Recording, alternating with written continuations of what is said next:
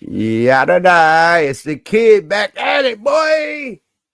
Smoke a Lot Radio with your boy Yuck Measy, man, on the solo TV tonight, man. I'm gonna see if I can send a alley-oop to my co-host, man. Big shout out to Network. He got an early flight or something in the morning. He probably can't tap in.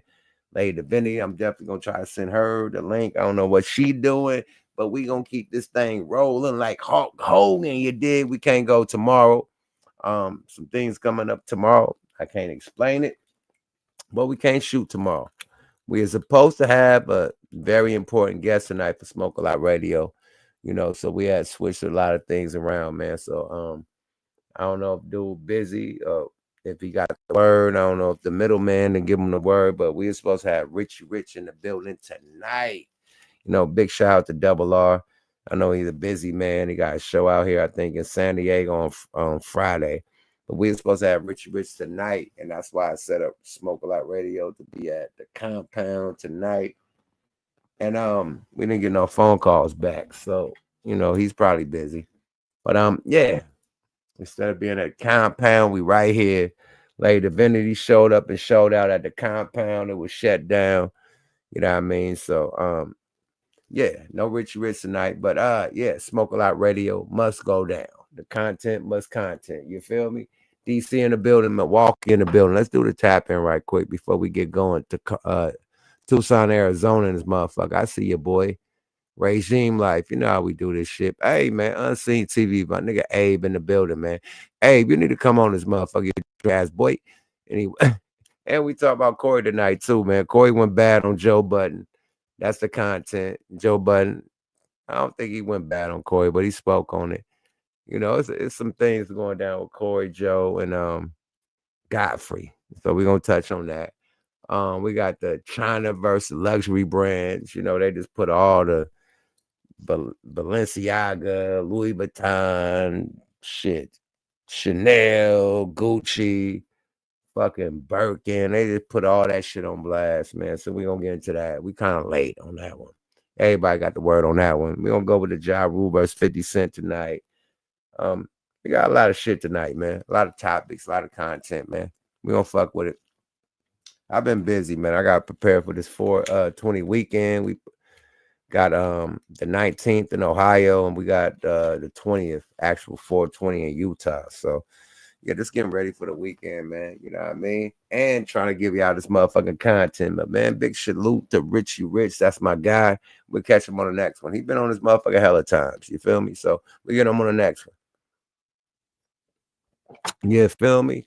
But, we right here, man. Salute to everybody, the gang, the committee, you know what I mean? The nation, all the motherfucking mods doing their job. Yeah, feel me? Yeah, we in this motherfucker, man. You did. It's a lot of drama. Don't think I don't see the drama that's going down in these podcasts and YouTube streets, you know what I mean? And these politics streets, you know what I mean? A lot of shit going down with these LA politics. I choose not to tap in with none of that content, you know what I mean? Especially when you know people, you know what I mean? So if I was going through some bad times, I wouldn't want somebody to make content about me when I'm going through my bad times. You know what I mean? So I pause. I don't even fuck with that shit, period. We don't do content like that over here at Smoke a Lot, period. So, yeah, free the guys. The niggas is going through it, period. You never know who your real nigga in this shit. And a lot of niggas is learning that the hard way, I ended on that. But yeah, man, a lot of shit going down. Salute y'all. Salute the network. Salute to Lady Divinity. You know what I mean? My co-host. You know what I mean? We leveling up, man. I got a surprise for y'all, man. We bringing another co-host back. You know what I mean? One of the originators from Smoke a Lot Radio. I'm gonna let y'all see that, on the next coming up episode. But we got an old school Smoke a Lot Radio co-host / moderator / power move and moneymaker coming back, man. So yeah, we're about to level this shit up, man. You know what I mean? We hear what y'all talking about in the background. Hey. We hear y'all. Yeah, we hear y'all. Somebody coming back. Just know that. Somebody coming back, man. It's about to just level this shit up like it was before when he was here. You dig? That's all I'm gonna say. Straight up. Sorry about that. No, we just got leveled up. You know what I mean? Leveled up. It started off as 4 people. We was Smoke a Lot Radio 4 people. So we missing the 4th Voltron member. And that 4th Voltron member is coming back. You feel me? So we just leveling this shit up, you know. Sorry about that. You never know. I see y'all throwing up names out there. You never know, man. But you know, one of the old school co-hosts / power move maker is coming back. You know what I mean? It's coming back. We're gonna level up for y'all. We're gonna try to bring it back to the real essence of this shit. And yeah, man, we appreciate it. Like, this podcast shit is not easy. You know what I mean? Like, it takes a lot to get money. Okay, let's say if I was monetized, right? The people who are monetized, right? They doing all these politics and putting people on blast and shit. You got to do 1 million views to get $1,000. You hear me? 1 million views for $1,000.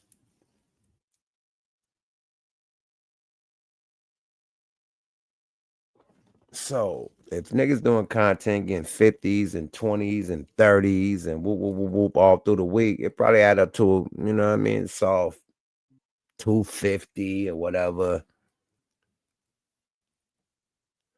What's a quarter of $1,000? 250. I'm just saying, man. Like, niggas ain't making this money like you think they making this money, my nigga. Period. So all this shit they doing, dry snitching, you know what I mean? Niggas getting locked up and shit, man. $1,000 for 1 million views, my nigga. Niggas is going to jail. Niggas is dry snitching. Niggas is putting their politics on blast. Niggas is catching cases for $1,000 for 1 million views. Let's be real. I'm not monetized. I don't, y'all monetize me. When y'all give me my little cash apps, I probably make more money off the cash app than niggas make on their actual channel. Just off y'all support me with them twos and fews, which I'll give you. I'll probably give me like $50 a podcast or something like that. $50 to $60 a podcast. I'm making more than they making on their YouTube views. If a nigga got 60,000 views, that's $60 I made that off Cash App. So it ain't no super duper money in this shit, right? So for niggas to be crashing out for views and likes and all this shit and comments. Now, what comes in is when you have 1 million subscribers. That's when you get paid per subscriber, because you do get paid per subscriber and you get paid the views and the comments and all the shit. If you got 1 million subscribers, that's a check alone. You get money. Just off the 1 million subscribers. You get a check off that interaction. That's hella money. But the average nigga that don't got 1 million subscribers, 20,000 subscribers, 30,000, 50,000, 60,000, 70,000 subscribers, 100,000 subscribers. Nah, nigga. Hey, $1,000 for 1 million views, nigga. Yeah, I'm just saying. So don't like throw your whole life away, your whole career away, your whole goals away for $1,000 for 1 million views. Let's be real.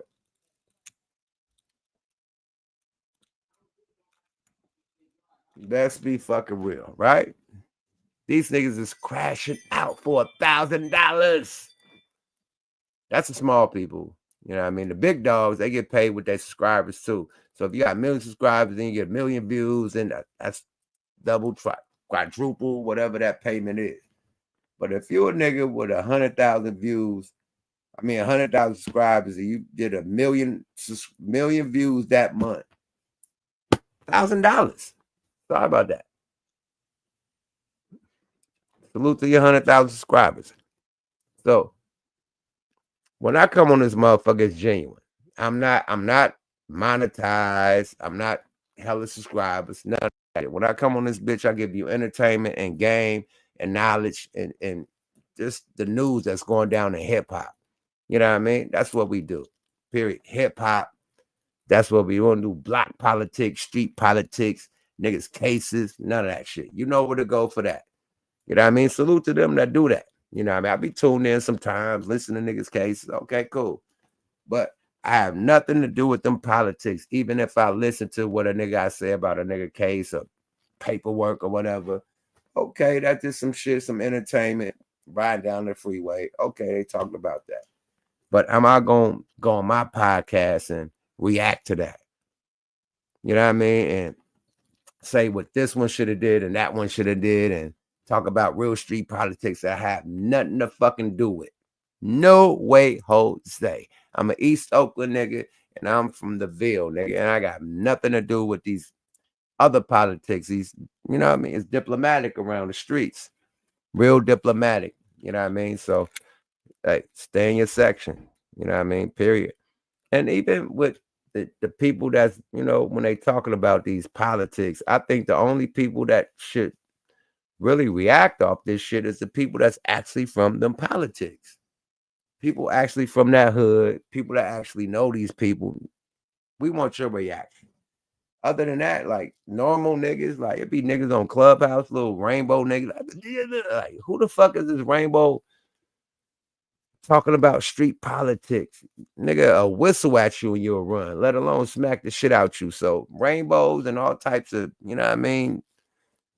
Like, come on, Tinkerbells and Peter Pans. Like, bro, you should not be talking about street politics, but you got Peter Pans and Tinkerbells on Clubhouse and all type of platforms talking about street shit politics. This is wild. This is wild. How the fuck you gonna have a Tinkerbell or a Transformer more than meets the eye? It sounds like a Tinkerbell, Peter Pan, or a Transformer. And the motherfucker like it sprays some fucking fairy dust. Like, what are we doing here? Talking about street politics. Like, what the fuck is the fairy dust nigga talking about? Right? So, nigga, y'all be tapped in. That's y'all. Y'all be tapped in on all these platforms and shit. You have a Tinkerbell come up there talk about real street shit. Like, who the fuck is? And no disrespect to the Tinkerbells. Not saying y'all ain't from street shit, but stay out of street shit. You know what I mean? Straight up. Because no Tinkerbells on the block running shit in the streets. I'm sorry. No politics in the street. No Peter Pan, no Tinkerbell, or no Transformer is running shit in the streets. So they shouldn't have no fucking opinion. I'm sorry.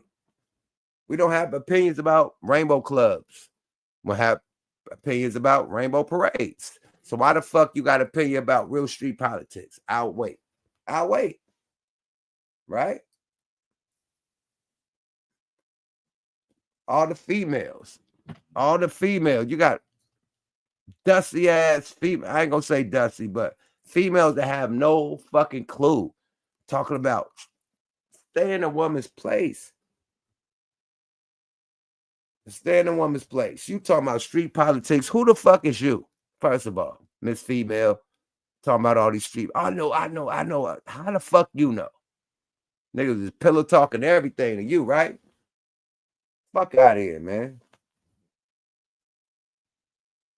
The nigga Rainbow Bright, when he got out of jail, I'm gonna tell you what this shit came and made popular. Because I was like trying to really figure out like what made it popular for niggas to start dry snitching online and make that like that's content. Talking about niggas' criminal history and shit, that's content. The nigga that made it popular besides Vlad LAPD was Rainbow Bright, Tekashi 6ix9ine. Once that nigga came out of jail and he done ratted on them dudes from New York, did his couple whoop whoop 1-2s in a joint, came out like he defeated the system and the street politics and started shitting on all the street politics and all the rappers in the street politics and still was able to have a career and make millions of dollars. Everybody's like, okay, this shit is beside. We all could do this. This man just snitched on every motherfucking politic out there that he was affiliated with. They all locked up. He did a little nap, got out. and he talking shit about every motherfucking industry nigga that ever, you know, ratted or snitched, and then boom, now, oh, they all snitch. Oh, man, listen, it became a wave. They got Fedademics. Now you got Adam 21 Jump Street at Orange Jumper. Now you got, you know what I mean? Like everybody started coming out the woodworks with motherfucking investigation type of fucking content. Like, am I lying? Am I lying? Wack was up there fucking with that nigga too. Like Wack, no, I know Wack. But yeah, Wack was fucking with that nigga Rainbow Bright too. Period. And all of a sudden, everybody got the Rainbow Bright blueprint. Everybody ran that Rainbow Bright play from the motherfucking first yard line to get to the motherfucking touchdown. Everybody. And they still running that Rainbow Bright play. I'm sorry.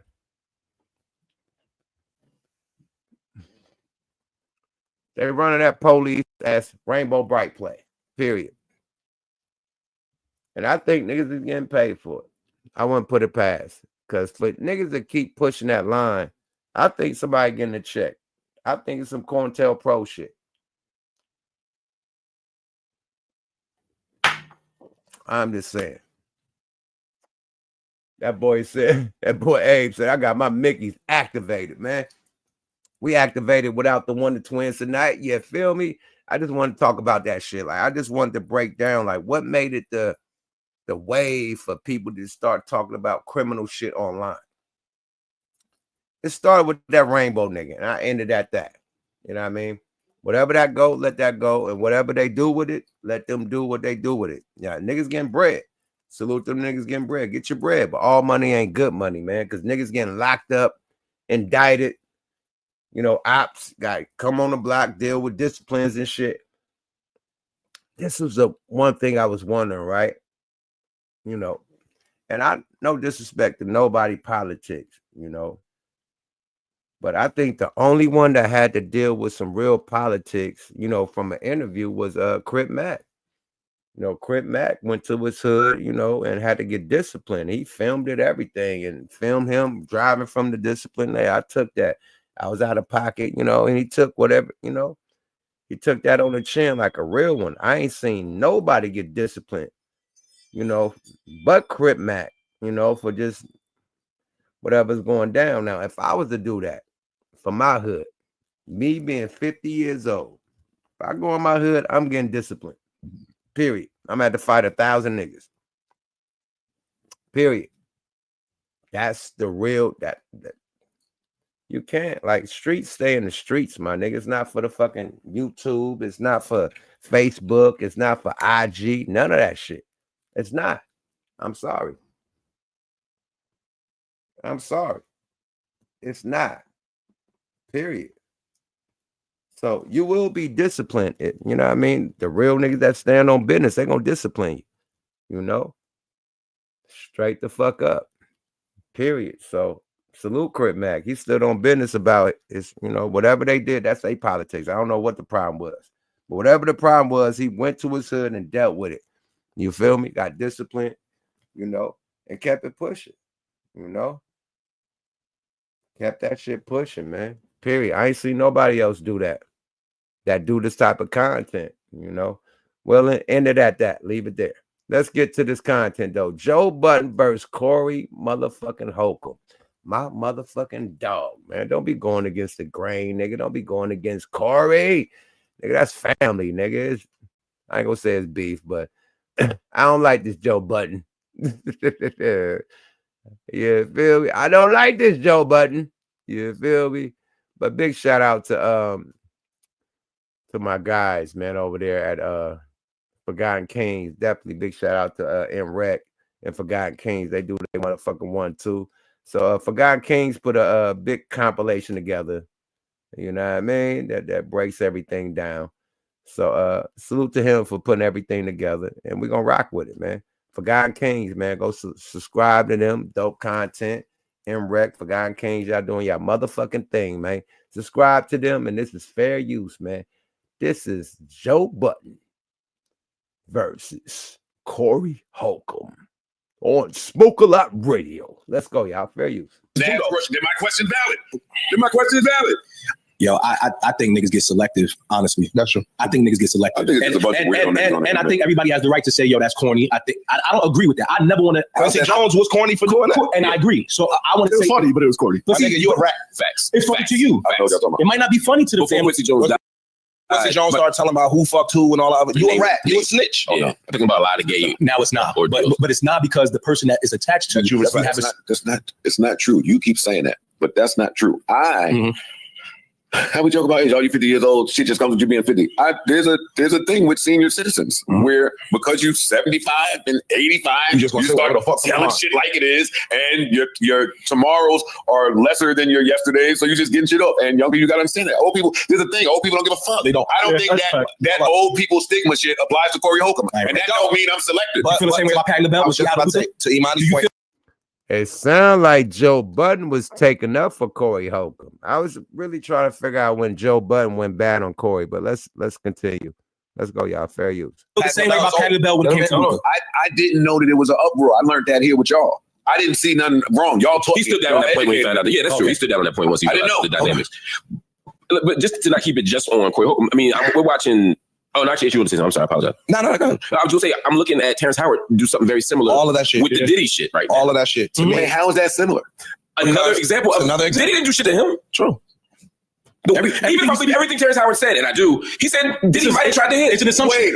What? It's his assumption of what he thinks Diddy was planning to do with him. Nothing ever happened. It is. They are both the same way Corey is assuming to be blackballed in the business because of whatever. Terrence Howard. No, nigga, we're not playing. Joe, Terrence Howard. Y'all are dead ass. Y'all said both are like both you snitching on people for no reason. Okay, slow down for a second. They're in the same vein. I disagree. Y'all know this about me already. I don't think nobody should be outed. Y'all know that, so I don't have to qualify with that. Right. So of course, I think Terrence Howard outing anybody is corny. Okay, outing is corny. That to the side. I don't view that the same as one of these people has been in the news for sex crimes for years. Now we're going. One person has not. One person had smacked somebody. There's been rumors for years, but I'm not in the news. Who the fuck is he talking about? Who's been involved in sex crimes? I don't think this is Corey. The fuck is he talking about? So I'm trying to figure out when Joe went bad on Corey. You know what I mean? I listened to this earlier. I'm trying to figure out, but just them mentioning Corey, you know what I mean? I think it's more the Potters, the crew, you know what I mean? Salute to the whole Joe Budden podcast. I'm definitely subscribed to their shit. They lit. I think it's one of the best hip hop podcasts in the game. Then I think him, Drink Champs, and fucking Gilly. I think they're the best as far as hip hop. And Cam and Mace. Them four is the best in hip hop as far as the podcast. So definitely salute to him. But I'm trying to figure out where he went bad on Corey. Let's go, y'all. Fair use. For sex crimes. It's even more of a responsibility not to speak on something like that when you don't know what really happened. And nothing never happened to you. If somebody is in the news for sex crimes, so what, Joe? I don't think it's let me land. Okay. I don't think it's so uncommon for somebody to be in an interview and say, that tracks. This was my experience when I went over. I don't think that's the same as Corey Holcomb saying, I'm not getting gigs. Here's why it doesn't track. Wait, can I ask a question? Isn't this the same thing? It sounds like Corey, Joe Budden was taking up for Corey. That's what it sounded like. It sounded like he was comparing another situation, which I know that situation is. That's what I just found out. Because I was like, he's talking about another situation. So whatever that situation was, y'all know what it is. You know, add 2 and 2 together and, mathematics. Boom. And he was like, that situation ain't the same situation as Corey Holcomb. But what situation is you talking about with Corey Holcomb? I don't get that. So that's why Corey activated, I think. Okay, let's go, y'all. Fair use. All right. As you can see, that was some of the comments made by Joe Budden in reaction to Corey Holcomb. Hold up. I'm gonna make sure to leave the links in the description. All right, let's go. So I give him some grace because it's you're last and we don't, and I didn't see they didn't show the whole, and nobody booed him either. No, they left. Yo, this is Godfrey reaction to I guess to that Corey Holcomb had people leaving out the show. So this is Godfrey reacting. I watched this show too. And he had the most fairy dust nigga up there, like cheerleading with pom-poms and fairy dust, all types of Peter Pan. Like, yo, it was like feathers, wings, fairy dust, butterfly dust, like hella shit on that podcast. I didn't know that individual, you know what I mean? Salute to you. Whatever you know what I mean? What you do behind closed doors is you, man. I don't, that's y'all.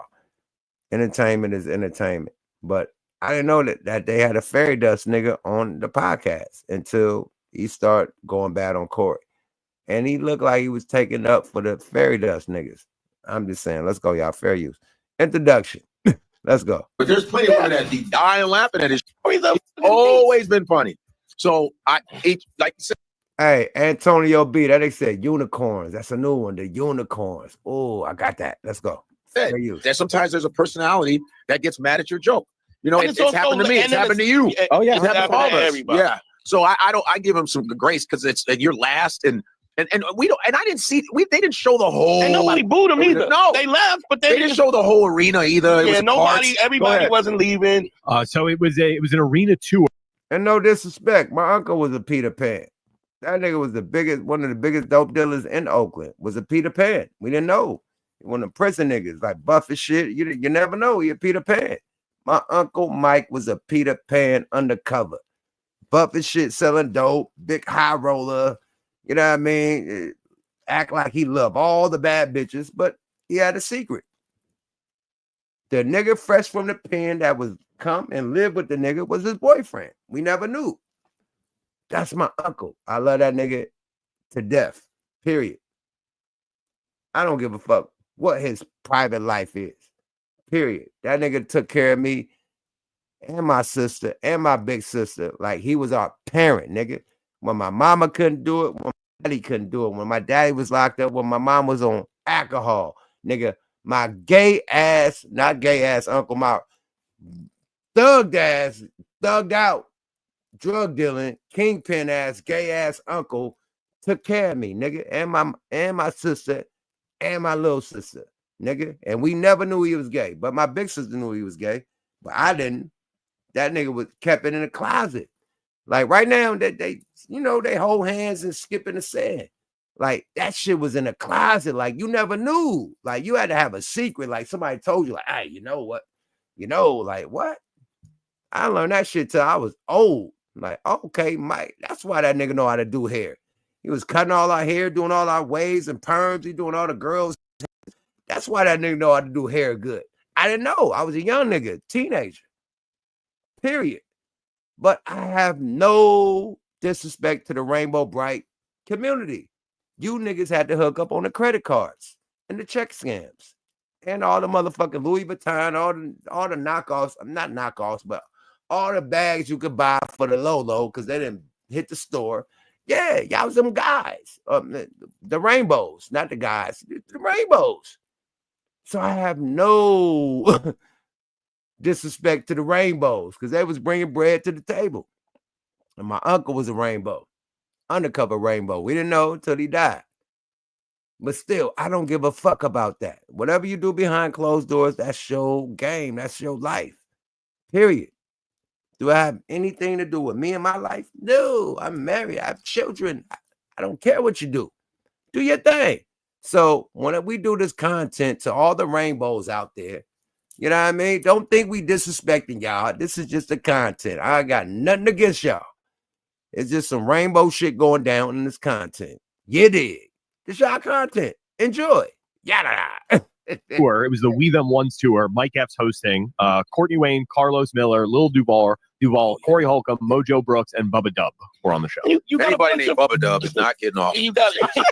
Not getting off on time. Anybody named Bubba Dub. Nigga, Bubba Dub definitely getting off. Bubba Dub did a tight 5. You know that nigga got the sound cue. Who laughed like that? It had to be the rainbow. That rainbow. Listen, I just got the high fucking voice of the laugh. That had to be the rainbow. My bad. And the rainbow is this nigga right here with the jean outfit. If you don't know, now you know. Let's go. Cue every 5 seconds. He probably got like this. Who want to see Bubba Dub? Yeah. But like So wait, so what was Corey's response to this? I don't know if Corey has a response to this, Mike. Hey, the committee in the building, that nigga said that was wild acoustics. This nigga stupid as fuck. At least that was a loud ass, like, what the fuck was that? Let's go, y'all. I feel you. Does he have a response to it? Yeah, he put out a response video. Oh, he tried to get it taken down. That's right. Yes. Corey tried to get it taken down. What's the response video? Well, it was that exact video that we just watched. Okay. He tried to have that pulled from the internet, and they spoke on that. Corey, you can't have a career talking shit about people and then try to get a video taken down. He tried to get it taken down. And Comedy Hype was like, really, Corey? You try to... Yeah, here's the problem. If you, and I'm Nah, nigga, if you're using footage from my show, like, peep this out. I'm Yuck Mouth from the Loonies. I just try to post a short of us performing. You know why they took it down? Music. Yeah, the music is registered to us, the Loonies. So the company is striking that shit because you can't post it on YouTube with the music without it being a part of the company. So them doing a tour, we the ones. You're posting shit that's comedy property, basically, like property of the comedians. You know what I mean? You're putting niggas sets out there, you know, without paying. I mean, of course you paid to be in a crowd, but you're putting that set out there. So what if a motherfucker, like, prime example, right? Cat Williams Netflix special, right? We seen so much of his comedy shit when he was on his tour, and when it came to the Netflix special, it was the same shit. It's like, damn, we seen this shit on YouTube, right? So that's why comedians is like, yo, don't put our acts on YouTube, because, you know what I mean? We doing filming, we doing specials, we doing this, that, and the third. And if a nigga seen it before it come on the special, then it fucks up the money. You're fucking up my money. You feel me? More of the story. You're fucking up my money. How you don't know I'm filming? How you don't know I got a presentation? How you know I got this going on? You feel me? You're fucking up the money. So stop filming my motherfucking comedy specials illegally. And you won't get blurred. You did. Salute to Corey. Do your thing, Jermaine. Yada. Let's go. And I love Corey but it's like you get at motherfuckers. You always getting at motherfuckers. Every time they looking for you to slip. Every time. If you listen, if you type in Corey Holcomb, the next suggested word is gonna be beef, and then with some niggas. It's gonna be Corey Holcomb beef with Tiffany Haddish, with like it's gonna be a slew of niggas that he's beefing with. So it's funny. I was looking for this. I typed in Corey Holcomb bombs, and the next 9 things on Google were like, Corey Holcomb drops bomb on this guy. Yeah, Corey Holcomb drops bomb on this guy. All he does is talk shit about people. He done called every nigga gay except for niggas who was gay. We got a couple super chats on the subject. Yeah, what's the super chats? Let's go. Sterling Borg sent in $5. Says, I guess you could say Corey is mild. And then that's a reference to yeah. Go ahead. And then Ladania M sent in $20. Said, I went to the show that they had in Columbia, South Carolina, and the same thing happened. People walked out on Corey Holcomb. Wait, what? So wait, where was that one at? Columbia, South Carolina. Wait, what was the video? What was in Virginia? The one we watched was Hampton Beach, Virginia. Yeah. Oh, wait a minute. So there. Oh, so. Night Owls. Yeah. Now let's bring this back, right? This nigga Godfrey got put on with Corey. They all started in Chicago. Hey, put a motherfucking thumbs up if I'm right. Did Corey help Godfrey get on? Yay or nay? Yay or nay? They supposed to have some type of connection on the Chicago shit. It's a lot of Chicago comedians out. Right? Hey, where you at? On that chat. If you niggas started out together in Chicago, I think it should be more respect. You see what I'm saying? Like, I can't do the politics because I know niggas that's in these politics. What I look like, right? Godfrey put Corey on? Well, one of them, either Godfrey put Corey on or Corey put Godfrey on. One of those. But if you put him on, why are you going bad on him?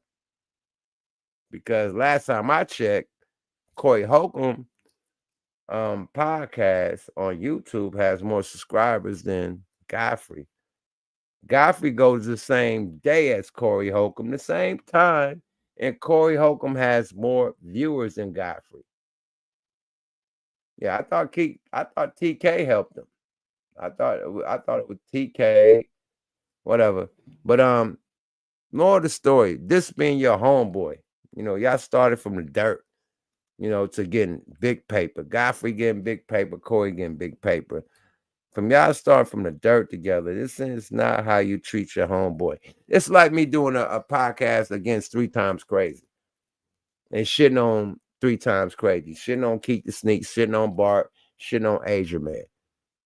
We came up together. We helped each other, right? Nah, we folks, we family, right? I'm not doing no bad. It ain't no bad content to do, but imagine if I just came out the blue and did some shit and said, fuck 3 Times Crazy, fuck Keith, fuck Asia Man, fuck Bart. Like, nah, nigga, y'all in the same crew. Y'all came up together. Y'all look wild, right? All I'm saying is that this shit look wild right now. No matter who put each other on, this look wild. Period. Let's go, y'all. Because they in the same crew. They came up together. Just like the Loonies and 3 Times Crazy. We came up together. I'm just keeping it a buck. Goose are great in the motherfucking building. 5150, nigga. Y'all need to, let's get it, man. Gooch in this motherfucker, networking this motherfucker, mate. Hey, we got a busy house tonight, Dynamite. But I just think that Godfrey should have a little bit more loyalty to Corey with this situation. With his homeboys just lashing on Corey. But that's just me from the outside looking in. Let's go. Content. Let's go. Said Corey Holcomb wasn't at the We the Ones tour in Columbia last year, and nobody left early. Last year, everybody stayed until the end. They going at Corey because now they went there because of Corey and what he's done to people. I think they're just going, well, he was. I give Corey a it happens. But Corey created this though. He did this reaction from people. He created this on his own. Because I'm sure he's going to handle it. Everybody. Yeah, he always beefs with everyone. It's like you can't have beef with everybody. Every time someone mentions Corey Holcomb, it's because he's going in on somebody. Every time, it's like that's why people watch him too. That is why people watch him. There's times where he's very on point. Though. I agree, but it's like, nigga, you can't call everybody gay and then do the gayest thing ever, which is gossip. This nigga is gossiping like a mother. He don't call every nigga gay, but then he gossips with a hat. I'm like, nigga, are you gay too? I think Akeem is mad because he didn't get called gay. Well, no, he's not gonna call me because he's not gonna call me gay because I'm like, okay, because what's gonna happen? I'm like, oh, girl, you right? Like, all right, y'all. This is why I said, this had to have been a misunderstanding because Godfrey, like he said in this commentary, he gave Corey grace, right, in reaction to comedy hype and that beef with Corey Holcomb. Like I said, there was some video footage taken of Corey Holcomb on set at the We the Ones tour, okay? And apparently there was some video of fans walking out and let's get I gotta stand on it. That's the perfect word. Let's get to what Corey got to say. any longer. Like I said, I'll make sure to leave the link in the description so y'all can check out the full video or the full episode of the 5150 show this week. There's too many men. Let's get to it, y'all. Who are suspect after me in my career now. Now, I'm going to say there was a debate that I would like to talk about with Joe Budden's and them guys. Like Joe Budden's, he mentioned about that Cam Newton thing when I was on Cam Newton and I said, or I alluded to Will Smith on the Backdoria side of the game. Yeah. I ain't gonna lie. I wish I wouldn't have said no name, but I said it and I got to stand on it. That's the perfect word after you say Backdoria. Yeah. But. Yeah, but yo, man, this thing, man, it's like, I don't like necessarily being at war with so many people because it's too many people, if you ask me. But I know what I stand for is going to bring drama. Yeah. But is it war or is it just people? Well, I don't think it's war with Joe Budden's them yet. I hope it doesn't. I would like to, like Terrence Howard, I saw him say this word on he was talking about the people who talking crazy about him. I don't think Terrence Howard knew how many people was going to be talking crazy about him when he said stuff on the internet. Right. And Terrence Howard said, "I would like to have a duel with you." What did Joe Budden? Ain't that an old school word? Yeah. We can have a duel. We can use bottles, guns, whatever. What did Joe Budden do? And I'm glad that Corey keeping the bug with Joe. Joe defended him. It was the co-host that was going bad on Corey. Let's go, y'all. Fair use. That's all he said? No, Joe Budden feels like I was telling when I mentioned Will Smith on the back door yesterday. Like telling his business? Like he said, that's snitching. But it's just your. And so look, no, just let me say this, because I really would love to debate that crew over there about this. And Craig, you and Darlene might not even agree with me, but I want to say this. If a man Corey, that hat is fly as fuck, but the top of the hat is too big.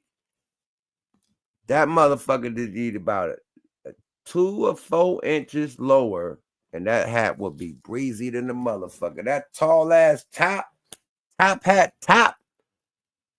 That's the thing right here. This shit right here is too big at the top. That shit was a little bit lower, like right with it. That should be playing. It's still playing, but I just think it was just too big at the top. That shit is huge at the top. No Frank Ocean. Gets penetrated by a man or is penetrated by a man, and I say something about that business, I don't feel like that's snitching. Any perverted acts that go on in the community, I feel like, once that is put out there as, Chats down. Well, see, I can't say facts because it would be snitching if I was to say, this is how I know. Or that you were there, or exactly that you specifically. That would be snitching. But when I live out here on this West Coast, and we know how it really go. I mean, like these people who be around those people, there are associates in a way. Like, we have females that speak business that's not just one woman saying it.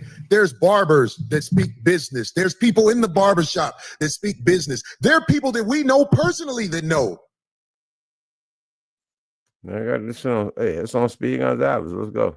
People. And I'm saying out here in the Hollywood realm, the Hollywood guys that I know, I see who they are.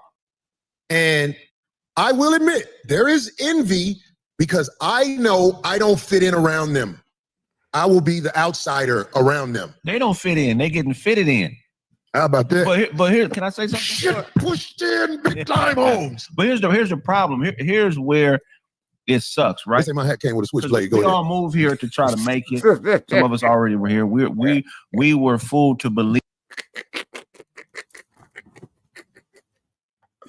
The nigga said the nigga hat came with a switchblade. Let's go. Fair you. By America, our parents, our corrupt system, that if you work hard and you are talented, that you have a shot at making it.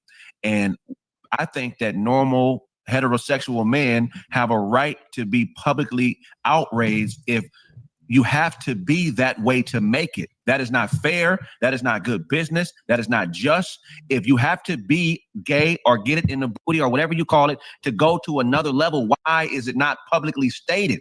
It should be publicly stated. We should know this for a fact. You shouldn't have millions and thousands of people here moving here in droves who think if I do it this way, this is how it's going to work. It's not right. It's like it's secrecy. And when people, Craig, facts. We all know about the casting couch, right? It's more than just for the females. Allegedly, it's for more than the females. Y'all fill it in. I ain't gonna say it and get my channel wop. But the casting couch is more than just females. Now, go to what a female could produce, and then go to what, a rainbow or a fairy dust nigga could do. So add the little lines in, you know what I mean, and you'll figure it out. But the casting couch is for everyone, young and old. And you know this. Allegedly, this is the rumor in Hollywood. I'm just saying. Let's go.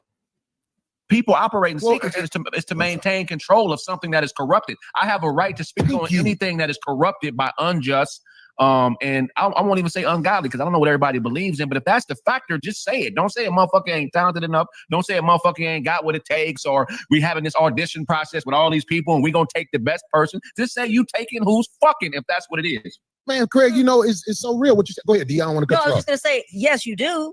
Everybody has that right to express themselves, say that, but you also have to be prepared for repercussions. Straight up, and that's it. That's what's happening right now on the internet. Is that not only just maybe what you have said, but I think you'll always be a target if you have something they want, and what they want right now online is views, is topics, is stories. And if Corey is way more either I would say popular or hot or whatever, or easier, we got to go after him. I think that's $5 right there. It said what? Budden admitted to being Backdoria. I don't know. April M says that. Listen, that's what I want to ask these people. Do I have to be at war with you to ask you, have you ever been penetrated or penetrated a man in any way?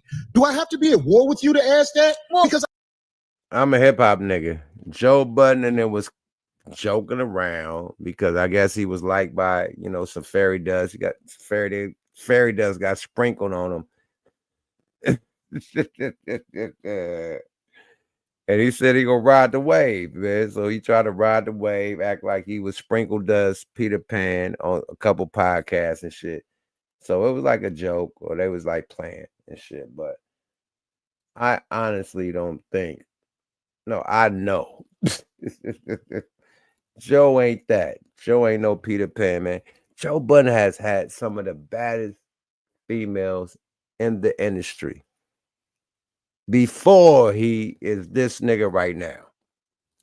When he was just a rapper with one hit, he had some of the baddest females in history in hip hop. Ever. I'm just saying.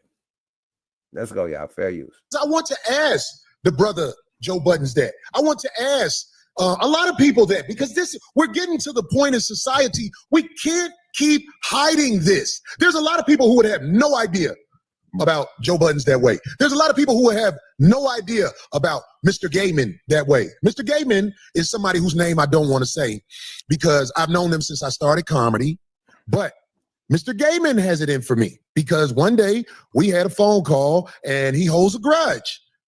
Everybody who don't remember who Mr. Gaiman is, all I'm saying, this is the guy who brought me to stage the first time I went on stage. Mr. Gaiman. I call him Mr. Gaiman because his major movie role that he got, his name was Mr. Gaiman. And I don't want to say his name because I'm really disappointed in him because this past whatever show he had a real Backdoria dude and they was shitting all over me. I mean, they were talking about me bad. And I was like, oh, okay, I'm glad it came out because I think the time when we had a talk on the phone on the show, it got to him because I think he got caught in a lie on that phone conversation.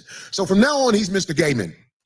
And, you know, he's been a person I've had up here on the show and everything. You know what I'm saying? But I'm not going to say your name no more because I believe you have venom and I don't think that's fair because I called you and you said everything was cool. But then next thing I know, on your little podcast. Who is he talking about? Is this Godfrey? Is this the one you said that helped him, that put him on? He said that this is somebody that helped me. He started off with that. Is it Godfrey talking about, y'all? Fair use. Damn, Godfrey. I thought y'all was the niggas, man. Shit. Okay. Because he had the motherfucking fairy dust sprinkling on his show. He should have told the fairy dust nigga, hold up, nigga. Corey, my nigga, man. Slow down, Turbo. You feel me? But he didn't check him. That's why Corey activated on that nigga. Let's go, y'all. Fair use. As you know, the homie Dante kept it 100 though. He kept it 100. But Mr. Gaiman and the gay man, it was Mr. Gaiman and a gay man. They was talking about me on their show. Everybody knows what I'm talking about. They're saying it in the Everybody knows it. It's like I'm a movie star. Right. You know what I'm saying? It's like, but he's not Joe Budden. Joe Budden's, I would love to debate him and his crew because they said something that I thought was a good topic to talk about. They said being gay is not a crime. What Puffy did was a crime. And I don't know if people even know this who are outside of the United States. There are places in this country where they don't allow all that man-on-man Nestea plunging. You can't take the Nestea plunge in all countries. You know what I'm saying? This is America where they want the chaos and they want the hotel towels to be ruined. Yeah. They want those towels to be ruined. They should make them dark black so people, they won't be happy about it, but at least they won't know what they're doing. Yeah. You know what I'm saying? These white hotel towels are useless after the Backdoria mob leaves. And I'm saying, like, yo, I would say to Joe Buttons, I don't look at it as snitching, man. I look at it as, you know what I'm saying? It's a perverted act. And I speak on it because, you know what I'm saying? I make jokes of perverted things. That's what I do. So I can speak on perversion. Yeah. I don't look at perversion as something you can't say nothing about. But the way that look. See, this person saying that, okay, he don't want to introduce Corey to the comedy world in Chicago. Well, Corey said he did. He shouted him out from the beginning. He said he's disappointed in him for letting what happened down, go down on his podcast. So he shouted him out before he went into what he's going into right now. He said, yeah, this is the dude that helped me out, so I'm not going to, disrespect his name. I'll call him something else, I thought we was cool. So you got to take it back to the beginning of when Corey was talking till, this is when, it goes deep. But at the beginning, he gave him all the love, all the shout out, and said that he helped me out there. So that's all I'm saying. Fair use. Let's go. If you speak about it, it is perverse. Perverse. Explain that. Well, I mean, if it's used to control, subdue, or blackmail, that's a perverse act. So as far as the act of two dudes or two women having sex, I mean, I don't really have an opinion on that at all. All right, y'all. I don't want to play the whole damn episode, but that's hey, that's some they funk it. What the fuck is all this comedy beef? Like rappers, it went from rappers beefing, Kendrick and Drake, to niggas, the comedian niggas is going at it. That's what I asked Hope. I'm like, why the comedian niggas is going at it? Like all of a sudden, like everybody was kumbaya, niggas doing Shaq, you know what I mean? All-star specials and shit together. Everybody doing Def Jam comedy specials, hella shit together. Chris Rock, Tony Rocks, nigga, everything. Niggas doing all this shit. And then all of a sudden, nigga, fuck you, fuck you, fuck you, fuck you, fuck you. It's like, God damn.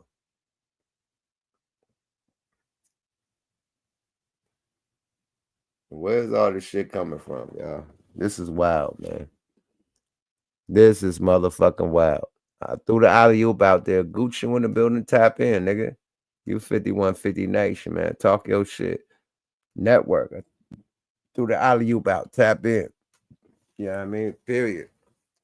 Talk your shit before I go to the next content. I definitely want Goose to step in on this one right quick. He could tap in and tap back out. But Gooch, I definitely want to hear what you, because you've been posting shit all day in the comments. Fuck the Twitter fingers, man. Gooch, talk your shit, man. How you feel about, you know what I mean, the comedians, going bad on Corey and the motherfucking rapper. I think Joe Budden was taken up, but the podcast was different. You know what I mean? They was on some other shit, But if not, I will go to the other shit I'm talking about, right? You niggas been fadangled and been super fadangled. I told y'all niggas from the rip, I only buy the backpacks and the luggage, right? And every time the backpack and the luggage breaks, I get a new one. Because I'm in the computer for what I spent for this one and that one and that one and that one. But we all found out that we paying too much motherfucking money for shit to say it came from France or Spain or whatever the fuck, Italy. Just for that stamp, we didn't pay the extra 10,000, 15,000, 20,000, 40,000, 100 Birkins, 100,000. And that shit being made in China. The Trump tariffs got the Chinese niggas banging on us, man. So let's see what the Chinamen got to say about this shit, man. It's wild out here, B. It's wild. I know y'all done seen this shit, but I got to talk my shit with this shit too. Because I've been told y'all niggas not to fuck with this shit. Been told y'all niggas. Shout out to Tisha Tales. She definitely back to tell some shit. So I definitely need my sis in the building. My alleged sis, man. You know, I put her on as far as you niggas even tapping into y'all, to her. But yeah, shout out to Tisha Tales, man. Let her tell what the tale is on this luxury shit. In China, man. Fuck your tariffs. Let's go, y'all. Fair use. Everything is made in China. I know what you're saying. I did my research. It's not the same. Yes, it is. You guys, the TikTokers have done the big one. Watch this. See the evidence. You will never look at some dummy walking around with an $89,000 Birkin. Again, I'm not saying if you paid $89,000, you're a rich dummy, but it's still a dummy. On top of that, you know your girl did some digging. Watch it again. I actually found the top 3 people, the top 3 manufacturers that are giving up the goods. And again, this is not a scam. Google it. It's all over. The top 3 manufacturers of all they shit. Peep what she said. This ain't just the knockoff, the top 3 that produce for these companies. It ain't just the nigga that just produces shit in the alley that you get, you know, downtown LA in a garment district in the clothing district. No, you get on whatever that shit is called, Bourbon Street, whatever that shit is in New York. No, this is what they sell to the store that sell you the shit. This ain't that one, nigga. Let's go, y'all. Fair use. For the news, I know Hermes, Louis Vuitton. Hermes that only costs $300 to make, and you can get it shipped directly from the same manufacturer. Hermes, Louis Vuitton, and guess what? They also undercovered all this fine French leather. It comes from Africa. Y'all, let's get into this and wait to the end. If you want to see where you can order your own stuff, and I'm talking everything from clothes wear, shoes, bags, housewares, refrigerators, everything. Man, and that's what these capitalistic brand names in this economy, baby, run me my coins. Let's get into it. Some say as long as there's a tag saying made in China, the bag can never be luxury. However, in fact, more than 80% of the luxury bags in the world are made in China. But those luxury brands just won't acknowledge that. They take almost finished bags from China factories back to their own factories and just do the repackaging and logo installing, something like that. That way, the bags will appear at their boutiques as made in Italy or made in France. You know, those sophisticated European countries, which make you feel mysterious, royal, and thus luxury. Now, close your eyes. Let's just do a little, very easy experiment. Did they just show castles and shit and say mysterious, royal, and luxury? They showed a castle, man. And why I really logged in on the castle shit, because when you go overseas, my nigga, when you go to Germany and shit, it's a lot of castle shit. A lot of, you ain't gonna have the Six Flags and Magic Mountains and shit. It's castles and a lot of sculptures and shit like that. Like, yeah, he's absolutely right. In your head, okay? Imagine that you have an Hermes bag, and suddenly the label on it changed from made in France into made in China, while everything else, like leathers, zippers, and hardware, remain the same. You suddenly feel that your bag is not as luxury as before. If you do, that means you have been misled and poisoned by the marketing campaign of those luxury brands for too long. Welcome to the real world. Now you see, those bags are made in China by our intelligent and diligent Chinese artisans. Let's not be poisoned and misled by the market campaign any longer, and be a real person. Buy a bag from us, from our factory in China. See the real world yourself. Hey, go shut the fuck up, man. Quick going like, hit Yuck Get Alive, y'all. Like, you just want random niggas in here. I hit that shit for you and network, nigga. Period. And the real mob, the alumni. Nigga, the fuck you talking about? Nigga, like, hit the link. This nigga, he would never do that on our podcast. Never. He don't even like niggas tapping in on our podcast. Be like, hit the link, nigga. This nigga crazy. Calico, welcome back, nigga. What's happening, bro? I'm sitting with the 5-breathing dragon and the great name Gooch, man. Hey, listen, bro. You play with the motherfucking Chinamans if you want to, nigga. You tell of us, nigga. We tell of you. What the fuck, bro? Play with the motherfuckers if you want to, man. But see, what motherfuckers got to understand is that a lot of that shit, a lot of the products are made out there because they have absolutely no fucking regulations.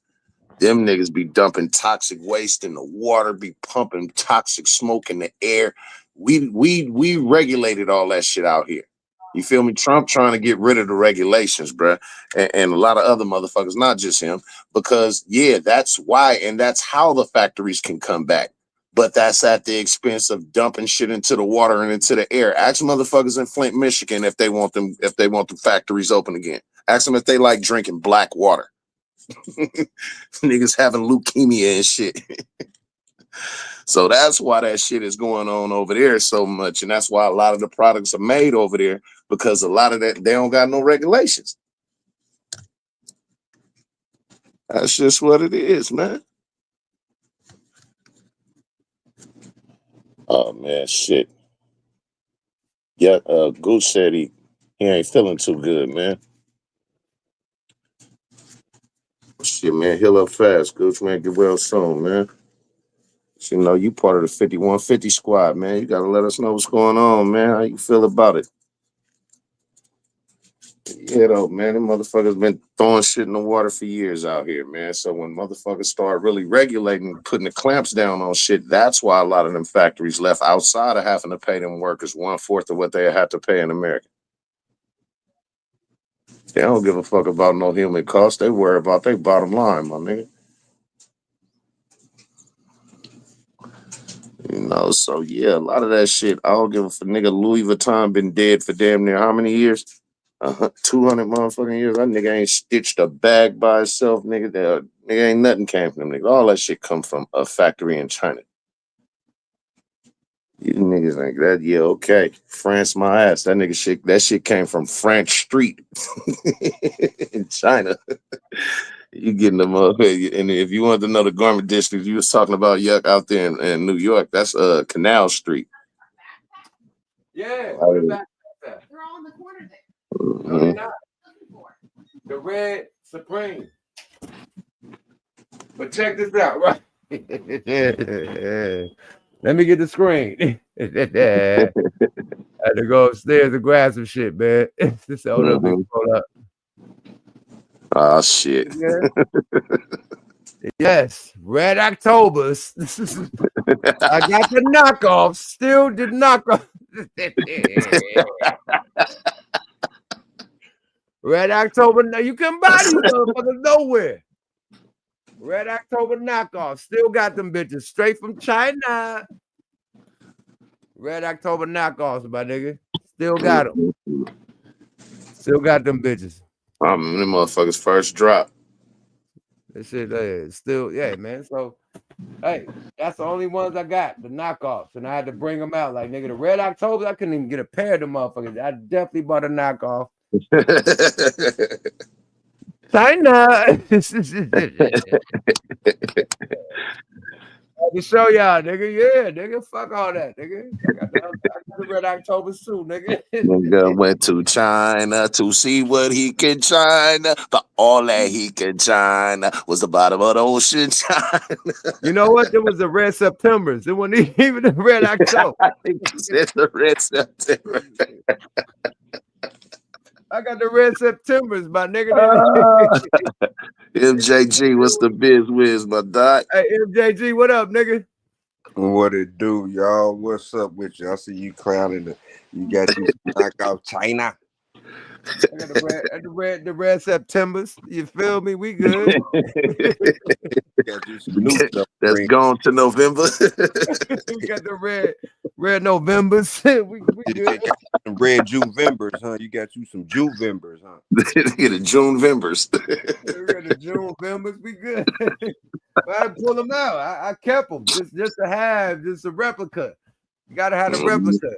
These ain't never coming out again. Just to say, hey, this is the Kanye shoe that came out. I got it. The Nike. That nigga got the Nike. Kanye. I think his Nikes was harder than anything. He fucked them Adidas. Them Nikes was beating their ass, nigga. Ones look like the moon boots. Oh, yeah, Nike can't fuck with Adidas. I mean, Adidas can't fuck with Nike. The one where he had the little tan joints, the little gray joints with the little gold buckles and shit. Oh man, the high top joints. Oh, them was Manny. Them was a low top. He had some high top like moon boot ones like that, like that was tan and gray with all the belt, but the gold shit on it, nigga. Oh, his shit was Manny. Period. Hey, the nigga that I'm mad at the most that didn't take a Nike deal and went the other way was Steph Curry. Come on, Steph. Curry, what's going on, Curry? 30. Niggas ain't wearing a pair of Steph, nigga, to their funeral, nigga. Like, hey, nigga, you can't give the YMCA boys club or the girls club free Steph Currys. They ain't wearing them. Ain't wearing them. This is like remember National Dollar Store like karate shoes and shit. Croker This sacks. like karate shoes right now, my nigga. Them shit's got like $4.99 karate shoes, nigga. Them flat as fuck, nigga. Nobody wearing them in the NBA. On the court, nowhere, nigga. Steph wear them bitches with ankle bracelets, nigga. All types of shit. The average nigga ain't got that technology on his ankle, so it ain't working, nigga. Not at all, man. NASA ain't even using them shoes. Them is NASA boots. They got a knee brace on his ankle for the shoe. They got that whole knee brace on his ankle for the shoe, nigga. It's not that you only can rock them like that. You gotta have a knee brace on your ankle and then rock the motherfuckers. Other than that, nigga, come on, skateboard willies. Every NBA player needs to know you can deny it, you can try to go the other way, but until you come on home to Nike, it ain't gonna happen. That's that nigga come in. Rest in peace, Kobe Bryant, man. He came on home to Nike, but before that nigga had to motherfucker. Didn't he have some Adidas? He had an Adidas deal before. I remember that nigga had to remember them silver ones that look like a big ass block of metal. Y'all bitches that look like a cart, like a square ass. One Them look like that Tesla Cybertruck. And that shit look like a Cybertruck / Minecraft. Like it look like shit on Minecraft. Kawhi Leonard, he got some New Balance. Like a Minecraft shoe, nigga. Fuck out of here, bro. Kawhi Any nigga that tried to on Minecraft. But any nigga that went against Nike, it didn't work. Ask Shaq, ask Marbury, ask all the niggas. I'm about to say, I bought a Shaqs before I bought a goddamn Currys on Mama. I bought the Shaqs all day. Look at Kawhi Leonard shoes, nigga. His shoes, nigga, is straight up. You don't know if he got some. I been some Shaqs before some Currys all day. Them Currys is many. Them look like pure Kung Fu Japan shoes. Them look like you do karate. It's only two players that that look have like New Balance, nigga. That look like the 2025 karate shoes for ninjas and shit. You gotta be a ninja like in the bushes throwing darts and shit to wear them shoes. Like it ain't for and nigga tucked in the bushes with a blowgun. yeah, a flute, nigga, something, nigga, like a bow and arrow, something, nigga, but not in the NBA with them shoes, nigga. Them is pure high-tech ninja gating shoes. Nigga said ninja gate, nigga. Nigga, the Shinobi, the Shinobi 5000s, nigga. Shinobi 5000s, my nigga. Come on, bro. He's a vampire. Oh shit. Shinobi 5000s. Shinobi 5000s, nigga. Take them off, nigga. You said he kung fu. He got them a triple kick. Kung fu. Oh my god. Nigga, I remember my mama bought me a pair of Pro Wings. I took one of them motherfuckers and hid them and told them I can't find my shoes, so I guess you have to go back. Nigga, take me to hard puts. Absolutely, nigga, bro. Look, nigga said he got the Wu-Tang flights. Damn. Hey, the committee in the building, man. They ain't playing no not games. the nigga. He got them Egg Foo Young 100. XJ 900 shoes, nigga. God damn. Shoes is mania. The Fu Man shoes. The Fu Man is mania. Hey, who's the meanest? He got them sukiyaki saki. Who's the prettiest? Not the fucking dragons. Nigga, the Shogun of Harlem's, nigga. Them show nubs 500. Oh my god. High top show nubs, nigga. They got them 30-cent chamber, Wu-Tang 30-cent chambers. Oh my lord. But how y'all feel about this shit that China is revealing that all this motherfucking luxury shit is Buffiante? You get it for $100 in China, it's ordered directly through them.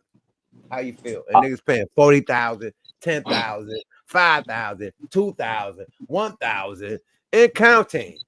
Hey man, 100,000. Motherfuckers been knowing that though, man. Like if But you can don't feed bite them, the hand that feeds you. If you know that these motherfuckers supply, Some of them goys. I'm done. yeah, you're right. If you know these motherfuckers are the ones that supply damn near all of the products, why you want to play with them knowing what? Come on, my nigga. It would be different if all those factories was already up and running in America. Man, we old. Listen to what this bitch, what this girl done bought every bag gotta say. Let's see what she gotta say. She feel fugazi. She feel like she fell for the banana in the motherfucking tailpipe. Let's go, y'all. Fair use. The whole tree. Seriously, I'm crashing out. China, they on my ass. Let me tell you something. Y'all see all these damn bags that I have? Okay, yeah. These are the bags they're talking about. Like, I have a Birkin, a Fendi, a Louis. I've never even used this bag yet. A Chanel, Louis, Fendi, Chanel, Gucci, Louis. And you're telling me what I've spent on all these bags, I could have China and not spent all this money? China, I'm coming. But let me just show you all the bags that I actually really have. Look at this. Jennings, Louis, Hermes, Louis, Dior, 3 Chanels, Fendi.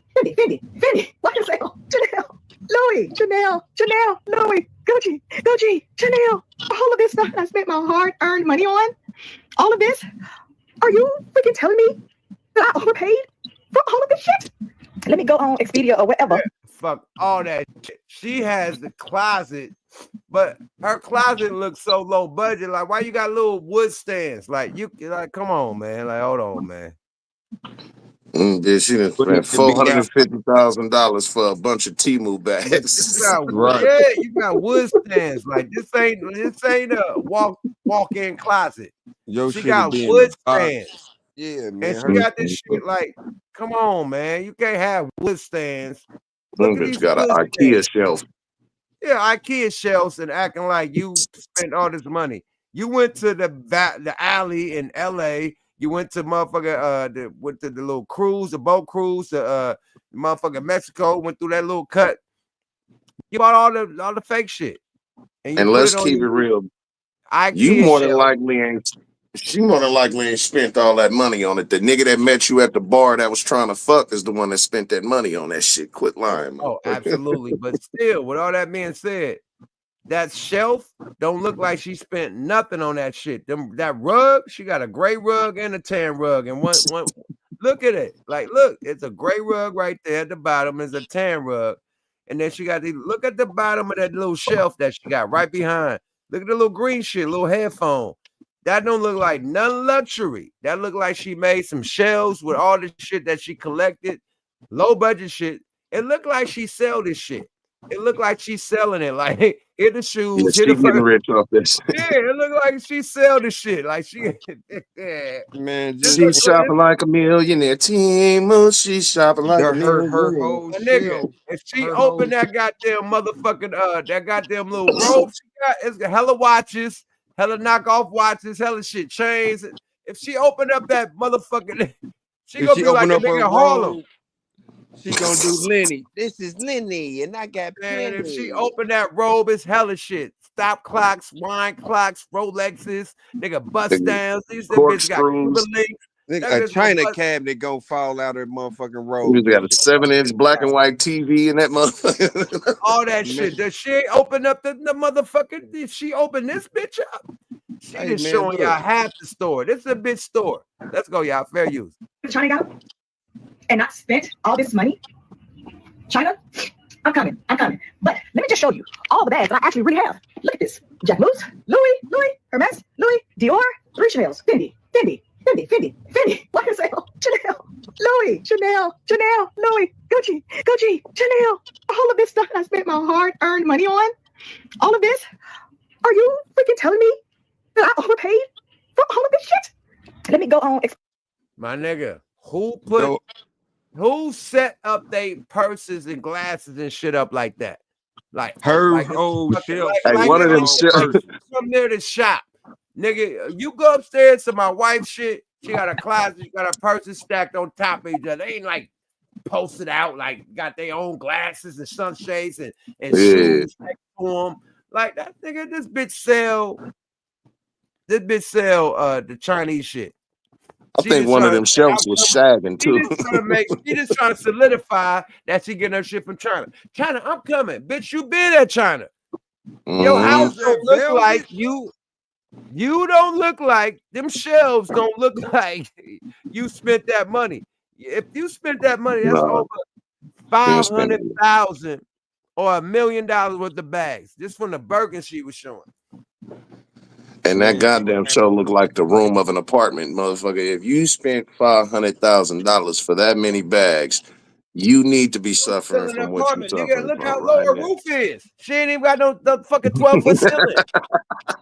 Man, she would just have a bag closet. That'd end it right there. One of them shelves would just be for just bags. That her whole room would just be for her bags. Man, look at the fucking polka dots she got on the wall. Like, she got polka dots and shit on the wall. Like, come on, that shit don't even add up. Like, we're gonna bring this shit back. I'm gonna give y'all the whole dismount of her shit. That's bullshit. She bought all the knockoffs. Them shelves look like some shit you would find in a college dorm. Y'all see all these damn bags that I have? Okay. Pay attention to the background, y'all, on the shelves. Like, I have. Look at the picture. A Fendi, a Louis. I've never even used this bag yet.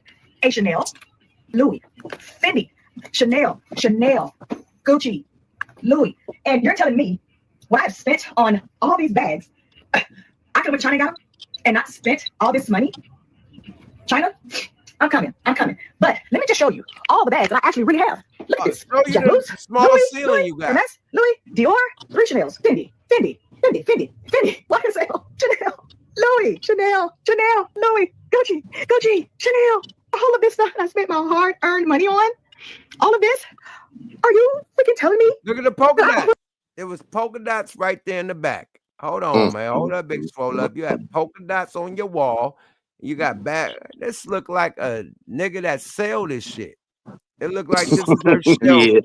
Yeah, she the purse lady. The fuck out of here.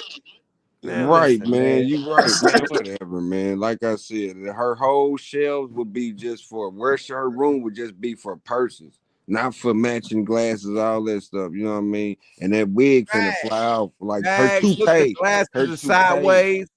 Who gonna have their glasses sideways, scraping the side of the glass? Come on, man. Have them glasses would be in the box. They'd be in the Chanel box.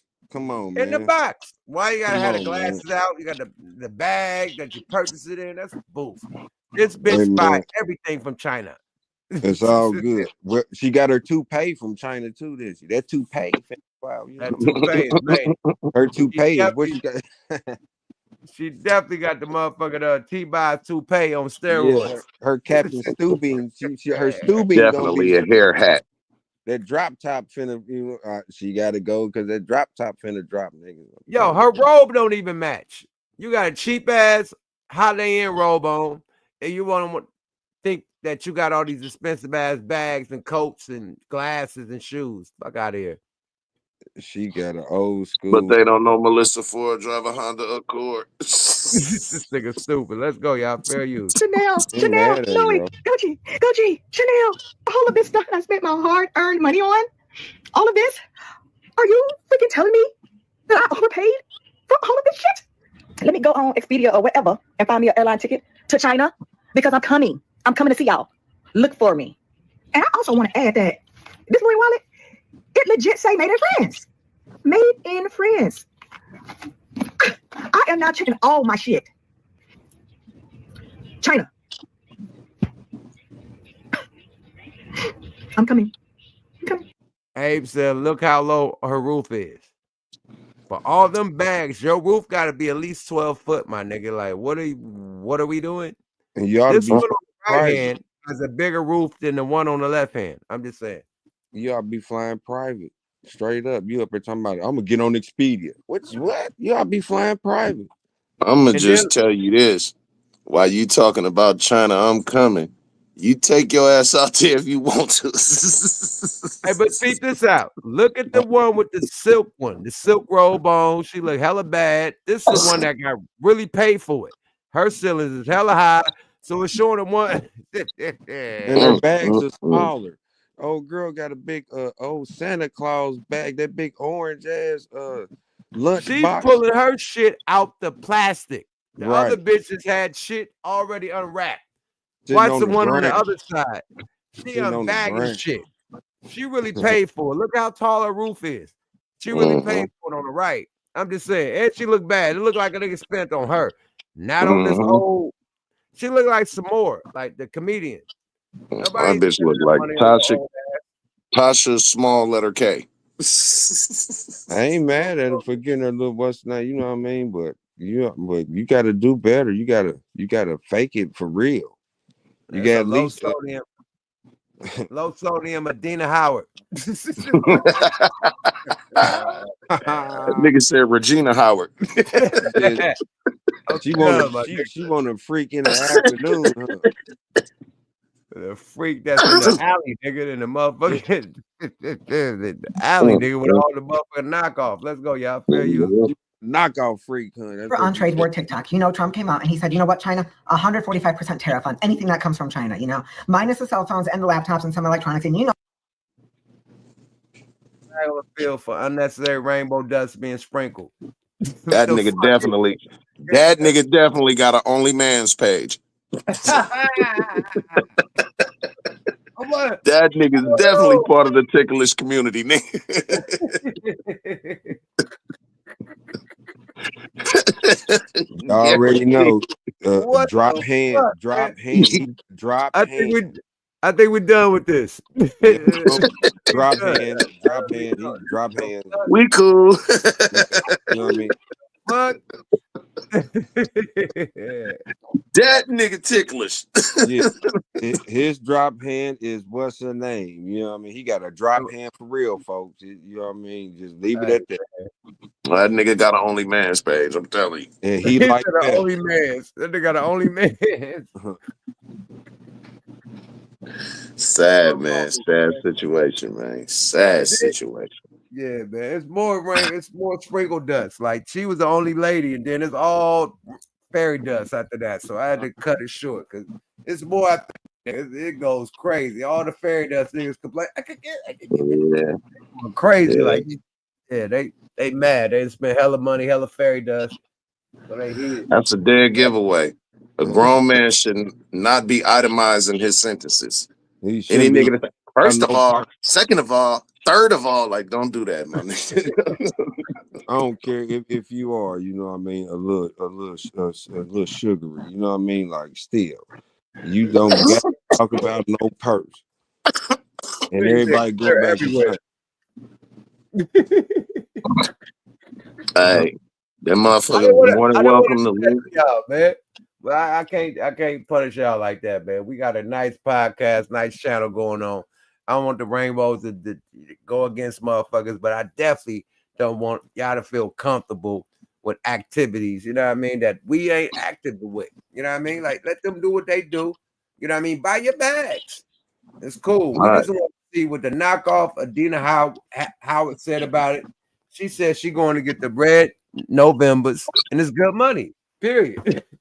And look, people now, y'all don't even know. Well, I ain't gonna say y'all or whoever.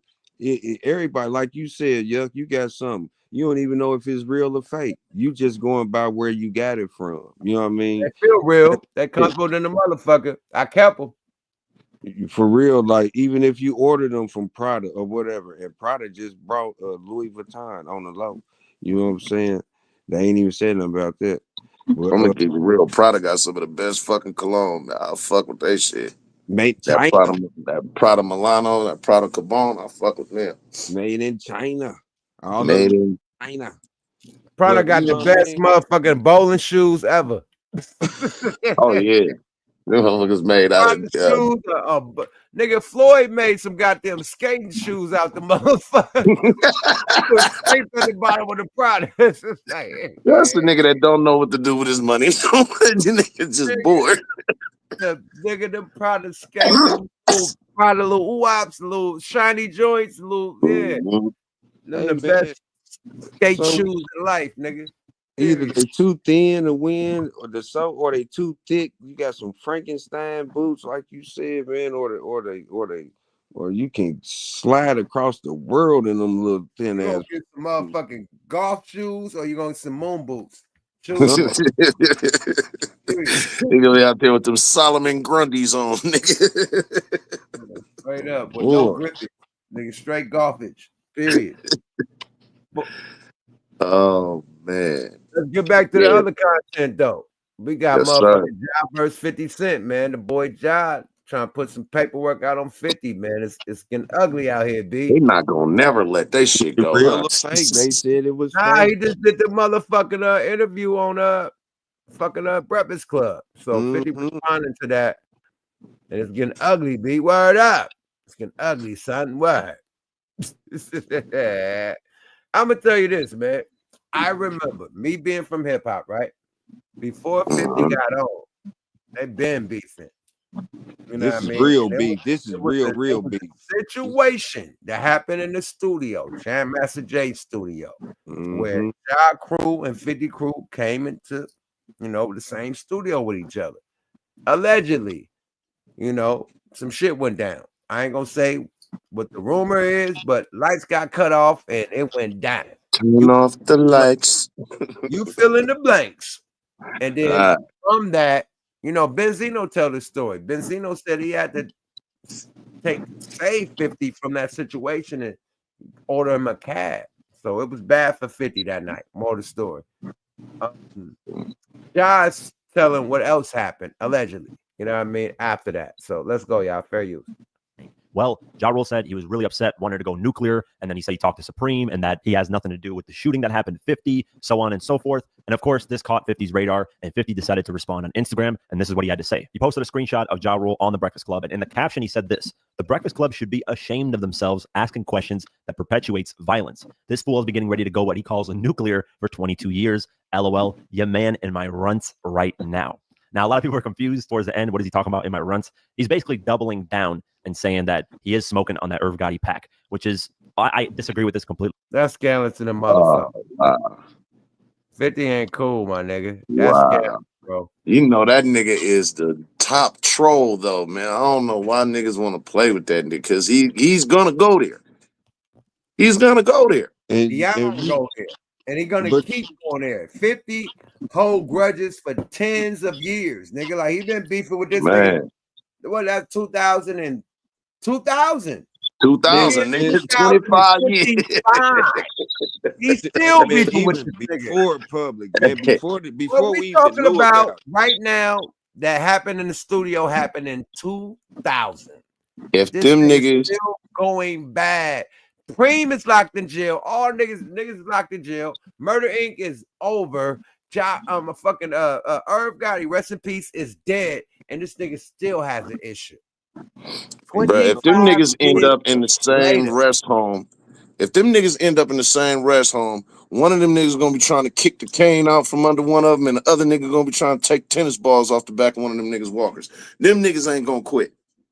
Yeah, some getting unplugged. 50. It's 50, man. 50 though, man. Job in. No, 50 her whole shit. Look what he doing with BMF and Meeching them. Like that's Petty Eddie. Niggas, but it ain't like niggas don't know. That's Petty Eddie, nigga. Everybody, nigga, like that BMF shit, besides, the power shit and all the other shit, like BMF is the biggest show on the shit. They got a new season coming out. He said no season coming out. What season, nigga? I've been seeing all the commercials, all the trailers for the new season of BMF coming out. This one, Big Meech and them go to fucking Mexico and all that shit.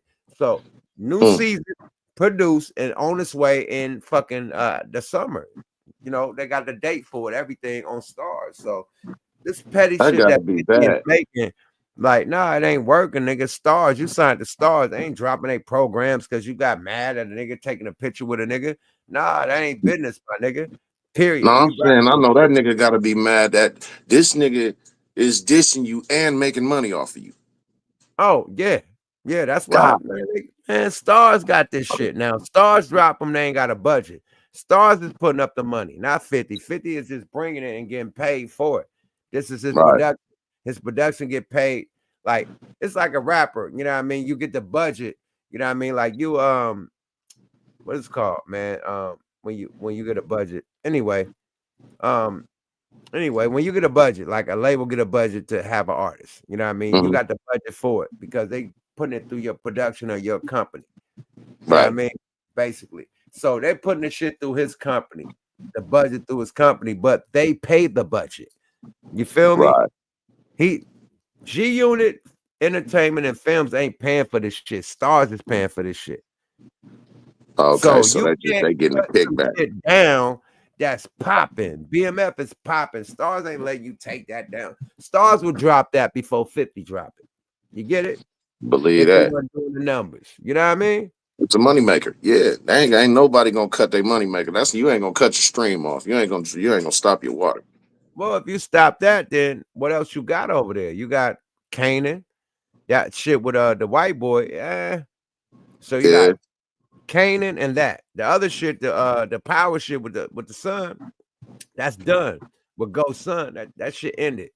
So all you got is Kanan and this one, BMF. That other shit with the white boy, Tommy, shaky baby. Yeah, I didn't really get into it. I ain't now watch one episode of that shit. Period. I got up to the point where I think he had a black foster brother that was gay. Right. That how he had a black brother. When my nigga, I'm done. I'm this shy, nigga. You got a black brother? All right, my nigga. I got you. Now we're going wild with it. So I can, the top two shows is Kanan and the other one that with the other nigga was the Ghost Son. Them was the biggest ones with Mary J. Blige and shit. That shit, but they just ended that. But see, and a lot of people probably is gonna react and be like, "Fifth, come on, man, homeboy, he ain't even here no more, man." That's kind of a slight. But just through my years, man, I look at it like this. Because I'm not knowing how the shit initiated, how it started or whatever, and what kind of losses was took on what side. But if this man felt like them 9 bullet wounds that he got in him was caused by a nigga that you cool with, nigga, if you like if you walking down the street minding your business and a nigga walk up and fire, or you walk up and fire on a nigga that wasn't doing nothing to you, and that nigga turn around and shoot your ass 15 times. What are you gonna? Oh man, you overdid it, man. You didn't have to do it. Nigga didn't have to put his hands on it. Once you initiate something, you cannot determine the rules on how a nigga is gonna react to you. Facts. I agree with that. Me too. You know what I'm saying? Whether you're talking about your dead ones or whatever. So if you launch on a nigga, you gotta go into it knowing that nigga, whatever you do, you putting everything on the table. So you might as well do it to death. That's why it's different with 50. Like, that's why he ain't caring. Like, whoever allegedly tried with that camp that they was affiliated with, Ja Rule and them tried to take him out. He's still around. He going hard. That, you know what I mean? Like, what if it meant niggas tried to take him, kill him? We it's more than we know in New York. Even before the studio shit, them niggas was beefing before this. Yeah, it's a lot of politics behind that. He got cracked 9 times before he started rapping by whoever. I ain't even saying what. Bro, I don't want to talk about no Me politics. neither. That's why I said I ain't even going all deep into it. Just because I know the beef is with the real Queens niggas. Right, you know right. That's why I ain't saying no names. Real niggas that ran Queens. Yeah. The beef is with them. Ja was supported by them. So now Ja's in the line of fire too. The enemy, the friend of my enemy is my enemy. So Ja's in the line of fire because he associated with the niggas that he's beefing with, the big dogs. You know what I mean? That's how that went. You know what I mean? And now that the big dogs is all locked up, he's still taking that out on Ja and Irv. You feel me? Yeah. Big You know how 50 is. If you standing behind, the niggas that you really got a problem with is locked up. Yep. And you still going on Irv, rest in peace, and Ja. But everybody gonna get it. They was the guys that had anything to do with what went down with what you have a problem with. They have nothing to do with Ja and Irv, my nigga. Period. And which is why Ja Rule got this paperwork out now. You feel me? Let's go. But the thing is, go ahead, talk your shit right quick. Go ahead. No, I was just gonna say, man. I mean, that's how a lot of niggas determine shit. You feel me? It's a difference between if you ain't got nothing to do with this nigga shooting, But if you standing there behind the nigga that's shooting at me, then you standing in front of me too. I don't like none of y'all. And You that's standing 50 in front of shit. me too. That's 50 shit. I You don't know, like even when if people talk about niggas dead. cool I with get them niggas, you know 50 don't like nobody. You see what he did to BMF. You cool with Rick. Nigga, that's Petty Eddie, nigga. Yeah, that's pet. But I'm saying that's 50 though. That's 50. That's a petty level. This one right here, you know what I mean? You pick your poison, you know what I mean? But as far as he going with it, you know what I mean? We all got our opinion to say whatever, you know what I mean? But that man, he don't give a flank. That Just nigga like felt like that, Ja was celebrating with them niggas. So okay, you celebrating with them niggas. You good with what these niggas did? All right, cool. Talk your sass, Cali. You too, nigga. Let me talk some shit to both you niggas right quick, man. You feel me? The people have spoken, man. You know what I mean? I think I want to add both you niggas to What the Fuck Weekly, man. On mamas, man. You and MJG, man, they like y'all vibe. They like when y'all come to the channel, especially network, especially MJG, man. I think when I do my What the Fuck Weeklies, y'all gonna be my co-host. Man, I appreciate the appreciation, man. Damn, yuck, that's what's up, my nigga. Like, nah, they fuck with us though. It's alumni shit. Hey man, well listen. They saying this in the comments, like, bro, y'all vibe is it. You feel me?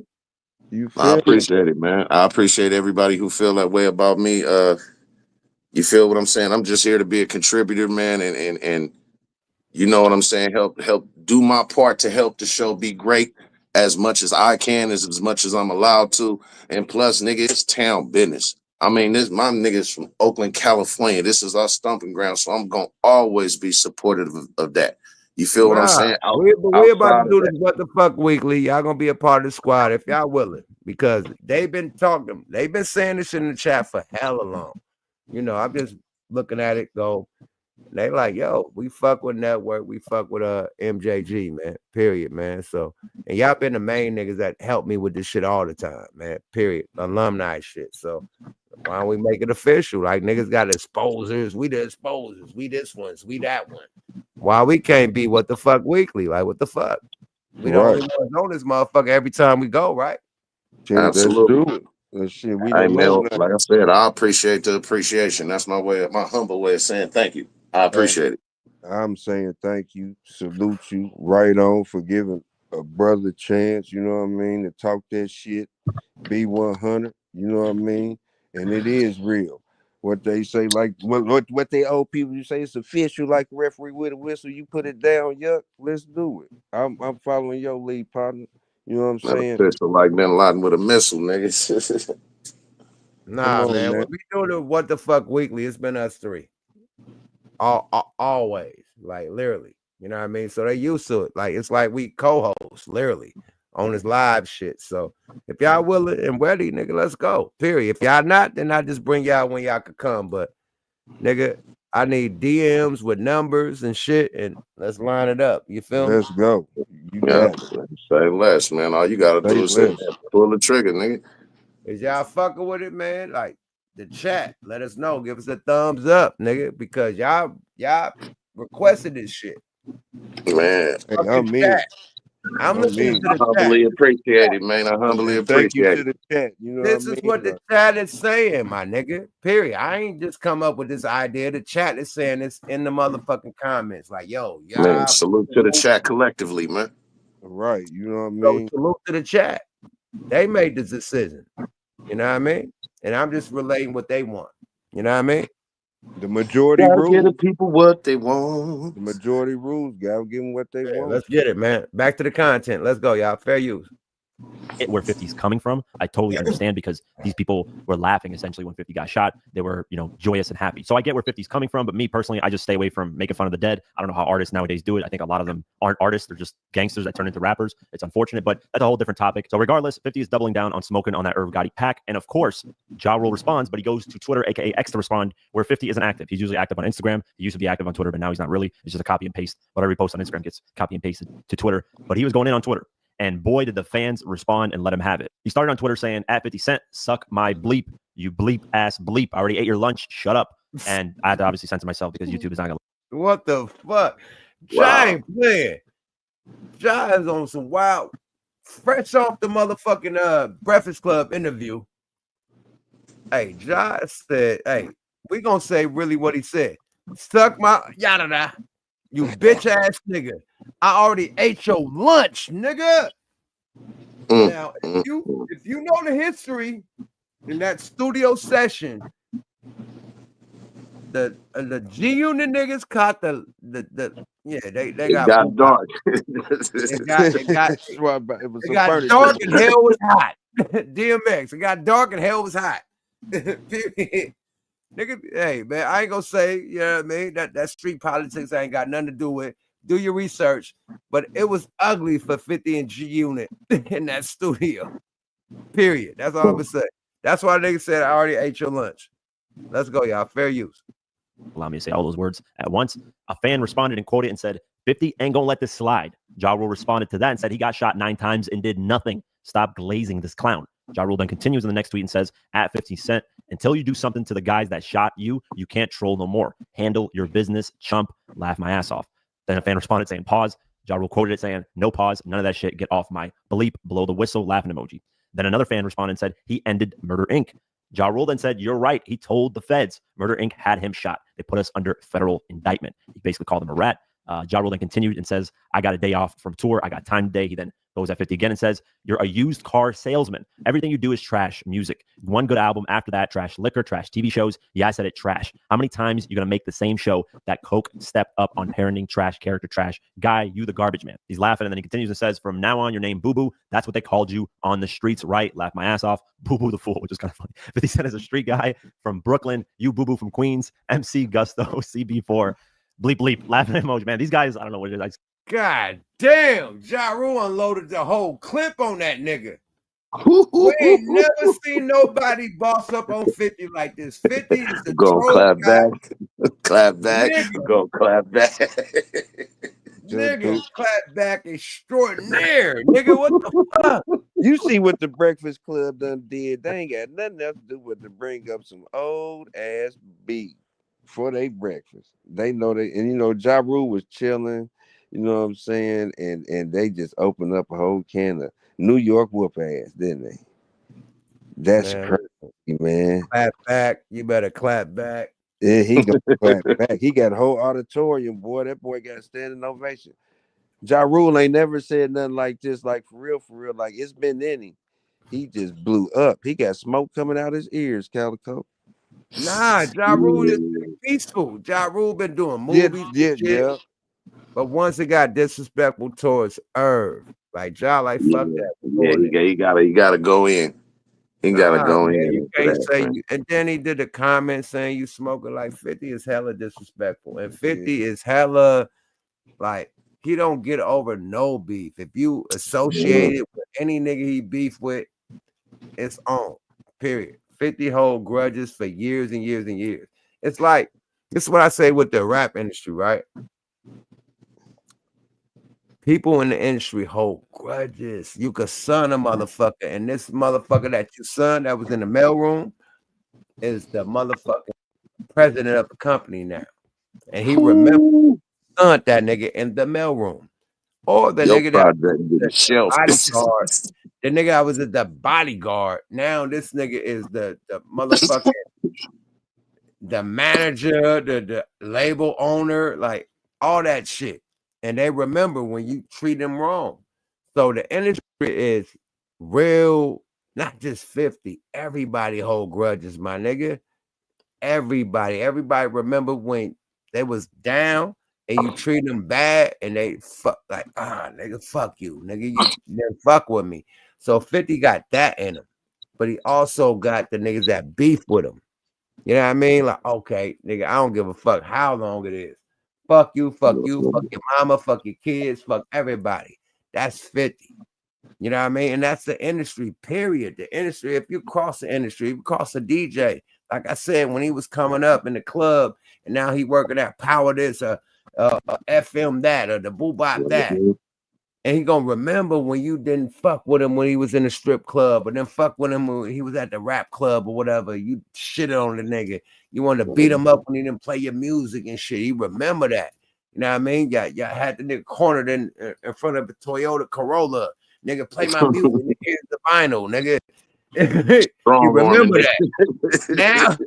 Now he the guy. He like, nigga, fuck y'all niggas, man. You feel me? So that's the industry in the whole, like, so when niggas say that niggas is fake as fuck, you know what I mean? Niggas ain't real in the industry because everybody her whole personal problems and personal, you know what I mean, beefs with each other for this little shit. Little shit. A&R fucked you over. Now you got a beef with the A&R. The DJ fucked you over. The mixer fucked you. Pop, allegedly. I heard Pop smack the shit out of Goat Mouth. That was the engineer for the Death Row shit. Goat Mouth, fuck up, he smacked the shit out of. Like, nigga, do the motherfucking studio session right. Like, rappers terrorizing. Nigga, I come from rap a lot. Nigga, it was a game room where if you're out of pocket, you get checked. And yeah, man, niggas come out there beat asshole naked. Nigga, pop, pop, pop, pop, pop. You get checked. You disrespect. You know what I mean? Now, what if that rapper want to hold that for life? Fuck you, niggas. Ooh, fuck Death Row. Fuck Rap a Lot. Fuck this one. Fuck that one. You feel me? It's off them fucking up. Now, we don't know what 50 did to get a shot. Did anybody ask that question? Exactly. Did anybody ask the question, what got this nigga shot 9 times? What did he do? You know what I mean? That's why we ain't going in depth with that yet, but that's why let's ask. Let's ask. I mean, they can speak on it, but you know, that's why No. We know that's street politics. We ain't going there because we don't do that. But somebody need to ask that question because nobody gets shot for nothing. That's all I'm gonna say. But it's the reason why Ja Rule is presenting this paperwork now. You know what I mean? Because of why he got clapped. I don't know, but you know what I mean? From what we know, that paperwork is supposed, that's why I said, is it real or fake? But if he got it, you know what I mean? Like, I don't, you know, this is something that they know that they bring it to us. You feel me? We know whatever was the problem that got him shot. He need to stand on business about that. I don't think Ja Rule or Herb or Murder Inc. had nothing to do with that. More of the story. That's why I brought up the shot. Brought up the question why he got shot. Now, if you add that up, it has nothing to do with them. If you know the politics out there, well, we heard the politics of the rumors, right? It has nothing to do. Only affiliation after the aftermath, allegedly. You know what I mean? Well, not his specific situation, but just in general, I would say that if you are a motherfucker that's your nature is disrespectful, because some niggas got some slick ass mouths, like some real, you know what I'm saying, arrogant ass in a way type niggas who might say slick shit. You have to understand that if this is how you are when you rich, nigga, you didn't just start getting like that because you got rich. Some niggas do, some niggas don't, but most don't. That's just your character. So again, going back to posing the question of how or why did this nigga get shot? Yeah, I mean, that could possibly have something to do with it. I'm not saying that's what it is or not. I'm just saying that if you got this kind of personality that some niggas will look at as a character flaw, that may have been the reason why niggas tattooed your ass. This is real. That's why I said this 50. If everybody should know now, he ain't acting. This is him. Like this is who he is. This ain't for no ha or this person this time. He lets you when you know he real, he's consistent with how he does. And that's why I keep saying, like, he don't care what nobody's saying. Like, I'm gonna talk about Irv, whether he up top or at the bottom, Ja Rule, whoever, whatever. Y'all, like, we can say, and I ain't saying like I'm just speaking, like, he don't give a shit. I'm gonna tell you this because of whatever happened. Now, this is the answer. What you saying? Networking, yuck. Like, he know why he got popped, which is why he's like, I don't give a fuck what nobody talking about. I got another pack of your boy. You feel me? And it's, wait a you feel me? minute, G. This nigga Goose said I took some duck flour. What the hell? That ain't got nothing to do with Irv. Like you might as well blame fucking Russell Simmons. You just blaming a nigga from Queens that's affiliated with the big boys. Russ wasn't affiliated with the big boys. That's not playing, allegedly. So at the end of the day, you got beef with the big boy. Yeah. Hey, Russ was the smartest nigga in the industry. That nigga got little. Super little. Nigga, that nigga doing Hindu stands. Nigga. You're right. Yoga play. Nigga, Russ, shiny in the motherfucker. Meditation, nigga. He got all this. That nigga look like nigga from Street Fighter. Like the long dialism. Whatever that nigga name that dude. Dalsim, nigga, that nigga be floating with it. He said he smack a motherfucker all the way in Bali, nigga. In Yoga kick, yoga flame, yoga fire. Leave that nigga alone, man. That nigga took nigga float. Nigga floating in Indian stands. Nigga floating in the sky and shoot a flame on your ass. Nigga, leave that. Hey, I don't want no problem with a nigga that can fold his legs up like that anyway, nigga. It'd be comfortable. It'd be hella comfortable. Yeah. He always smiling. If I fold my legs up like that, nigga, I'm going to the ER. That nigga always smiling, nigga. That nigga got all his teeth and no hair. That's reverse, nigga. How you do that? That nigga got old and got all his teeth and lost his hair. You supposed to lose your hair and your teeth. It's a such thing as dentures in South of Trump. Yeah, dentures is the big part of the game for the old school niggas, man. Niggas lose teeth daily, man, when you get older. Nigga, like cut out. Russell Simmons didn't know, not Russ. If he did, he got some good piece of boxes in them joints. Nigga, that's Rusty Llama. Russ, that's Rusty Llama, the Dalai Lama, nigga. Russ sitting on some he was the first nigga with the veneers, nigga. Too short, he get some veneers, nigga. Too short shit was too short shit compared to what he was. Oh my God, don't do that. No, let's be real, nigga. Like, come on, everybody got their teeth fixed, my nigga. Come on, let's Sure know goddamn well he the mayor of Oakland, nigga. But that nigga would have won any whistling contest in the world. I don't know. You said too short. What? Hey. That's the mayor of Oakland, nigga. I love Too Short like cook food. That nigga, man, come on, man. Hey, y'all know Too But that nigga would have won any whistling contest, nigga. Too Short didn't used to smile. No, the whistle. He used to smile sideways, man. Too Short used to smile sideways. Don't do that to Show Dog, man. Nah, that's the nigga, man. Shout out to that nigga said he won a whistle contest, and his song is called "Blow the Whistle." What? Let's get back to the content. Y'all niggas let's hurry up and get back to the content. Crazy. Let's go. Fair use. Just keep laughing because I did my 50 Cent versus Ja Rule documentary, I think in 2018. Cool, yeah, and I got so much stuff I can add from then till now that these guys just been going back and forth. Every like 4 or 5 months, these two go at it. It's hilarious. Then there's another fan that tweeted and said, "Guy just admitted that he watches Power, laugh my ass off." And then Ja Rule quotes it saying, "Never seen one episode. We solid over here, champ." Ja Rule continues and then goes at the 50 Cent fans. He posts on Twitter saying, "This is what you 50 fanboys look like in these comments. Laughing, you make your women proud, I'm sure." And it's a gif of a woman getting a bunch of hot dogs thrown at her, which is implying that, the fans are, de-sucking 50. And then he follows up with another post, this time providing paperwork proof that 50 Cent snitched. He tags 50 and says, "Hey, yo, shout out to them hot dog niggas. Shout out to everybody." I ain't gonna go there, man. Let's go. Fair use. Shout out to the glizzies with the sauce on the side. Shout out to the glizzies. With the glizzy sauce. The glizz Johnsonville Brown. Let's go, y'all. Said, "Go ahead and lie. Tell these good people, tell the paperwork fake so I can send this next shot. We got receipts, boo-boo." Now, this is paperwork that Ja Rule showed back in 2003 or 2002, saying that, 50's a snitch and informant. It was come to find out this paperwork, you couldn't find it anywhere. Like usually when there's a public filing of something, you can find it. This paperwork never materialized as something serious. We don't know as the years go on, what Ja Rule's talking about now with more receipts. There really isn't anything that has been proven solid that 50 snitched. Overall, man, this is some funny stuff. Obviously, these two going back and forth is never going to end like. Nah, nigga. That allegedly.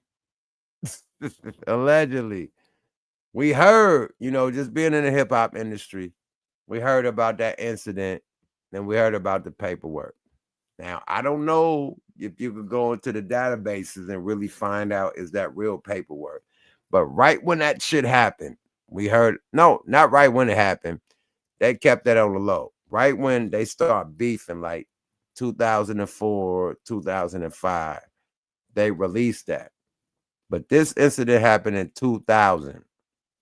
You know, so hey, we don't know if they printed fake work or if it's real work. But all I know is everything that is in that paperwork happened at the studio. That's all I'm saying. Niggas got arrested, all types of shit. And that's not no foo-foo or woo. Niggas got arrested. Niggas had to get cabs and shit and get no. Nigga, my nigga Benzino will come on this motherfucker and tell that story. Yeah, play by play. Actually, he had the studio next to he was in the studio next to the studio that was going down. And it went down and he helped 50. That's what he said. He helped 50 escape. Bought him a cab to get to where he needed to get after the melee. This is what Benzino said. Benzino, my homeboy. I could call Benzino right now. Let me see what it's like about 4 in the morning. Like y'all 3 hours ahead. I ain't gonna do that to Benzino. He on the East Coast. But Ben's my nigga. Period. Hey, didn't they say Bangum Smurf was the only one that really was, you know what I mean, got busy or something like that? You know. Man, like, at the end of the day, I don't know they street politics. Me neither. That's clean shit. But I definitely heard. I definitely heard that Bangum was official, like a referee with a whistle. You know what I mean? And Bangum, my nigga. You know what I mean? Definitely, that's one of my guys. So, nah, whatever they said, I don't know. You fill in the blanks. No, I mean, you know, this is all. I say this: Bangum was really part of G Unit. You know what I mean? Yeah. So when you hear his stories, he was really down with 50 and down with the whole program. Yeah. So you gotta get the story from him, not from me. You feel me? So anything else people want to know, you can fill in the blanks besides what these two dudes is doing, you know, out here, you know what I mean, as far as showing paperwork and going back and forth on IG. You want to know the innards, dig a little deeper. You know what I mean? Bro said read the paperwork and it clearly showed who was telling it 150. Hey, bro, we don't read paperwork over here, bro. We don't do that. We don't do the paperwork situation, man, period. I could say, I don't know what it was. I guess, you know what I mean? I don't know.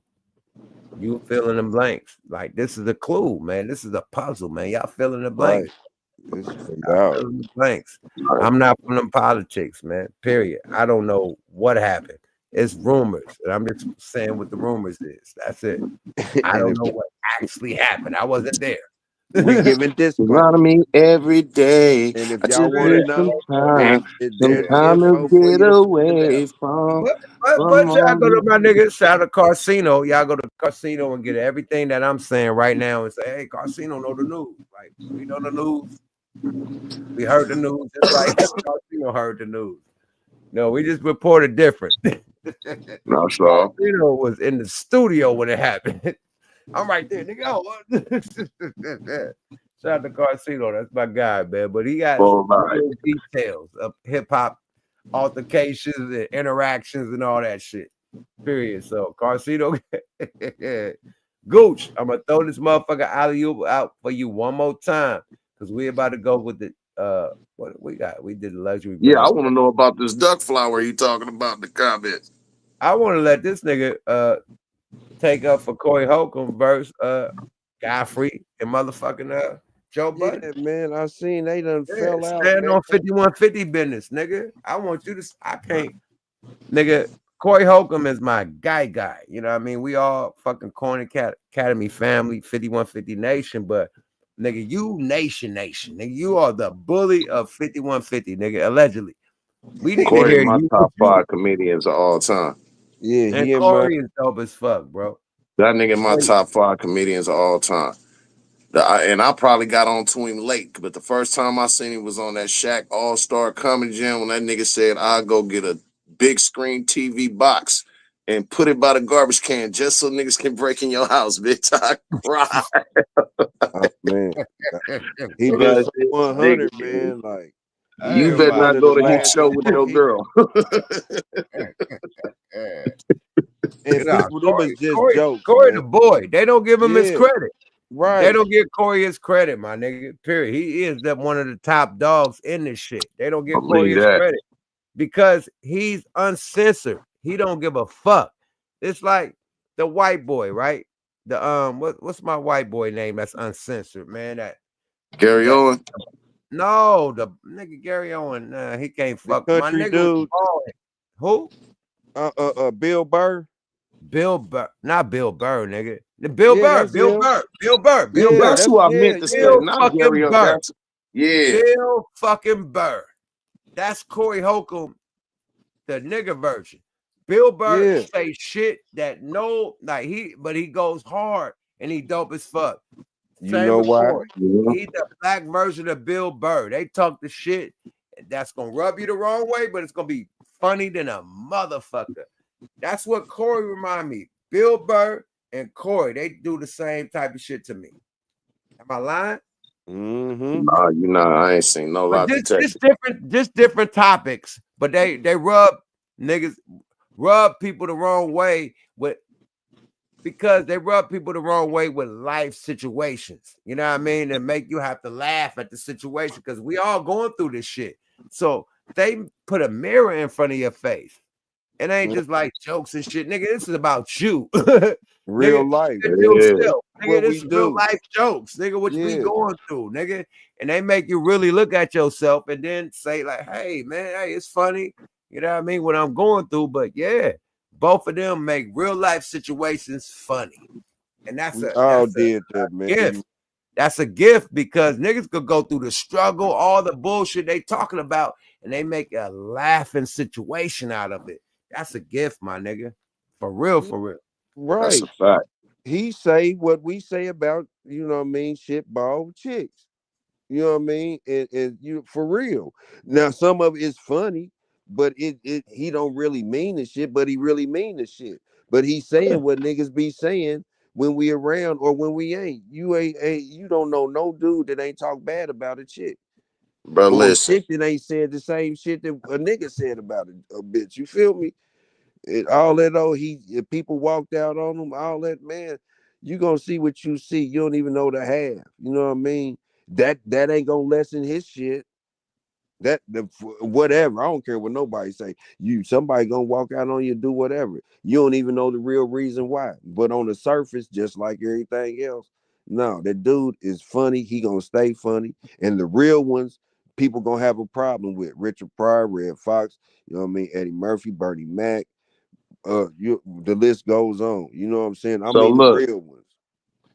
Before we push to the next content, or I don't know if you're done with this, but just far as just staying on the comedian side of the game, what's y'all top 5 comedians? Don't Dead or alive. Y'all want to do a top 5 on the show? Let's do it then. All right. Who go for who first? Hold up, Big Small up. Let me get the content. Top 5. Hold on, man. Let me get the content, man. Let me see if I got it.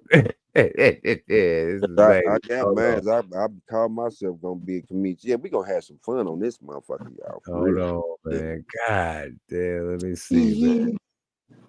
Look. Here we go. Here you go. Let's Yuck go, Mouse, babe. 5 on it 5 on Smoke a Lot Radio. Go. Hey. 5 on the 5, man. Let's go, man. Okay, what was my top 5? Would you say? Comedians. Top 5 comedians, dead or alive. Ah, man, you gotta go with Red Fox, Eddie, Richard, and then it's 2 more that's phenomenal. That's that's running this shit right now. I gotta go with Dave Chappelle, and I gotta go with Cat. Damn. Okay. That's the Me. top right now. I gotta go. 'Cause I like smart comedians. I like D.L. Hughley. I fuck with George Carlin. Who the fuck is that? That old ass white man. That motherfucker was a The cold. first Bill Burr. Okay. Ooh. Oh, the one Okay. that the bald headed one with the slick back in the back. Yeah, the little beard, ponytail. Yeah. Little pony. Oh, he the nigga. Oh man. Come He on, the man. boy. He's the boy. Talk your shit. Okay. Talk your shit. Okay. So I got D.L. Hughley, George Carlin, Dave Chappelle, Corey Holcomb, and that fifth spot gotta go to Eddie Murphy with Red Fox as an honorable mention. Because without no Red Fox, there's no Eddie Richard Pryor. Murphy. That was my last one. I was gonna say Eddie Murphy. I You forgot said Eddie Eddie. Murphy. You I said can Eddie. replace Cat Williams with Eddie. You Period. said Eddie. Mhm. All right. And an honorable mention to T.K. Kirkland, man. I got Richard Pryor, Mhm. Red Fox, Eddie Murphy, Robin Harris, and Bernie Mac. Oh, that's some old level shit right there. I ain't scared of you motherfuckers. I ain't Yeah, scared of we saying all the guys. They don't Mhm.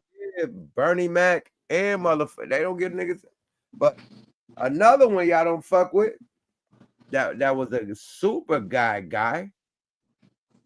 The guy of all the guys, Mike Epps. Niggas don't give Mike Epps his Oh love. yeah, Mike. Oh yeah. Just because he wasn't in my top 5 don't mean he ain't in my top 10. You know? Mike Epps is a guy. Man, Mike We from the definitely same. up We there. from the Mike same Epps spot. is a guy. You feel me? And then one more I ain't fucking with that the dude, my nigga that be doing all the motherfucker like, oh, you fucked up tonight. What's my nigga name, man? The nigga that be what's my nigga name, man? Tony Robinson? Yeah, Tony Roberts. Oh, Tony, Roberts. oh, the nigga that be doing all the voices. Look, That no. He's on the tour nigga with that say Corey you Holcomb right fucked up. now. Him and Corey Holcomb is my 5 and 6. Okay. Him and Corey Yeah, is my Tony 5 and 6. Robinson is dope as fuck, man. You gotta give him some love, nigga. Like that nigga Right. dope. Hey, yeah. And Tony then Roberts fuck And that. Chris Rock. Chris Rock And too. Nigga, my nigga Lavelle, the fat nigga. Lavelle Crawford. Lavelle Yeah. Crawford, nigga. I fuck with Lavelle. Cedric the I fuck Entertainer. with Lavelle Crawford. Yeah. He's a That boy. nigga had me on the floor. That He's a nigga, boy. my mama said not to open the door for nobody. That's my nigga Lavelle. Damn, Nigga, Budden, I like baby. all Lavelle shit. Anytime Lavelle pull up, we pulling up, nigga. For real. That nigga's a boy. Yes, Robin sir. Harris is the Godfather. Yeah, Robin Harris. Well, where the fuck is baby? I remember that nigga did that shit on that Robert Townsend Partners in Crime, nigga. Tommy Davidson. Tommy Davidson. Yes, it's greats, man. I mean, we can keep going down the line. I mean, Jamie Foxx has did a lot of great shit over his career. But you the know what I'm Wayans, saying? nigga ain't said one Wayans. The I ain't Wayans even got to definitely. them. They in the category they own. All right, so let me ask you this. Who would you rank as far as 1, 2, 3, 4, 5 or whatever? The Wayans family, funniest to the least funniest. Man, the funniest to me is Damon. Damon is the funniest one. The top Damon Wayans, okay. I think okay, who's after Damon? The top Wayans. The one that run it, Keenan.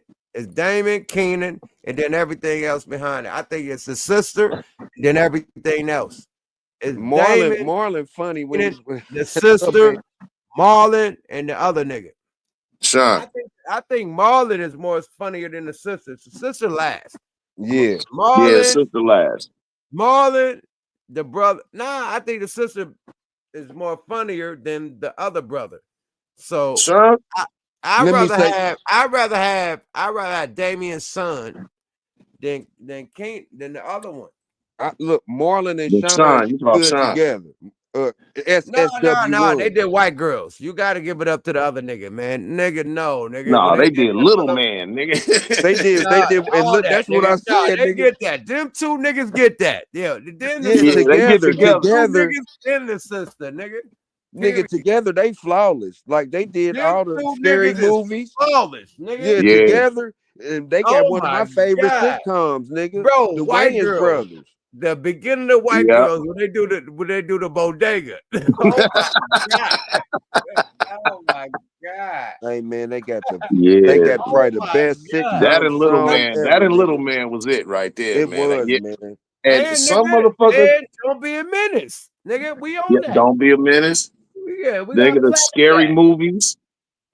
Nigga, we're Yeah, colored. nigga, them niggas is dope. We're Yeah, I think colored. they probably like they up Yeah. there with 11 Color. Like that. It's like Keenan, Damon, and then them, and then the sister. Yeah. Hey man, you right too. Look, Jim Carrey might be one of the funniest white dudes. Oh, Jim Carrey. Why they don't give Jim Come on, Carrey man. the funniest white nigga before all them niggas you name? Bruh. Real, like Jim physical. motherfucking Carrey, man. Jim Carrey has done a lot of shit Hey man, over Jim, his nigga, career. Yo, it's real white women that look like Vera DeMilo. No, nigga, this nigga had him and Damon Wayans. I swear to God, I watched this shit the other night. They The did Preachers, old the Living Colors to nigga, the Preachers, nigga. I watched it Oh too, my God. Nigga, when Damon Wayans and that motherfucking white man get together, Jim Carrey, and they do the Preachers, They got that the singing, shit nigga. be funny than a motherfucker. I watched it the other night, boy. It got the Yeah. singing, boy. I was cracking up. Bro, when that nigga do with the fireman with the nigga, the burnt nigga, Fire Marshal Bill. Fire Marshal Bill. Oh my God. Come on, man. You're running, and you're running with a whole liter of. Come on, You bro. got a lighter. Next thing you know, you're all willy-nilly. You're doing the hoofy shuffle, and what do you know? You happen to spill a whole liter of kerosene on you. What's the fucking commercials that they do, man? Is it what's the insurance, man, when they had a nigga that just had all the dangerous shit happen? Nigga, Allstate. Allstate. That's the new Fire Marshal Bill, my nigga. Every time you pull up, I'm danger. he get fucked up and walk away from the shit. He the new Fire Laughing. Marshal. I'm telling you, he had the most outrageous shit. Am I lying? You ain't lying, man. I mean, That some nigga walk off motherfuckers. from the shit. Like, nigga, the whole fucking condo got a whole shit and mirror and came through the roof. Nigga, hey, fire Allstate. Nigga walk from the shit. Yeah. I remember that nigga tried to swat a fly. I remember they made a commercial. That nigga tried to swat a fly and hit the ceiling fan and tore the whole motherfucking house up. Hey, that's what I'm about to say. He fell through the roof on that motherfucker, boy. He fucked the whole shit up. The wedding By the too, time nigga. that house finished, nigga, that shit looked like Peter Griffin and the chicken went through that motherfucker. Nigga, Mayhem fucked up the wedding. The cake, Mayhem, that's his name. Nigga, Mayhem, that's his name. He coming through, nigga, like laughing. That nigga, the 2025 Fire Marshal Bill, my nigga. On mama. He fucked shit up. He fucked shit. Nigga, Mayhem is your I love them commercials. Them commercials be hella mania. I love them commercials. After But the you game. know what, man?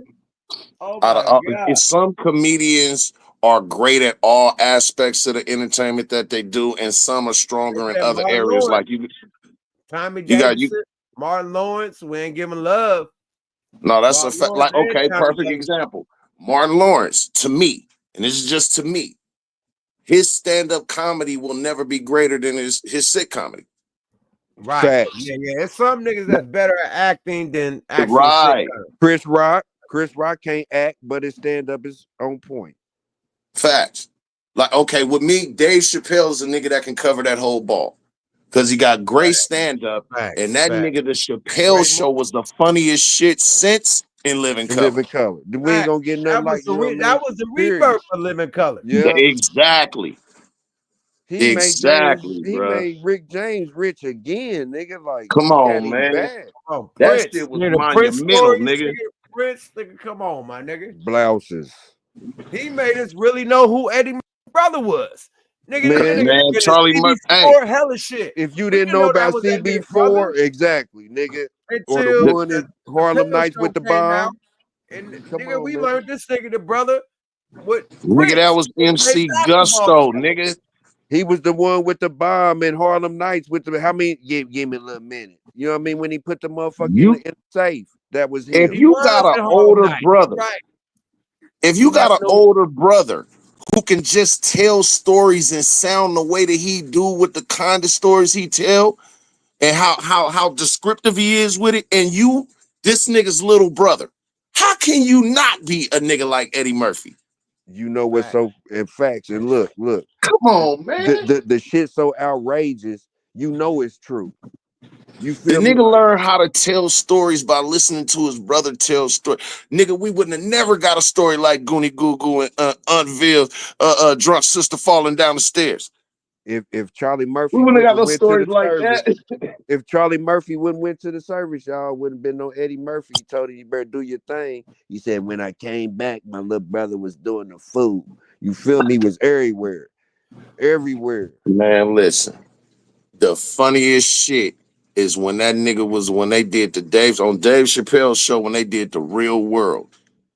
And they had the white boy broad downstairs in the room, and the niggas had the night vision camera on, and they panned over on that nigga. And that nigga was sitting up there looking like a Doberman pincher. That shit was funny. Then funny as hell, man. That's my honorable mention. Paul Mooney. Yeah. Paul Mooney. Look, Paul Mooney, yeah. He up there with Red Fox like He them. wrote all these niggas jokes. Them is Paul ghosts. Like Mooney he was wrote the Richard pen Pryor behind. Richard shit. Pryor Yeah. was the pen behind all the living color shit. All that shit. Dick Gregory. It's the nigga news. Then nigga Henny Youngman, the king of the one-liners, nigga motherfucking Rodney Dangerfield. That One of nigga the was baddest so white slick. dudes ever. Taught me how to talk about motherfuckers like I swear, man. Hey, Ronnie Nigga, the nigga that looked like Elvis. What was my nigga name? What's Andrew Dice Clay. Andrew Dice Clay. Andrew Dice Clay. That was the ultimate white nigga before white niggas was the ultimate. Hey yo, Dice Clay. Hickory Dickory Dock. He was the rebirth of Dolomite. He was the your rebirth of mother. Dolomite. Dolomite, nigga. White yes. Dolomite. Andrew Dice Clay. The fuck y'all talking about? And way down in the jungle deep. With the leathers on, man. Come on, man. So I want to ask y'all one more question before we get up out of here. Y'all Talk to top it. 5 female comedians, nigga. That's a hard one.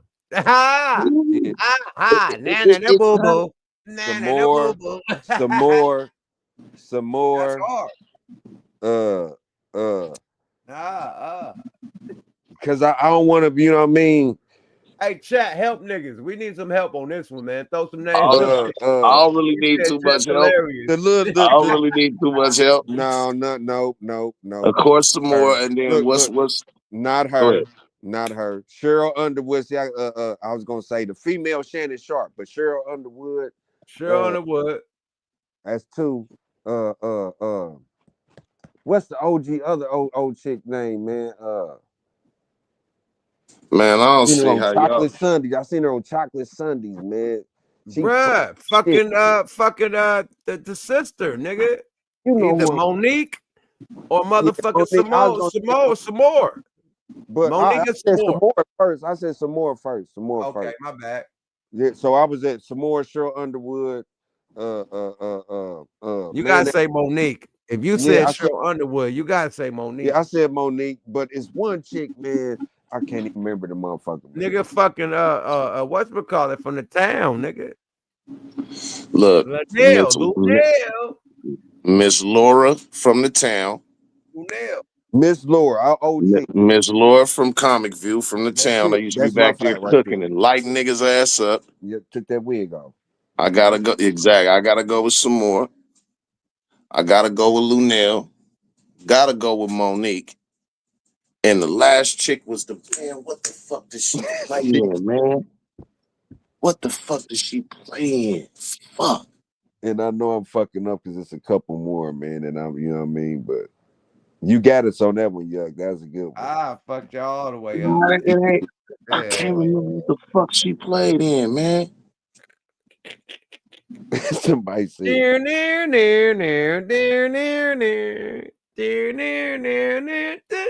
I cannot remember what the fuck she played in.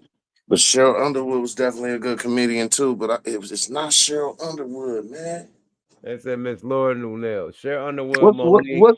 She's a lesbian. The older lady. What's her name? Yeah, she be with Cat Williams. Oh, the one, the main one. Wanda Sykes. That's who I'm thinking about. That's who I'm thinking about. Wanda Sykes.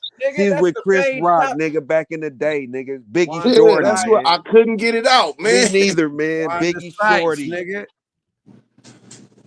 Biggie Yeah, Shorty. that's my Pootie fire Tang. right there, man. Pootie Tang, man. Yeah, I said what I wanted to say. Yeah, I said what I wanted. I ain't gonna go there and be like, brain freeze. Nah, I ain't gonna do that. Nah, nigga, give us your 5. You ain't wiggling out of this. What's your 5? All right, nigga. All right, shit. Some more. Not in no particular order. Mm-hmm. Of course, Wanda, Monique. Mm-hmm. You know who hella dope to me? Oh, let me get there because I can't fuck my fuck you, fat Lunel, nigga. So be Lunel off top. My last one gotta be who had me dying and crying is the Legends. All right, fuck it. Last one. It's hard, my nigga. It's hard, man. Fuck it, man. That help me out. It said Tiffany Haddock. No, it's real shit. I think it's Hope. The one I just had at the podcast. You know, I was gonna say Hope Flood too, but I ain't seen her Flood, in a minute. my nigga. Hope Flood. I'm was gonna a say female Hope. DL Hewley. I'm gonna say Hope. Nigga, Hope is dope as fuck, man. She was just on a podcast. I'm gonna say Hope. She's legendary too. Yeah, she's a female DL Hewley when they used to drink and Joan on motherfuckers. That's when I like DL. Hope. Yeah. Them 85 South niggas dope when they together too. Oh yeah, they knew they. When them niggas get together, them little niggas crazy. Look, what's the name, man? He is hilarious, man. No, it's these niggas that got a YouTube page and an Instagram page, man. I ain't trying to shameless plug them, but they funny as shit. They got these little puppets. I knew you was talking about Cottonmouth them. Official. Oh man, the little sock dudes. Hey, man, oh no, they like little puppets, but them niggas be having me crying, bro. Hey man, that's some same motherfuckers. Hey, listen, what the fuck moment on some sports shit? That boy Pat Bev pulled up on niggas. Niggas was talking shit about Pat Bev like he won that nigga.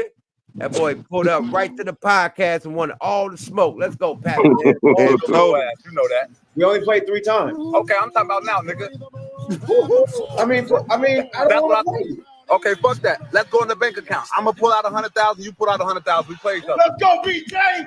Listen, I respect what you've done in your career. Congratulations. If you average 35, if you average 37 in high school, they get to the league and average over 10. 12-year starter. Ain't no bench players over here. No bench players. I'm talking about niggas who actually really got buckets. That wasn't my role. I'm just talking to them niggas. I'm not talking my role. Okay, well then I'm not talking to the road niggas. I'm talking to them niggas. Right. I'm talking to them niggas. I'm talking not the road. I'm talking to them niggas. How you talking to a nigga that was on the bench on the team I was on? Lou Will was on the bench with 2 teams that I was the start on. Lou Will said he gave you 40. And you believe that shit? That's what he said. I'm just going off with the Real smoke. Pat Bear pulled up. They're talking shit about Pat like he wasn't that shit. He bet 100,000. He called him out. Pulled up on their ass like, nigga, I bet 100,000. I'll beat you today. Nigga, go get it out the bank, nigga. That day. You feel me? Nigga, and Gil was like, I'll put up the money. Underdog, nigga, you go in your bank account. I'm going in mine. Nigga, no Underdog, no Gilbert. You, nigga. Dig in them trousers, You said, nigga, you was riding the pine, nigga. So that nigga on both the teams I played on, nigga.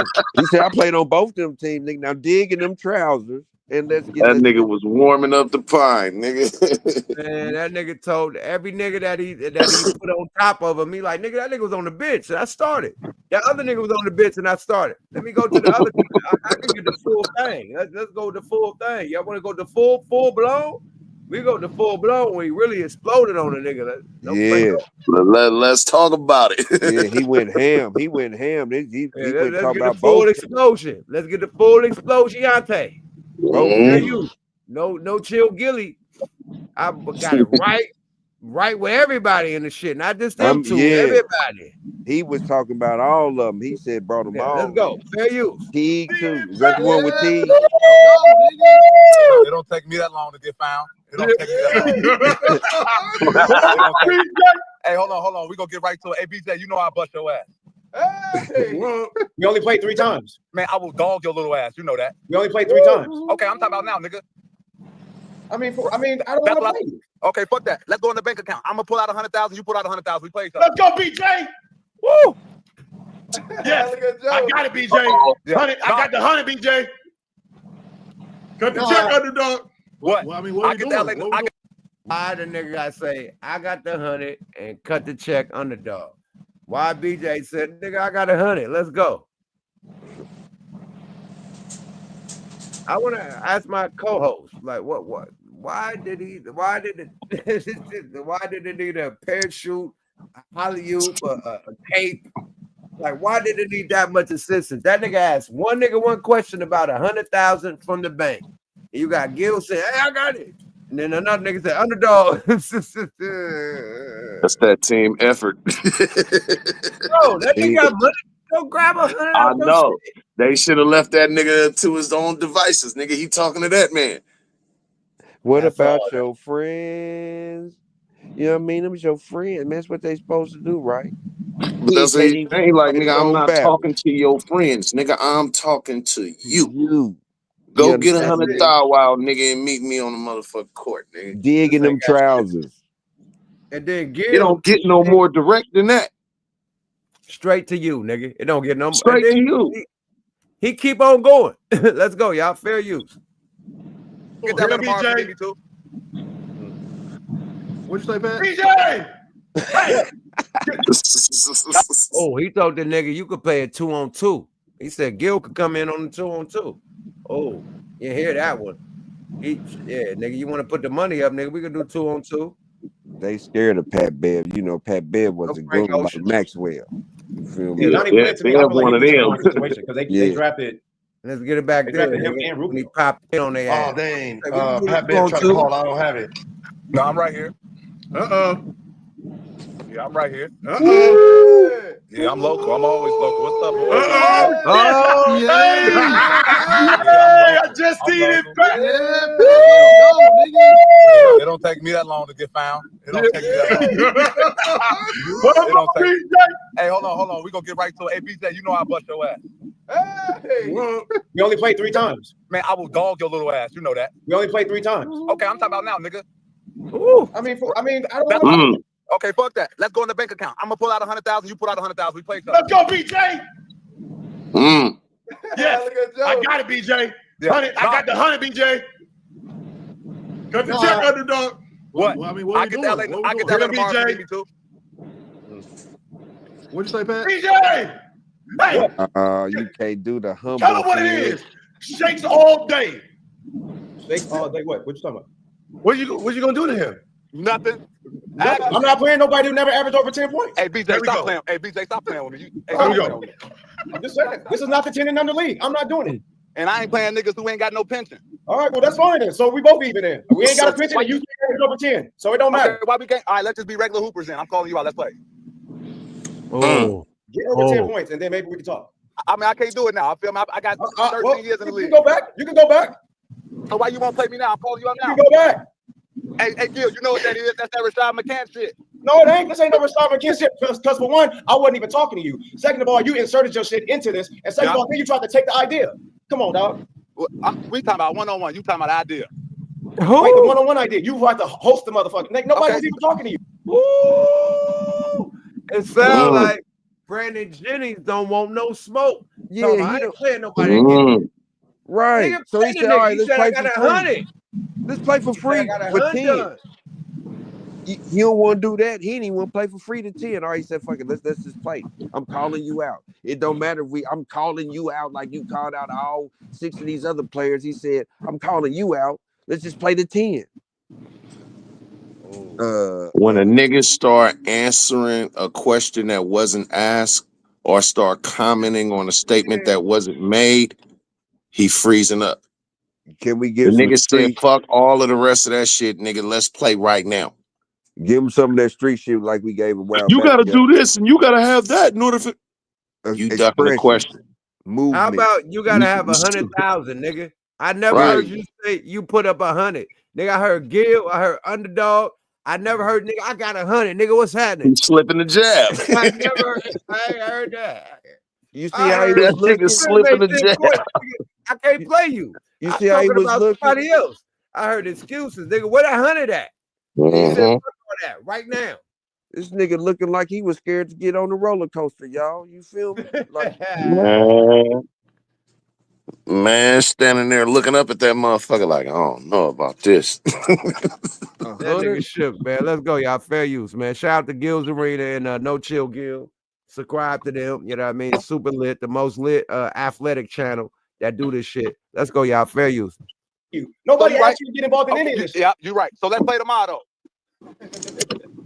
Get over 10 points and then maybe I'll play you. So all right, so now we know what it is, right, Gil? Now we playing two. We did the 2-2. Get over 10 points. Me and Brandon. Okay, yeah. That's get over 10 points. Get over 10 points in your career. BJ, we got this, BJ. Oh, so now I want to be a 2-on-2. He just wanted to play him. Why did Gil got to get it? Let's do 2-on-2. I got the money. He asked this nigga, put your mun up. And the nigga said, get over 10 points. You talking about something I ain't talking about. I'm talking about playing you, nigga. Right now. In real time. Look, you talking about bands. Go ahead, my bad. Come on, man. Nah, I'm just saying, man, that shit crazy. That's a straight slip to jab, my nigga. You right. Anytime that you know what I'm talking about and you decide to talk about something different than what I'm talking about, you know why you talking about something different. Look, that 100,000 didn't have no points on it. Come on, man. It didn't have no points on it. No point. Look, No 10 point, no nope. 5 point, no 2-on-2.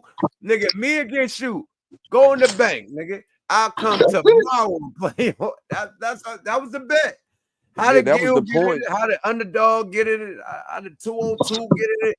I want to play you, nigga. That's it. That's the points. That was them points, my nigga. That 100,000. That's what we going to. That 100,000. 200 points. Mano y mano. He put grown man business in front of him and he slipped the jab. Come on, man. This nigga still slipping. He's still back moonwalking. He moonwalking so much it took Gil got the beat it glasses on to help him with the moonwalk. Let's go, y'all. Fair you. Hey, so fuck this, BJ. This is online. You don't got. I know where we at. What you gonna do, BJ? I know where we at. Huh? I know where we at. BJ, I got a question. He in New York. BJ, he in New York. He can't tell you right now. I don't give a fuck about any of that. Gil, I got a question. We don't gotta let him in the house. I got a question, Gil. Bro, Gil, you can let him in the house all you want. But we average the same in the playoffs. Oh, you probably play more playoff games than me. We average the same in the playoffs when it counted. Did you play more playoff games than me? I did. I played more. Right. You played on better teams. I won't put him on the game. Just tell him. Bro, I don't care. Bro, you can have him come through all you want. I'm not. No, this is not. I am not playing nobody under fucking 10 points. BJ, I'm a star, bro. BJ, tell him you gonna kill him, and then I'll cut the stream. He not. He knows he's not. It's just crazy. It's just crazy how niggas just insert yourself in some shit. Just be like, I'm gonna bust your ass, and then we hit like you can't insert yourself in nothing that you ain't qualified for. Just put up the 100, my nigga. The fuck? That's it. That nigga dancing, boy. He talking about everything but that 100,000. Wow. But then he told him fuck the money. You don't qualify. He told him I fuck the put up 100,000. 100,000, nigga. And you got your nigga Gil talking about he got 100, and you got the nigga in the middle talking about Underdog put up 100. They do Shit shootouts. got real. No. Listen, I'm a subscriber to Gil's Arena. They do shootouts for normal niggas. The prize is 100,000. So right. That's why I said underdog put up 100,000. Like they do prizes for shootouts with Gil and them. They lose. Like a female beat their ass. I think a nigga beat their ass. They got 100,000 off the 3-point. You know what I mean? So they do competition. Right. This nigga talking about I want to play you for 100,000. Fuck the 3-point comp. I want to go you, me and you. Since you talking about you the big dog, because BJ be talking a lot of shit. Like Brandon Jennings was a dope ass nigga, but he ain't never was a like the boy. Like let's be real, my nigga. Right. Like he ain't no AI. He got good for supporting cast. He ain't no motherfucking Kyrie. He ain't no Steph. Like let's talk about the point guards. That like come on, bro. He ain't no boy like that. Now when he was on the team, he was definitely doing his thing. He definitely was a boy, but I'm talking about that top dog. He ain't a top dog. He a boy, but he ain't a top dog. Just like Gil is a boy, but you ain't a top dog, my nigga. I'm talking about Kobe, the top dogs. You know what I mean? Like you a boy, Gil a boy, he a boy. But you niggas ain't the top dogs, my I'm nigga. just wondering why ain't nobody saying. I'm gonna give a prime example. Yuck Mouth in this rap game. I'm a boy, but Jay-Z is that top dog. You feel me? Like it's a difference. It's a big fucking difference, man. Now these two niggas, it's the boys. You two niggas should be able to put up 100 against each other, against boy. Right? Brandon Jennings can't say no more than he can say about his career. Let's be real, my nigga. And he played longer than Brandon Jennings and had more accolades than Brandon Jennings. So Brandon Jennings don't have no shit talking he can say about this nigga, but you scored 10 points. But what about his defense? Pat Bev, defensive player of the year. You know, he got 6th player, all that. But and then he also compared, he said we got the same playoff average in the playoffs. Me and you, Brandon Jennings, and you played more seasons than I did. You know what I mean? So he's saying that we even. So if you call it, we even at this stage. So if not the 100,000, let's just play the 10. No, you got raised to more than 10 points. Well, we can buy. I'd have said we can play the 15. It don't matter. No, he said if you never averaged 10 points in your NBA career, because Pat Bev averages 10 points, you can't. He's addressing something that ain't got nothing to do with what the question. Well, that's even worse. That's what I'm saying. That nigga slipping the jab. NBA. You can't play me because you scored 10 points in the NBA. Really? I got 100 bands, nigga. You want it or not? That should really. Hold on. That should really make you say, "Oh, this thing only scored 10 points, nigga. I got 200 on it, nigga. I double up, nigga. You only scored 10 points, nigga. I got you." That's what I'm gonna say. I'm not gonna say, "Hey, you only scored 10 points, nigga." That's an advantage. Oh, I got this nigga like that. He only scored 10. Watch what I do. Let's do 200 on it. Why he ain't doubling up on it if he only could score 10 points? It sounds like it's some fear. That's my thing. Like, nigga, I agree. 10 points. I agree. Why you don't want to play, nigga? If he scored 10 points, you can outscore him, right? So I want to put Why ain't nobody on that panel said that? I'm putting up 150, nigga. If you only scored 10, I'm putting up 150 because I know I'm gonna outscore you. If I score more in season than you, right? If you're going by that.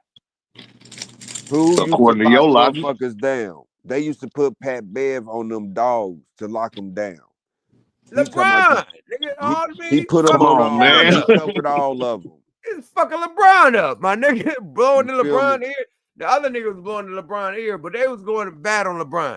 Pat Bev was one of them niggas that they bought that nigga to the Lakers for a season or something, didn't they? Yeah. Yeah, nigga, Pat Bev was on the Lakers. That nigga was antagonizing Bron so much. Bring that nigga over here. Can't beat him. The Clippers, the Lakers, Houston, Miami. The Miami drafted him. You know what I mean? He got 2, 3, 6 Man of the Year awards. You know what I'm saying? So that nigga Bev was out there mosquitoing the shit out of Bron, man. Come on, man. He got on Kobe too for a minute too. You feel me? Like, you know what I mean? So Bev is a dog. Pat Bev was a point guard version of motherfucking my nigga from the Warriors. Draymond Green. He was the point guard Draymond Green. Am I lying? That's a fact. That's a fact. Shout out Draymond. This nigga was the point That guard nigga Draymond. was a dog, nigga.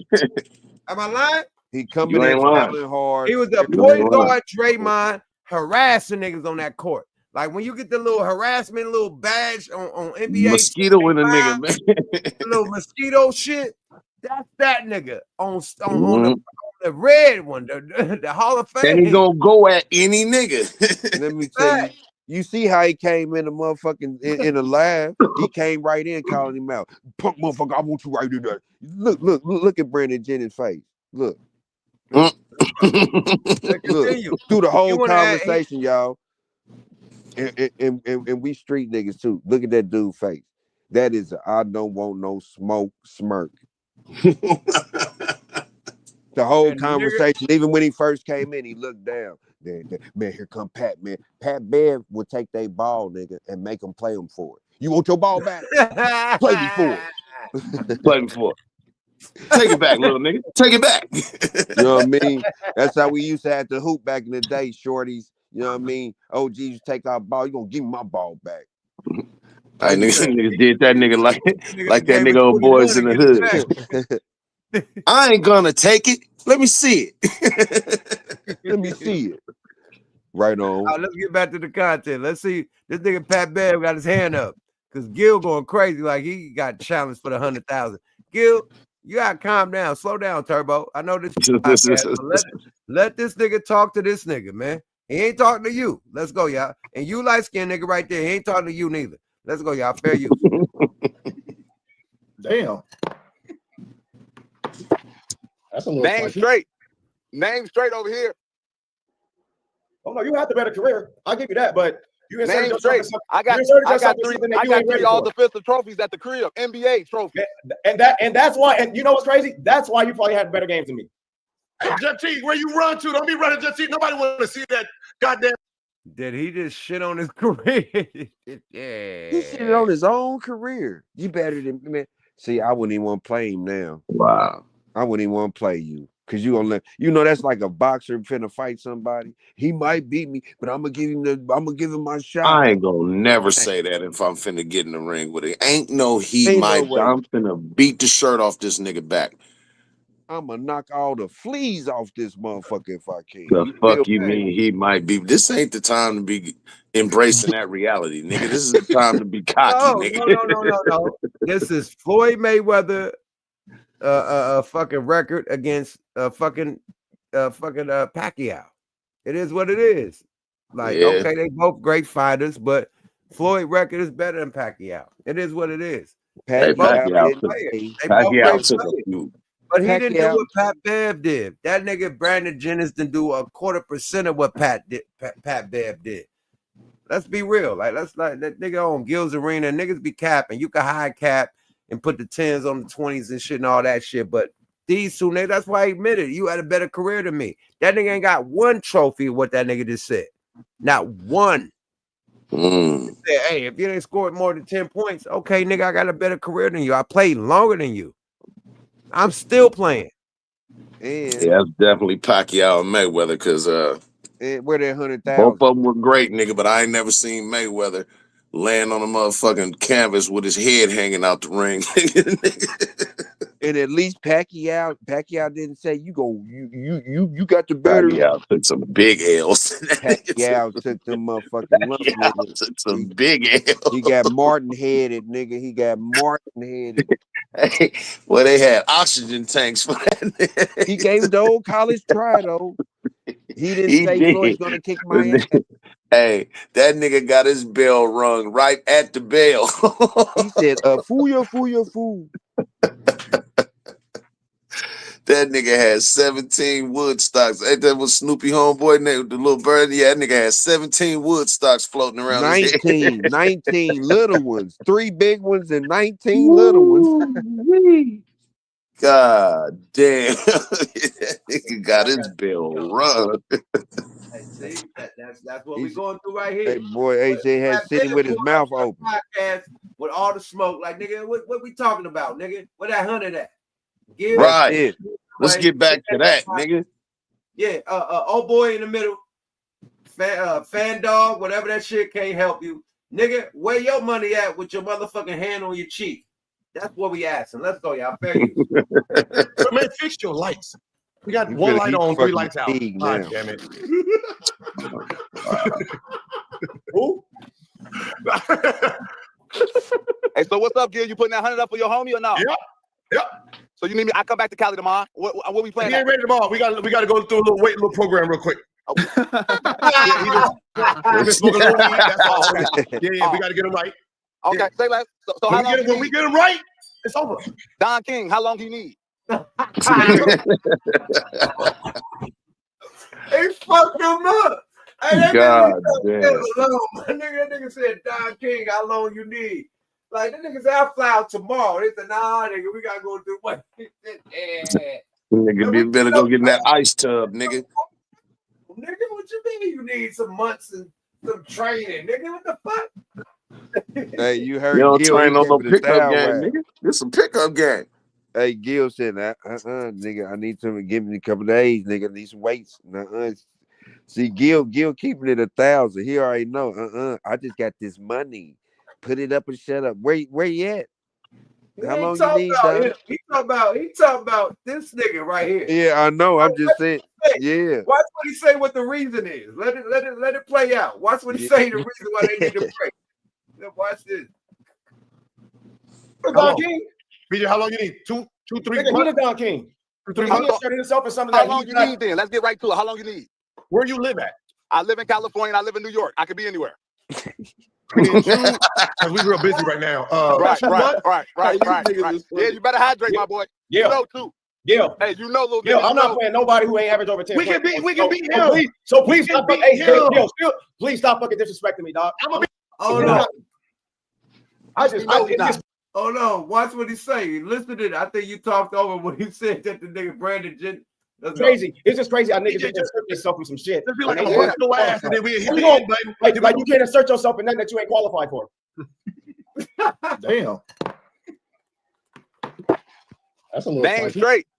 Name straight over here. Oh no, you have the better career. I'll give you that, but you name straight. I got 3 all defensive trophies at the crib. NBA trophy. And that's why. And you know what's crazy? That's why you probably had better games than me. Hey, Jeff T, where you run to? Don't be running, Jeff T. Nobody want to see that goddamn. But man, fix your lights. You got 1 light on, 3 lights out. God damn it. Who? Hey, so what's up, Gil? You putting that 100 up for your homie or not?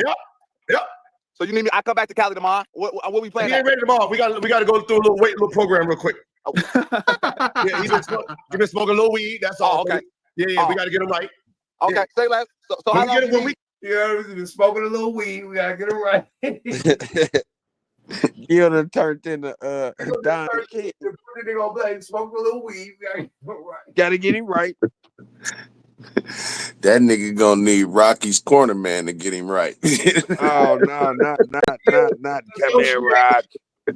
No, I ain't talking about old Nick. I'm talking about Apollo old corner man. Not that throwing the bald damn towel. Not throwing the damn towel. Throwing the towel. Throwing the towel. Come on, Creed. I'm saying throw in the damn towel. Throw in the damn towel. Shut up, Creed. Come on, Creed. Throwing the damn towel. That motherfucker was shiny. His head was shiny in the motherfucker, wasn't it? Shiny shit. Just the ball head. Hey, and I mean, I must break him. Hey, guys. He died. You can say what you want about that nigga, but if you got that nigga in your corner, nigga, you can fight a bear, nigga. He went to Russia. Nigga. Look how his acting skills was. Like, that nigga was on point. That nigga was Man, crying. come on. He only had a couple little parts, but that nigga shined on his little couple parts, nigga. I thought he was dead for real, man. James Brown even was looking crazy. Y'all been doing that. Like that nigga was live at goddamn the Twin Towers dropping, nigga, like with the 9/11. That nigga fell nigga like nigga. He fell with one arm up, nigga, like 9/11 reporter. Yeah. Throw the damn towel. Throw in the damn towel. Oh my Lord. Hey, but yeah, man. Hey, Pat Bev with all the shit. The nigga said he needs some break because the nigga smoked some weed. I want y'all to catch that. Let's go, y'all. Fair use. He get him right. It's over. Don King, how long he need? Nigga, you the Don King.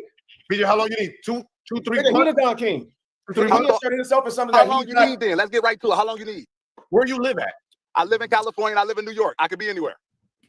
We need 2, because we real busy right now. Right. Yeah, you better hydrate, my boy. Yeah. You know too. Yeah. Hey, you know, little Yeah, nigga, I'm not playing nobody who ain't average over 10. We can beat him. So please stop. Hey, him. please stop fucking disrespecting me, dog. I'm gonna be the ref. Nobody who never averaged over 10. I'm gonna be the ref. We gonna win. Come on, man. I'm gonna be the ref. I got you. Come on, man. Like, come on, man. The role players talk. They disrespected you because you didn't put up your 100 bands, my man. You disrespected yourself, nigga. I still ain't hear you, nigga. I got that in the bank, nigga. You ain't nothing to me. You scored 10 points, nigga. I'll cook you, nigga. I ain't hear that. I just heard you ain't qualified to play me. But I just heard that you had a better career than me. Like, how you ain't qualified, but you had a better career? Let's go. Right. Let's let That make sense. Fair use. Talking like, come on, stop. First of all, listen, I respect what you've done in your career. Congratulations. If you average 35, if you average 37 in high school, and then get to the league and average over 10. 12-year starter. Ain't no bench players over here. No bench players. No bench players talking like starters. Starters talking like starters. Star. Were you a star? In my role, yes. 3 all-defensive trophies. Still playing right now. I earned $100 million in contracts. No, for sure. No, I'm giving to you on that. But what I'm talking about, I'm talking about niggas. I'm talking about niggas who actually really got buckets. Like, that wasn't my role. I'm just talking to them niggas. I'm not talking. That wasn't my role. I'm not talking to defenders. But that wasn't my role. I get what you did. I mean, I get what you did. I respect it, but that wasn't my role, though. As a hooper, you know, if that wasn't my role, that wasn't my role. All right. Well then, this I'm not talking to the role niggas. I'm talking to them niggas. Right. I'm talking to them niggas. I'm talking to them niggas. How you talking to a nigga that was on the bench on the team I was on? Lou Will was on the bench for 2 teams that I was to start on. Who said he gave you 40? And you believe that shit?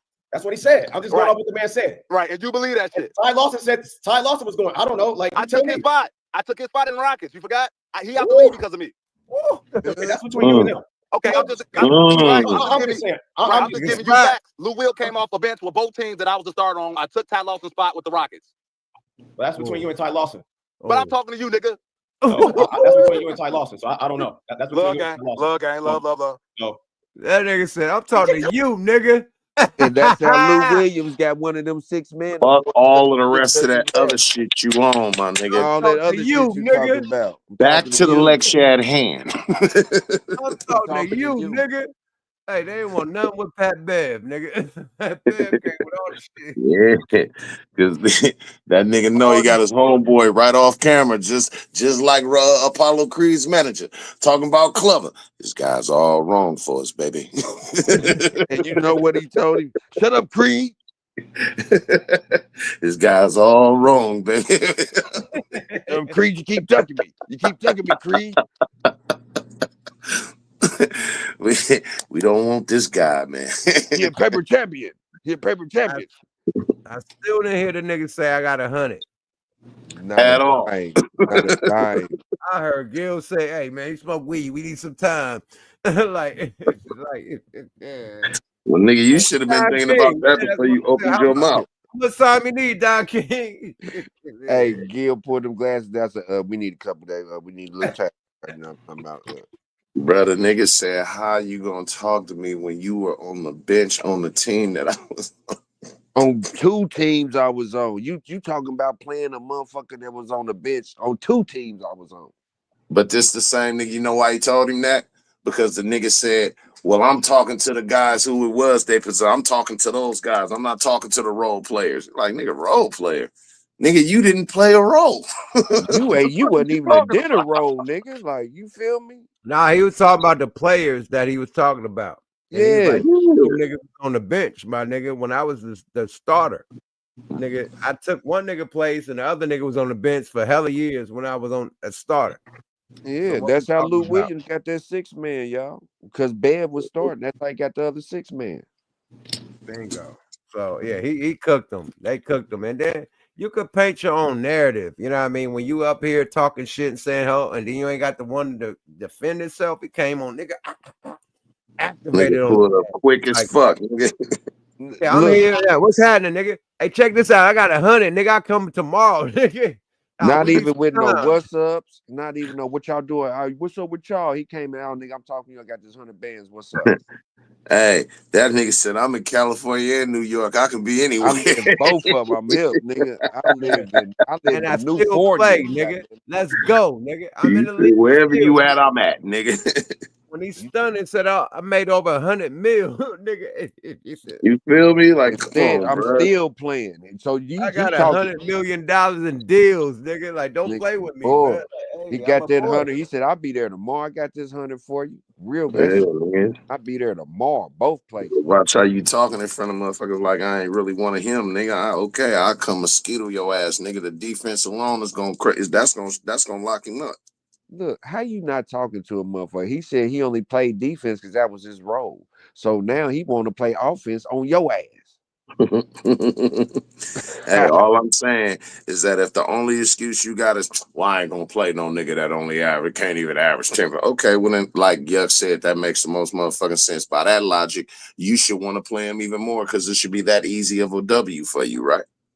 Bingo. That's all I was saying. If a nigga only average 10, I'm ready to play you right now for 200. Right.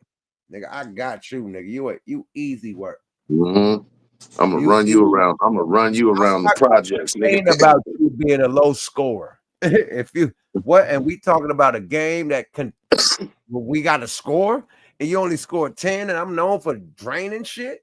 Oh, nigga, let's go. And I got the AI handles, nigga. Let's go. Not only that, my Oh, defense, nigga. my D. Yeah, that's what I'm saying. That nigga got that Scottie Pippen, that Klay Thomas defense, nigga. That D. You feel me? Come on, man. Like that's gonna bother him, nigga. But you can't call out somebody and then not expect to be called out. You can't be the call outer and then not be the call out to get called out. Bambalaya. You can't. I'm just making sure that shit ain't my ear. Uh-oh. That motherfucker went. That blunt flew. Hey, they'll do like every week here. We're gonna stop for a second, don't move, and see if we can find the smoke trail. You gonna be on fire. You hear me? Then That's nigga gonna start fire. smelling for it. That's when your sense of smell kick in. Like, I done smelled blunts down, nigga. Hey, I'm hip. If your spider sense ain't tingling, you know. Oh God. Yeah, you feel me? Like you gonna get that one left, that double sniff. Where is it at? Come on, bro. It don't never go where you think it went either. That motherfucker in your shoulder, yuck. No, the worst shit is when you smoking in the car and that motherfucker fall down on the side of the seat. Like, boy, you God gotta drive damn. like you a triangle, nigga. You gotta pull over, nigga. Boy, nigga, you gotta bend over and every motherfucking thing, nigga. And that blunt smoking too. That blunt smoking and it's looking at you. That motherfucker get up at you, nigga, like a log. Hey, yeah, I know you want to leave it alone, but you can't. Like, man, I gotta find this. Hey, we hold you down, yeah. Go ahead. We hold you down. Go ahead. I swear to God, this nigga look just like me when I'm doing all this shit to hey, say. Yuck, it don't never bounce where you think it is. It don't never bounce where you think that motherfucker. That motherfucker in your shoulder, in your sleeve. In the back of your mind, nigga ain't gonna quit saying, man, fuck that. I know that motherfucker. That's gonna keep happening until the nigga walk that motherfucker down. That motherfucker up under that Playboy bunny, smothered. Nigga, that nigga done lifted that motherfucking pillow up 80 times. And it's sitting right up here looking like, you don't see me. That well, you know you putting weight on that cushion. Check the crease of the cushions behind in the couch. Look, he found it on the floor. Oh, you got it? Smoke was coming from right up under me. I got it. Hey, that smoke signal. I was looking for the smoke. That shit started. That's right here. Follow the Tell smoke. that's when that Cherokee gonna kick in and you're like, hey, look for the smoke signal. Wait a minute. I just don't, nigga. The shit was on the carpet, nigga. Yeah, that's why I'm burning. I just don't want to leave it burning, nigga. Burn the whole carpet up, burning. You know what I mean? It's a studio. I want to find that. This long. It could be up there. It's gonna go out on the leather, but on the carpet, this is all going. Carpito, and it was on the carpet, flaming up. You had to block it. Or you had to block that. Yuck. You feel me? Got to. Yeah, I got it. Nice recovery. You know what I'm saying? On the first yard line. That's how we hold this shit down. Field goal instead of a touchdown. We got it back though. We good. Man, you know, we still up 12. Yeah, man, we good money, man. You feel me? But Hell look, yeah, man. I'm gonna ask y'all one question before we get up out of here, right? Because Talk to us. About, do you think it's an end, you know, to hip hop? Like hip hop is in a bad state right now. Like niggas is catching Ricos, niggas is dying. Like, look at the real hip hop shit that's coming out. It's barely coming out. Do you think hip hop is coming to an end? Because it's real shaky right now, my nigga. How y'all feel about it? I don't think so. I'm gonna tell you why. Hip hop organically was the very first genre of music. Some would argue rock and roll, but I beg to differ. That was created by the youth. Unlike gospel, unlike blues, unlike jazz, this was created by a lot of adults. Hip hop was created by youth, so it always will speak to the youth. And since the youth is the lifeblood of hip hop and there's more younger motherfuckers than older people on the earth, it's never gonna go away. It may get diluted, it may get distorted, but it will never be destroyed. No, it's only gonna get better. It's happening now. You're starting to see other rappers start to integrate with country rappers and country music rappers, whether they black or white. And we, you know what I mean? So that integration is coming, is mixing up because hip hop has now went into other nationalities, white, black, whatever, and they embrace it. Always has. Yeah, I know. I'm saying back then and now. So look what we seeing now. So now it's got to evolve to something else. Like even with now, it's older rappers coming back. You know what I mean? Because of other shit, knowledge of what they old catalog, some selling it, but some people are coming out too. Like Yuck come out with something just for example, or somebody else like E40 and them. They keep coming out because LaRussell, he's young coming with the old. It's a lot of that. You know what I mean? It's the people that's in it. It's who us as fans and artists and people in the industry accept. Now it's got to get back to. I see it's getting back to lyrics, beats, the real essence of, you know what I mean? Everybody can rap, but even you have your own pocket of fans. So everybody ain't for everybody. I like that too. You know what I mean? But is it dying? It's back, but you know, it ain't never to the peak where I think it's supposed to be. And I ain't even gonna say that. I'm not gonna say in our era, the 90s, it should be like this, or the early 2000s. You know what I mean? That's the basis of where it's going now. Like West Coast need to get with South producers, vice versa, just need to intermingle so it can be, you know what I mean, what it really is. Because a lot of people don't know who Tech Nine is, or Killer Mike, which that's tripping me out. But both them two rappers got dumb money and they established, but they don't know. But they know. No, So I think everybody knows. You know what I mean? I think the rappers that is surviving is the people that got that fan base, that got that following. Right. You know, so them the ones that surviving in this shit. But I'm just talking about hip hop as a whole, my nigga. Look at how many albums is dropping nowadays, as far as the big dogs. A lot of niggas either dead or indicted. You know what I mean? Like literally, like the big dogs. You know what I mean? You get the females coming out, and then you get Kendrick Cole, and I'm talking about the big dogs from the street shit. I'm just talking about street shit. Street shit is dying off because niggas is either dying off or going to jail or about to be indicted or getting investigated to where niggas ain't even putting out music. Literally. So I'm talking about the culture of music right now. Like niggas like back in the day, like 2023, 2022, niggas is dropping every week. New motherfuckers. They drop a new video. It's not like that. It's like niggas had a lot of time to write. That was the pandemic. You know? I'm just saying, like it's just hella dry right now. It is. I can't. Dry. There's no creativity. You're right. Well, yeah.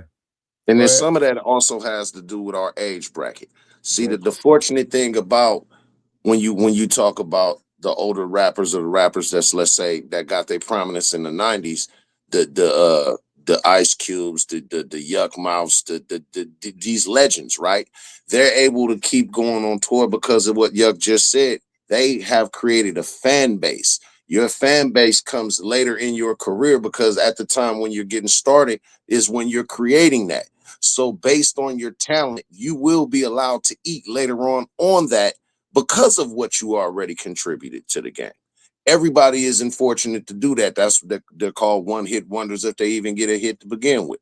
Some niggas don't never get that. And it's not as easy as people think as far as creating that longevity. And I think the difference with today's hip-hop is that motherfuckers go into it without even the thought of longevity.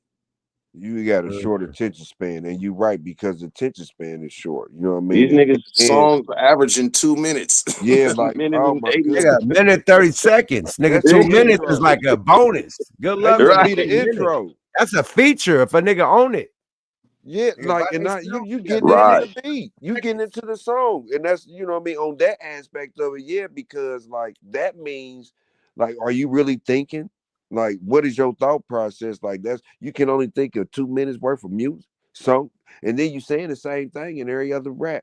Now that right there, yeah, you know what I mean. You can put out content all day long, and you can sound good to certain people. You know what I mean? But if you keep saying the same thing to a different beat, which is what we be hearing, not all the youngsters be saying it, but, and another thing, when, I hate saying when we was rapping or when we didn't have an age. When Yuck them came out, they wasn't young niggas rapping. Like when they first came out with 5 on it, they wasn't, oh man, them young, they was rappers. They was new rap. We didn't put an age or nothing on it. When you came out, you came out. You know what I mean? We didn't call Run DMC old, and they wasn't even older then. The music was changing. You know what I mean? It's going to continue to do that. I mean, and that part I have to respect and understand, because even in the 90s, when a lot of the ones who are in the Hall of Fame and who have went on to be great now, when they were creating their thing, in the 90s, motherfuckers had respect for the ones that came before them, but they took the music in a different direction. They wasn't on there sounding like their predecessors. That's why you didn't hear niggas like Scarface or niggas like that came from that era saying, nah, they took it somewhere else. Man, because it was a law within rap, biting to the, you know what I mean, to the smallest degree. You couldn't do it. You know what I mean? And I ain't bringing up no old shit, but it's why it was only one Ice Cream Man first. Don't you hear the music? Then somebody else was talking about, he was biting everybody else shit. Nigga, from Tupac to everybody, you know what I mean? And then like it got accepted. But before then, man, you couldn't sound like nobody. I think that the drill shit in Chicago, when that shit happened, everybody followed that. I think that's what the YNs is feeling. The op music, you know, the drill op music. They got an op in every rap. They done smack some shit in every rap. They done, you know, you didn't do something in every rap. You didn't slide back in every rap. Every fucking song. So that's murder music, period. So that's in the way for the YNs. And it's like, come on, my nigga. Like, do you want to hear about somebody getting smacked in the club? Like, you trying to party and pop bottles and shit. I seen your ops and you didn't do nothing. I popped you. Like, what the fuck? It should be a balance. And the reason why I say that, because at the risk of not trying to sound like the cranky uncle in the chair shaking my finger at the young niggas, because I remember what it was to be young. We grew up listening to, here's a little something about a nigga like me. We grew up listening to, you know, that type of shit as well. But it was a balance.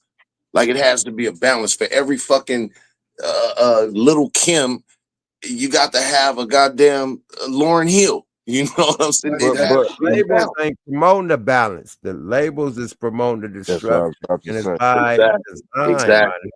Once they gave it a title, what you were saying, like, it wasn't gangster music. They like NWA and even the rappers before them that was gangster wasn't making gangster music. They was rapping.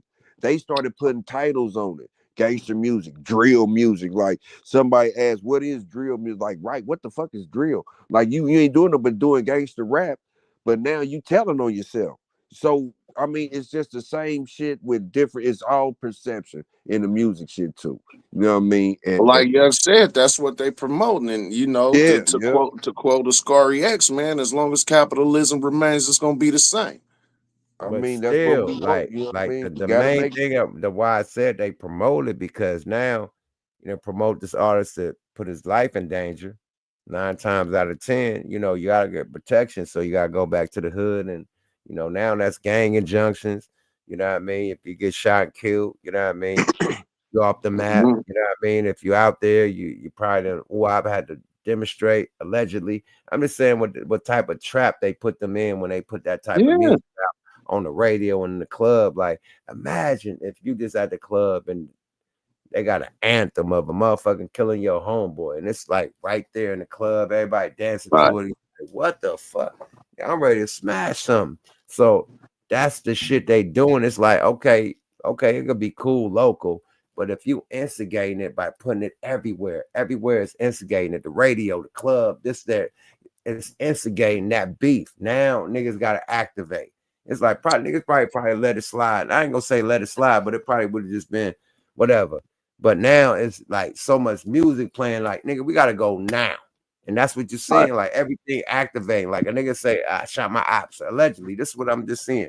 I did something to the ops. Now the op here, it's in the club, and boom, they threaten. Like they disrespecting their whole hood and everything. They just smashed on some shit. Now the op, fresh from the club, they gotta go. They didn't even hear the song until they got to the club. The video ain't even dropped yet. You see how now they the video drop, it solidified the shit. Nigga done came to your hood and pissed on the graveyard, all types of shit. All type of shit. Time to go. And the label done put this video out. TikToking it. TikToking the Right? little shorts. So like, come on, bro. Like, They Don King in the situation, nigga. They gonna win on both ends. Either way it the goes. record labels got to be responsible too. That's all I'm trying to say, man. Like you could choose, like they choose the singles you put out. You know what I mean? They say this song gonna go, this song gonna go, we're gonna go behind this. So if they going behind the op song, they choose to do that. The video behind it, nigga pissing on somebody's grave, whatever it is, they put the money behind that, marketing and everything. So the record label is just as much responsible for this disaster that's going down in hip hop music in the streets as the artist that's doing the music. Let me tell you, a lot of these niggas too, yuck, is bypassing the labels, because thanks to shit like, nigga, to be honest, all you need is a beat, a iPhone, and a fucking YouTube account. And these niggas is going on there putting independent videos going back and forth at each other. And yeah, when if a record label decides to throw some money behind it, they're definitely perpetuating that shit. But a lot of these motherfucking youngsters is just circumventing the whole record label scene and just saying, basically, we can use the internet to put our shit out. I mean, independence, that's great too. But then when you using it for something else, like that's always making everything so easy and simple now. That's watering down from the sales of everything, which is good. You know what I mean? Because you putting your shit in your shit. You're supposed to be able to have the phone or them tools to be able to do your own music and video. But when they see that and they know what you done put out is about to fuck up or perpetuate violence or something against something, that's gonna sell. You know what I'm saying? And the real shit about it, when you are independent like that, you just really rapping to put your music out. The business side is the last thing you know it. The only thing you want is the bread. So that's the quick, fast to do it. The labels ain't telling you what they already know what they doing. Oh, you got a beef with the rival, huh? And he probably banging, you know what I'm saying? Before you can even get your shit dry on the paper, you done went on TikTok and did your little whatever did shit, and then about the next day or that weekend, you got your chain, you done showed your little niggas, they know where you coming out of. Rat-ta-ta-ta. But You ain't even been able to put your shit out. What I was saying is this, like the RICO case, right? If you fund any of this shit, you in the RICO. So Young Thug and them caught a RICO. That's the new shit. RICO, right? So you need money to fund this shit. If the record label is paying you money to fund this shit, allegedly, they supposed to perpetuate. Where the money come from? Yeah. You So feel is that me? why Drake? And you know that this one allegedly is part of, you know what I mean, activities or whatever, allegedly, then you should be guilty too. How the record labels are getting away with this shit? That's my question. Like, okay, this one is doing this one is doing that. You putting it out and pushing it, and niggas get arrested or get killed, but the record label is just innocent.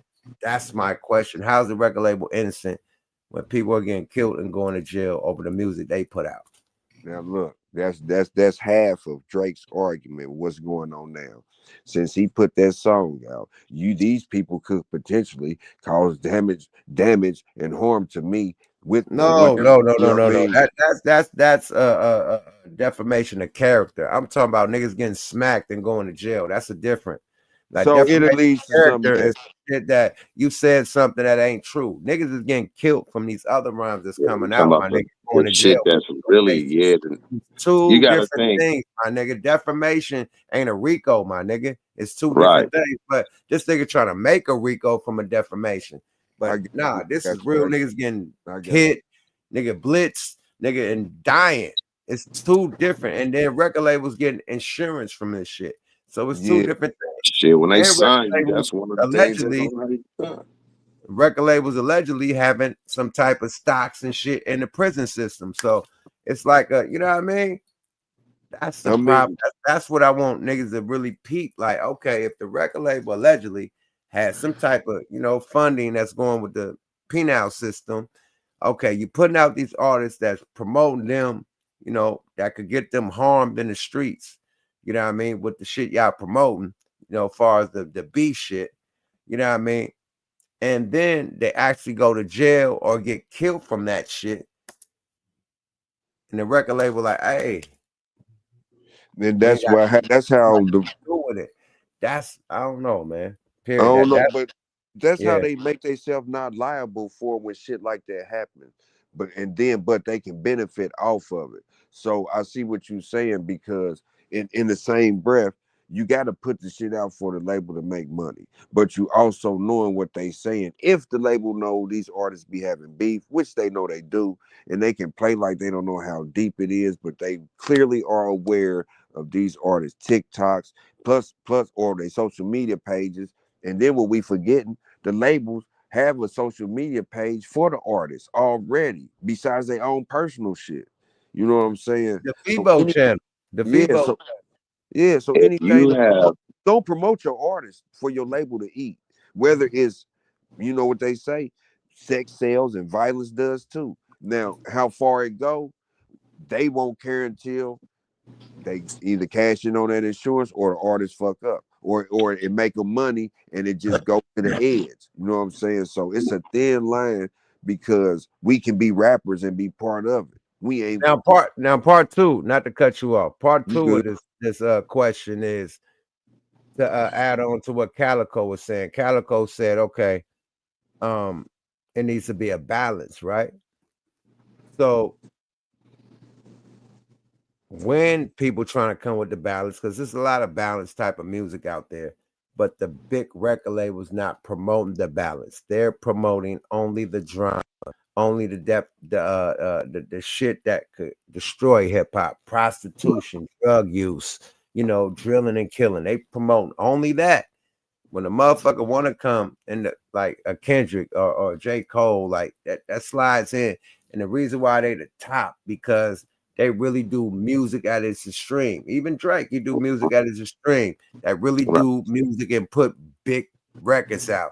Other niggas making shit in their closet, my nigga, that ain't even mixed right. And they putting that shit out as an anthem for some street drill shit, and it's lit. And niggas, you know, it caused drama. Like a lot of people dying.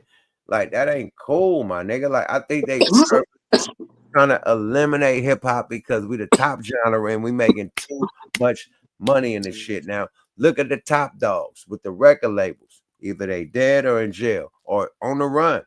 Like, why the top dogs ain't dropping, right? We got all the little ones, not the little ones, but the ones in between. Like the big dogs that run shit. Why they ain't dropped? I'll wait. You know what? And then, like we were just saying too, like, and that's why I said it's dry. That's why I said it's dry. Yeah, Calico touched on it though. A lot of them now rappers is taking their own shit in their own hands, which I think they should have been doing. You got, like he was saying, you got the iPhone, you make your own videos. Hell, you can use the iPhone and make beats, videos, and movies and everything. One stop Big shop. dogs ain't doing that. The big dogs Exactly. is doing It's shit over like for 'em. Ku Klux Klan, Kanye, Ku Klux Kanye. They doing shit like that. Like the big dogs ain't dropping no motherfucking albums or starting no independent outlets for everybody. Like they chilling. You know why? They on vacation right now. That's where it's A motherfucker, they do a motherfucking tweet and make it go crazy. They ain't even gotta drop an album. The big That's where dogs, it's they do a focused. tweet. They and make enjoying it their go money right crazy. now. Yeah.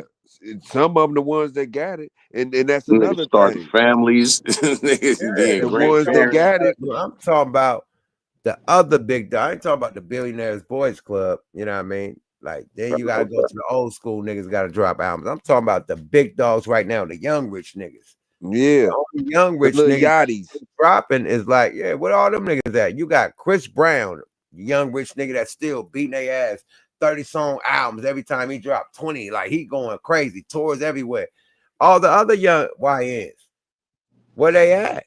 That's R&B too, but but he's eating. But Bow Wow and them ain't eating on the R&B shit. You know what I mean? They tour. Bow Wow ain't an R&B artist, my nigga. But I'm just giving you an Trey example of both Songz at? of When the last time you heard Trey Songz drop He an on that album? tour with them. Omarion and all these niggas. All three of them niggas Come is on, on man. tour Where's together. Lloyd at right now? They all on tour, nigga. And they shit ain't shit. But just like let's said, look at that. Hey, I got that's the last one we gonna get on before we get up out of here, man. I gotta show the millennials. That nigga, boy, I didn't know. you see that shit, young. Hey, I'm glad we was. Hey, this shit is made, but TikTok got no chill on these niggas, man. What the fuck happened on the Millennium Tour? Hey, shout out to Tisha Tales, man. God damn, man. Hey, man, the You already Millennium see the Tour. still shot. What is up with this nigga chest area, man? Like, what the fuck is, boy? Come on, man. Yeah. That nigga look like a cow trying to milk some kids or something. That boy look like a lowercase b, don't he? Look at him. God damn, boy. A Minecraft block. He look like a Minecraft block, don't he?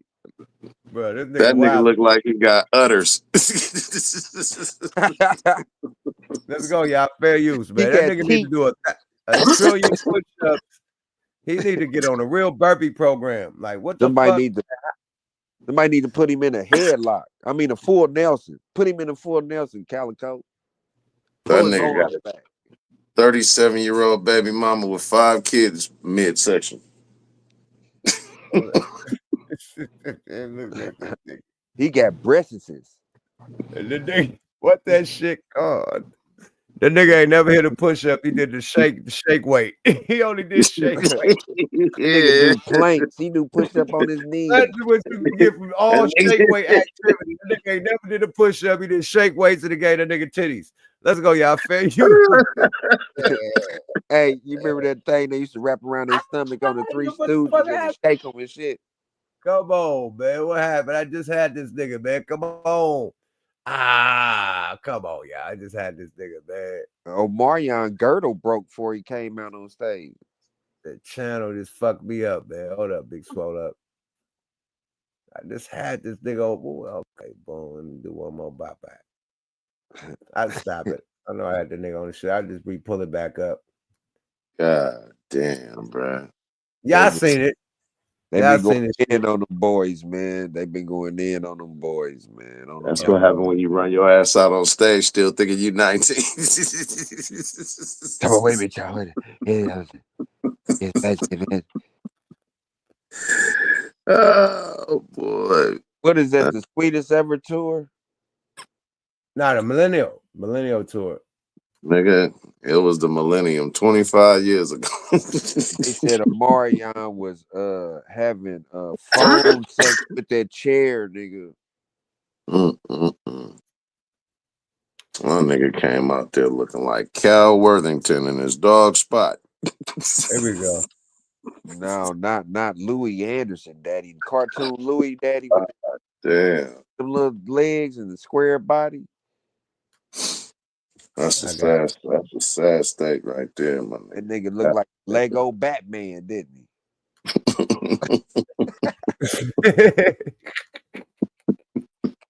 The Lego Flash. That look better than anybody else said. Look at the Lego Flash. Look like they ain't even prepared nothing. They was just like, all right, we're gonna go on tour, boom. Because Nivea looks a mess. Like, and all she gotta do is put on a normal outfit, a normal wig, mic, and sing the song. Like, why is she up there trying to dance with the dancers, like all out of breath? Like, nobody asked you, you're not Beyonce, like nobody asked for that. Why is Omarion cussing the people out? Come on, get the F up. This is a concert. Excuse you? Boy, how about you get the F up and leave? Because obviously we're not entertained by you, and hence why they sitting down. Like, he's too cocky for me. I can't. Like, boy, if you don't finish Post to Be and get off, I don't know why Rick Ross is there. His music is not really like part of the Millennium era, honestly. Trey Songz, and it's just crazy to think like Trey Songz really used to be Trey Songz, like, but now it's just like, no, them videos I seen, girl, it don't give. Like, it give. He didn't drink and smoke too much, and he can't do it no more. I don't know. It just don't give that. Like, you know what I'm saying? And then Ray J up there, everybody knows Ray J cannot sing. Everybody knows that. So I don't know why he's up there singing his little 3 songs with Bobby Valentino, Pleasure P, and Sammy, like they're a group or something. Like, yeah, I don't know. Like, y'all need y'all money back, because I went to the first 2 Millennium Tours.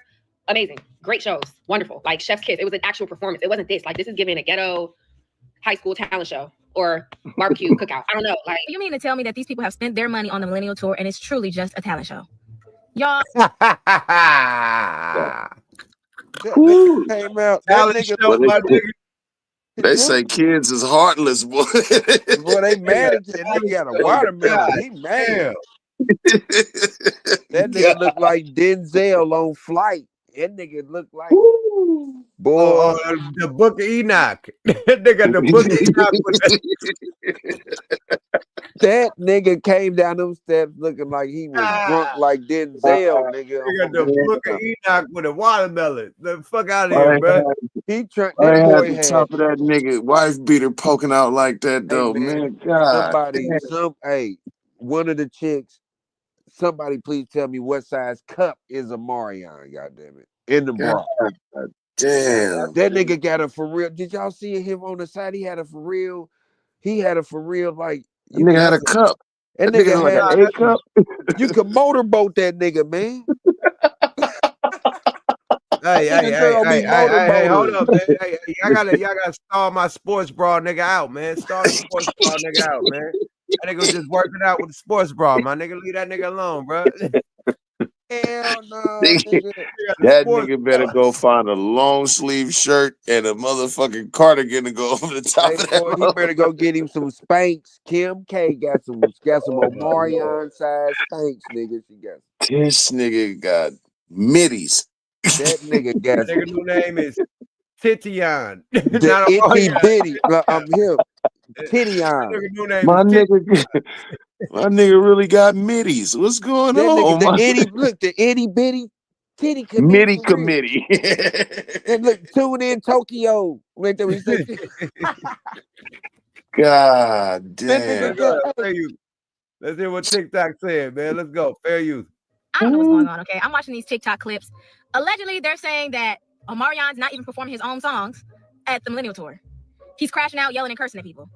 Ray J is allegedly only performing One Wish, like no other songs, just One Wish. And while I'm on that topic, why is he dressed like an airline stewardess? Like, I don't understand.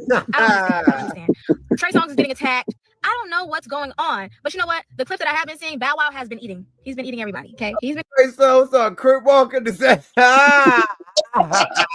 said Bow Wow been getting it in, nigga, like he the best one. Oh, man. But he want to fight Omarion. No. What's the nigga, Kurt Walker? Yeah, it's a beat to the old dub. Oh my Lord. I never knew he was active. What the fuck?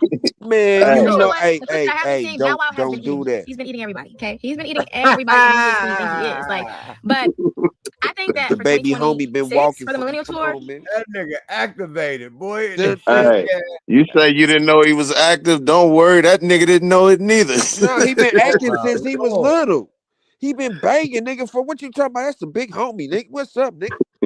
That's okay. Bow Wow. That's Bow Wow Loke, nigga. What you talking about, nigga? Oh my god. That big bow wow, I'm done, my nigga. That big bow. Nigga, what? Nigga, brain check. Nigga, brain check. These Home. motherfuckers right here, these Jamaican beef patties. Oh my god, nigga, I done smoked this weed. These motherfuckers hella Let's good. go, y'all. Fair use. We need to get Golden B2K back brown, together, too. okay? Because that's what people really want to see with the Millennium Tour. B2K back together. And we need to get all these unnecessary people that's on this tour off the tour. Because who is coming to see you perform one song? Like, come on now. I love Ray J, though. Ray J is a comedian to me. I love Ray J. But I'm not going to, like, imagine if Ray J was my favorite artist and I didn't pay all this money and he performed only one wish. I could watch the verses. Man, I just saw that clip of Omarion yelling at the people in the concert, and I just saw somebody show the whole set time in the set list, and it sounds like that Millennial Tour is 4 hours long. Nivea got on stage for like 10 minutes, and she just had like a health crisis or whatever, so I'm not going to really critique her on all those other things. But Omarion, you got 3 people on stage. To me, the whole Millennial Tour looks like people that peaked in high school. I'm sorry. A lot of those guys, you seen that from the versus battle. They were not working on their vocals. They wasn't proponing in on their craft. A lot of those guys ain't been popping since the early 2000s, especially Omarion. I don't know what's going on with his ego. I thought he was all unbothered and peaceful and zen and everything else. But apparently, he thinks it's still 2000. Who was the nigga that just crawled on the ground? Hey man, hey man. Who was this nigga?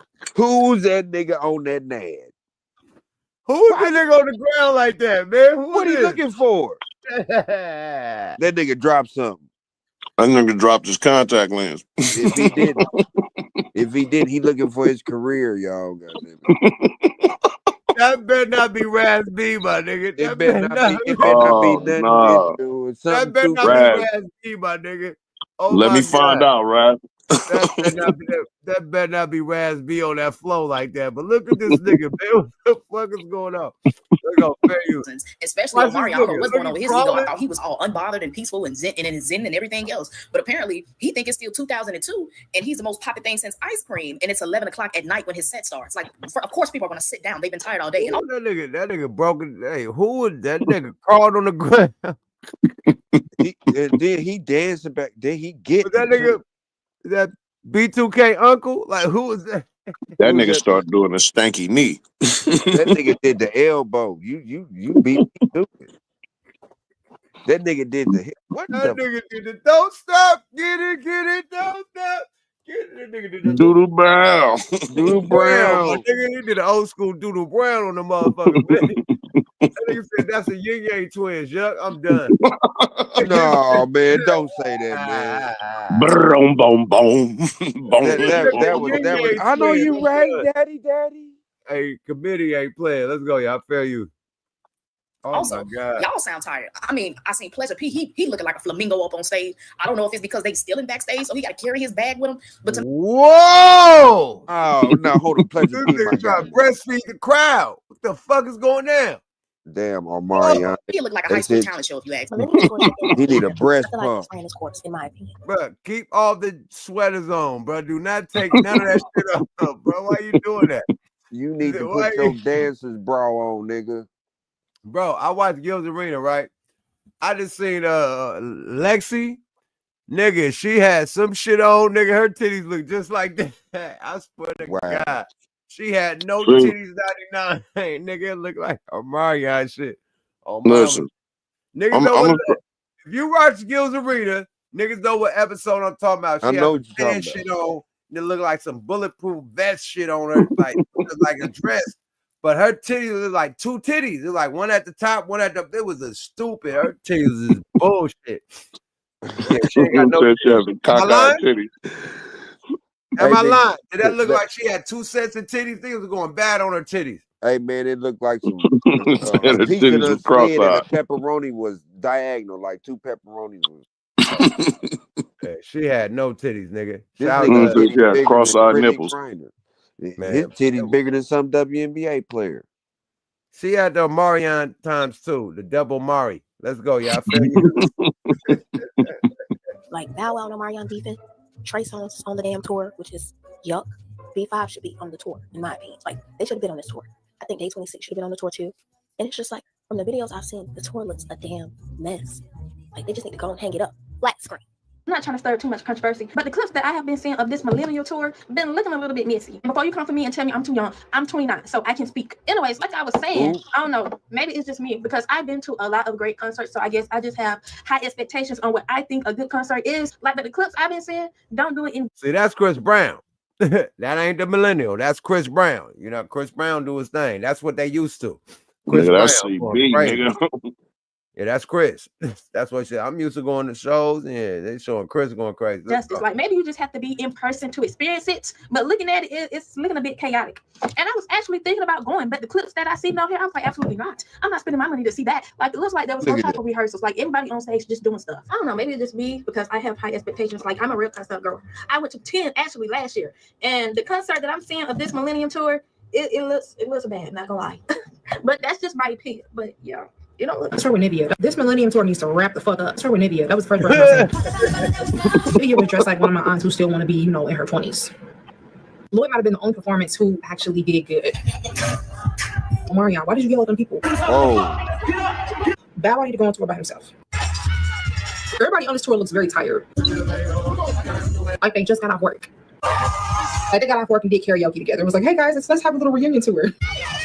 You want people to spend all this money on your tour, but you're not giving them their money's worth. It was me, bro. I would probably call my bank in the middle of the show and say, this is a fraudulent charge. That's not even my purchase. And I will leave, respectfully.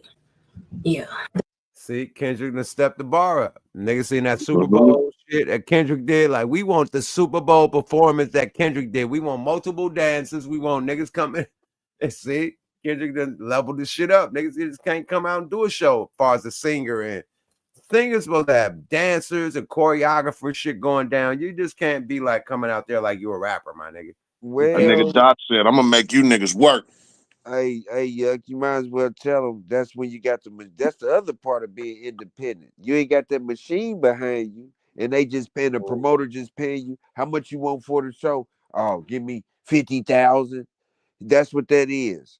All them motherfuckers getting like rappers. Them niggas ain't getting no 50,000. No, I'm just saying. I ain't saying that, bro. I'm just using that for example. I'm using that for example. Each. That's why they couldn't afford the dancers. Yeah, that's what I'm talking about. That's what I'm saying. Like, you feel me? 15 each, 20 for the headliner. Coachella different. I watched Megan Thee Stallion on Coachella. Lord have mercy. Now she had the full package. This Millennium Tour ain't Coachella, y'all. So what they talking about is what they expecting to see is what Yuck said. Like, you ain't getting no dancers. You ain't getting none of that. You getting them niggas. Megan can rap her ass off. Yeah, she can. She really can though. That's why Beyonce stands out. You see her have routines, dancers, and singing live, not no karaoke. It's going to be a show. You're getting a concert. You're getting entertainment. Nigga. Mm-hmm. There's a difference between a performance and an entertainment. Entertainment is different. Are you not That's why that's why no matter what nobody say, and that nigga, they tried to make him hip hop's punching bag. I will always go to war for Hammer, nigga. Sure. That too. Hammer was I will always go to war for Hammer, nigga. That nigga, you can say what you want. But nigga, somewhere in your lifetime, nigga, you stood in front of that TV and tried to bust one of the moves. I don't fuck what you talking about. May not have been the typewriter one, but nigga, you tried one or two of them steps. That's nigga. the one. It was called the typewriter. I call it the stand-up crab walk, nigga. I ain't know what it was called. But you had nigga, that was Chinese typewriter. Nigga, the nigga had on him a sideways Latin moon pants. walk. There's two dances niggas invented. Space walk / moonwalk, and that some bitch. But on some rap shit, like you gonna get a show, entertainment when you go see Tech Nine. Yeah, Tech Nine come with theatrics. Like you gonna feel like you at a motherfucking festival, Mardi Gras. Like he come with theatrics. Like this shit is like whoa. You gonna feel like you had a play, nigga. Yeah, a play. Like it's really like a musical, like shit like that. Like they really put it in and give it and lay it out, like for real. So it's a difference. And they doing this shit like rappers that just come standing. No, you supposed to have choreography, all that shit. You feel me? So especially the singers, man. Especially Omarion and Trey Songz and them. They know they supposed to be in shape. At least doing a couple 1-2s, a little choreography shit. You know what I mean? With a couple bad chicks or something. At least, even if it was this type of tour, you know what I'm saying? Once you get booked, you should have went on a 90 day, a 60 day. Them niggas came out there looking like they didn't book you. Say you go on tour next week. They gave you about a good 3 months. You should have went on your 90-day or your 60-day program to get ready. All push-ups. All and sit-ups. And sit-ups. That's all. Get your burpee right, nigga. All burpees, my nigga. He should let a motherfucker keep him in a full Nelson for 2 weeks. Nigga should do that nigga LA County for about a soft month, nigga. Spreads and burpees would have had that nigga right. He would have been back. Period. Them niggas came out there looking like they did that show on the Monday after Super Bowl Sunday. Hey man, did they say they pulled up to the after party or something? Like, yeah, let's just go to the after party. You got paid for a walkthrough. Did they say Lil Wayne's wife Nivea? Was she on tour too? I don't know. Let's go, y'all. Fair use. I thought someone. I really hope none of the celebrities on this lineup was talking about we believe victims, protect this, we support that, and then went and let Trey Songz headline on this tour. I really hope y'all wasn't condemning this person, that person, and the third because they was out of pocket, harming and flagrantly violating. And then y'all let Trey Songz headline on this damn tour. But I guess I shouldn't be surprised because you also let somebody who facilitated the sexual assault of their own child, underage, by a grown-ass person on the tour. I shouldn't be surprised. Let this serve as your reminder that caring about sexual violence is trendy and motherfuckers really don't give a shit. Of the Millennium Tour crashing and burning. And it really makes me sad because I went to the Millennium. Did he get a boob job that went wrong? I don't know. He must have got. I was thinking that nigga was on some BBL Drizzy. Yeah, he was about to come out. With them BBLs on the chest, my nigga, and then really like BBL Marin. He didn't finish. He didn't go back. He didn't continue his exercising. Like you could get the BB, but you gotta keep going. You gotta or get he the probably L got his too. shit in the DR and then go back to the DR. You know how that should be. That motherfucker L is That lit. nigga got his shit did by a nigga in a hotel named Raul. He got his titties done by a nigga that cook oxtails, nigga. That nigga titty looked like some motherfucking collard green fat, nigga. That nigga was laying on the mattress like, man, you sure this how it's supposed to go? And nigga said, it is okay. It is okay. That nigga titties look like the witch doctor from Shaka Zulu titties. Boom, boom, boom, boom, boom, boom, boom. Black ass witch doctor. That's Yeah. witch doctor titties. Nigga didn't know if that was a man or a woman. That nigga got titties like a safari lion guide. There we go, y'all. Fair use. Millennium Tour in 2021 or 2022. I think it was 2021. And had a grand ball. Like, it was so much fun. The performances were really good. It was worth my money. I don't really know what all is going on behind the scenes, but this is why the Millennium Tour isn't working this time around. First of all, I think there's just been a huge lack of preparation. Like I said, I don't know what's going on behind the scenes with rehearsals and all of that, but the performances just do not seem like they were well rehearsed, like they were well thought out. I don't know what's going on. And when you do a tour like this, you have to be very, very cognizant of your audience and what they want to hear. They want to hear you in your heyday. So that's problem number one. Another issue is that if you're going to do an arena tour, you got to make sure that the stage and the performance matches that. What I mean is every clip that I've been seeing feels very like club performance. And it's like, do you know you're performing like at an arena? Like there's thousands of people. Like this isn't like a cute pop-up club hosting. Like I'm just not seeing like a lot of like production value. I'm not seeing no like pyro. I'm not seeing a bunch of dancers. I'm just not seeing great production value. And to me, when I think of the Nigga, no pyro. Look at what Ray J doing. What the fuck?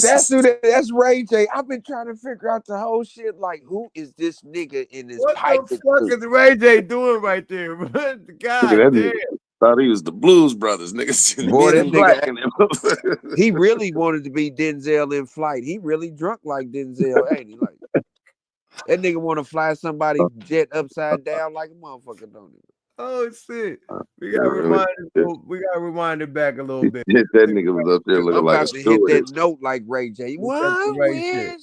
Let's get some Ray shit right quick. That artists from the early thousands, and I'm thinking Millennium Tour, I'm thinking grand stage, grand production. Like that's what y'all used to do. That's what y'all used to give. So why is that not being done now? And I know, budgets are a thing. The economy is wild for a lot of people. So, that could be it as well. But I just feel like if you couldn't do it all the way, if you couldn't execute all the way, it shouldn't have been done at all. But that's just my opinion. I hope that people that have gone and are still going, I don't know when the tour is over, but I hope that people are enjoying themselves. It's just literally every day. I haven't seen one good thing about the Millennium Tour. And I'm like, is it really like not good? So yeah, I just want to give my little 2 cents on that. I never planned on going because once I saw who How the fuck you gonna talk about it and then go? Now we got to talk about her animated. Looking at the footage. Yeah. You probably say like, okay, they coming to my city the next 3 shows, and then they gonna be in my city.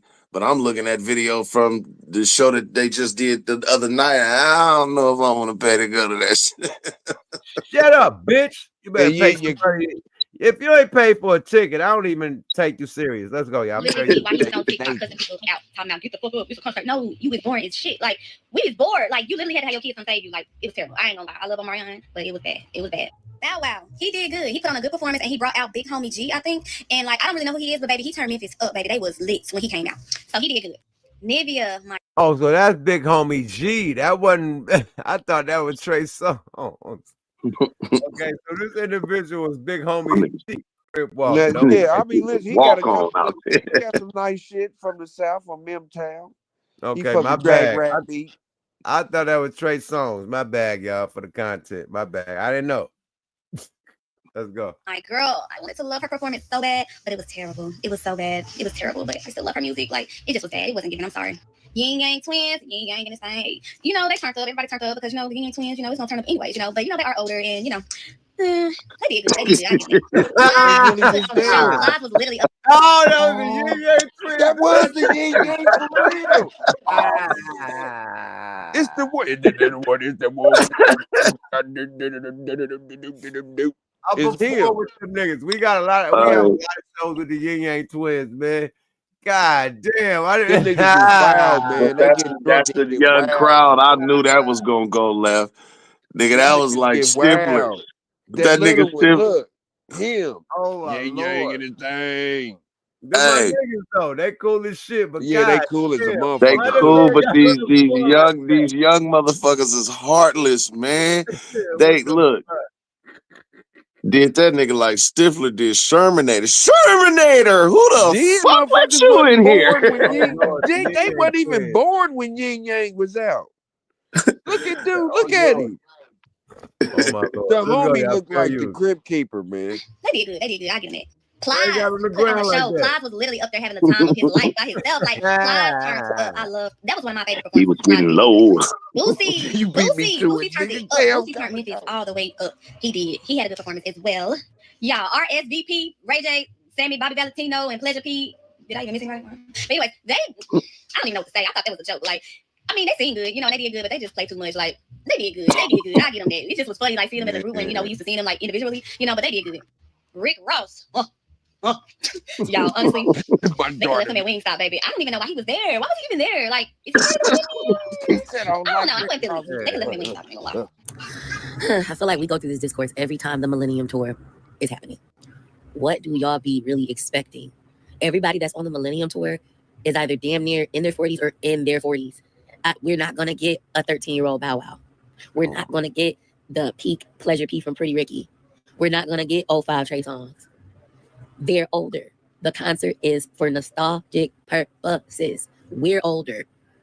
Like, y'all, like, it's okay. I don't know why y'all keep expecting all these bells and whistles.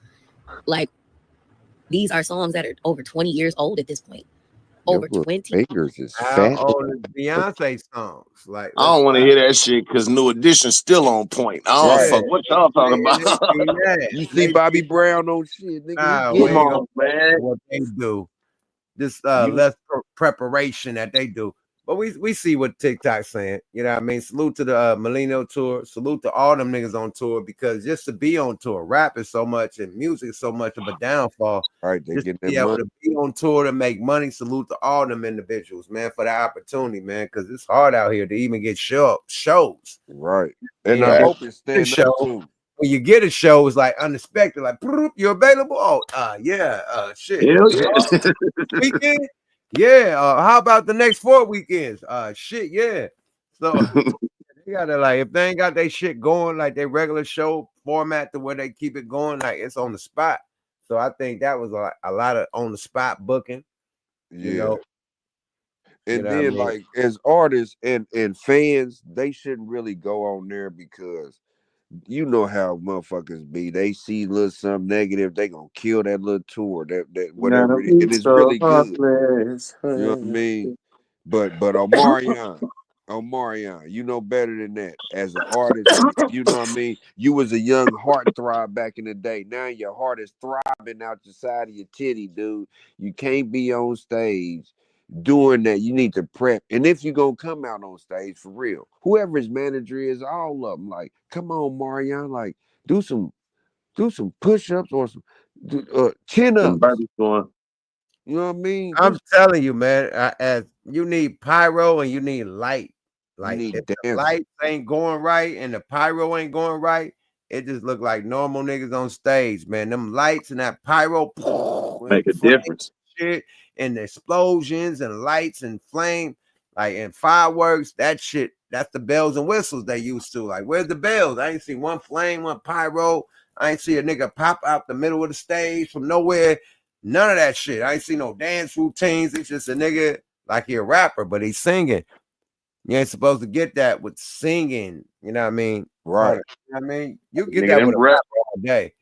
But Them not wrestlers figured that out. Did you see bells the and arena, whistles and everything.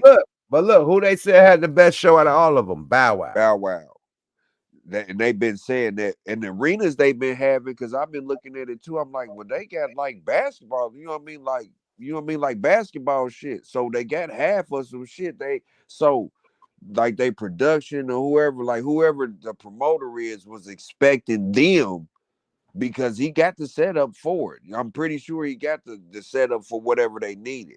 It's probably them what they ain't got. You know what I mean? As far as like, because you know, rappers, y'all loony rappers are gonna bring their own shit. You know what I mean? Your own production, your own pyros, your own whatever. You know what I mean? That's what the stage setting got. Like the big dog supposed to have that. Like somebody just said when we was on Fremont, they had the drones, they had everything. Like nigga, all types of shit, lights, nigga. It's in Vegas, Fremont. We performed on that avenue, on the whole whole strip on Fremont.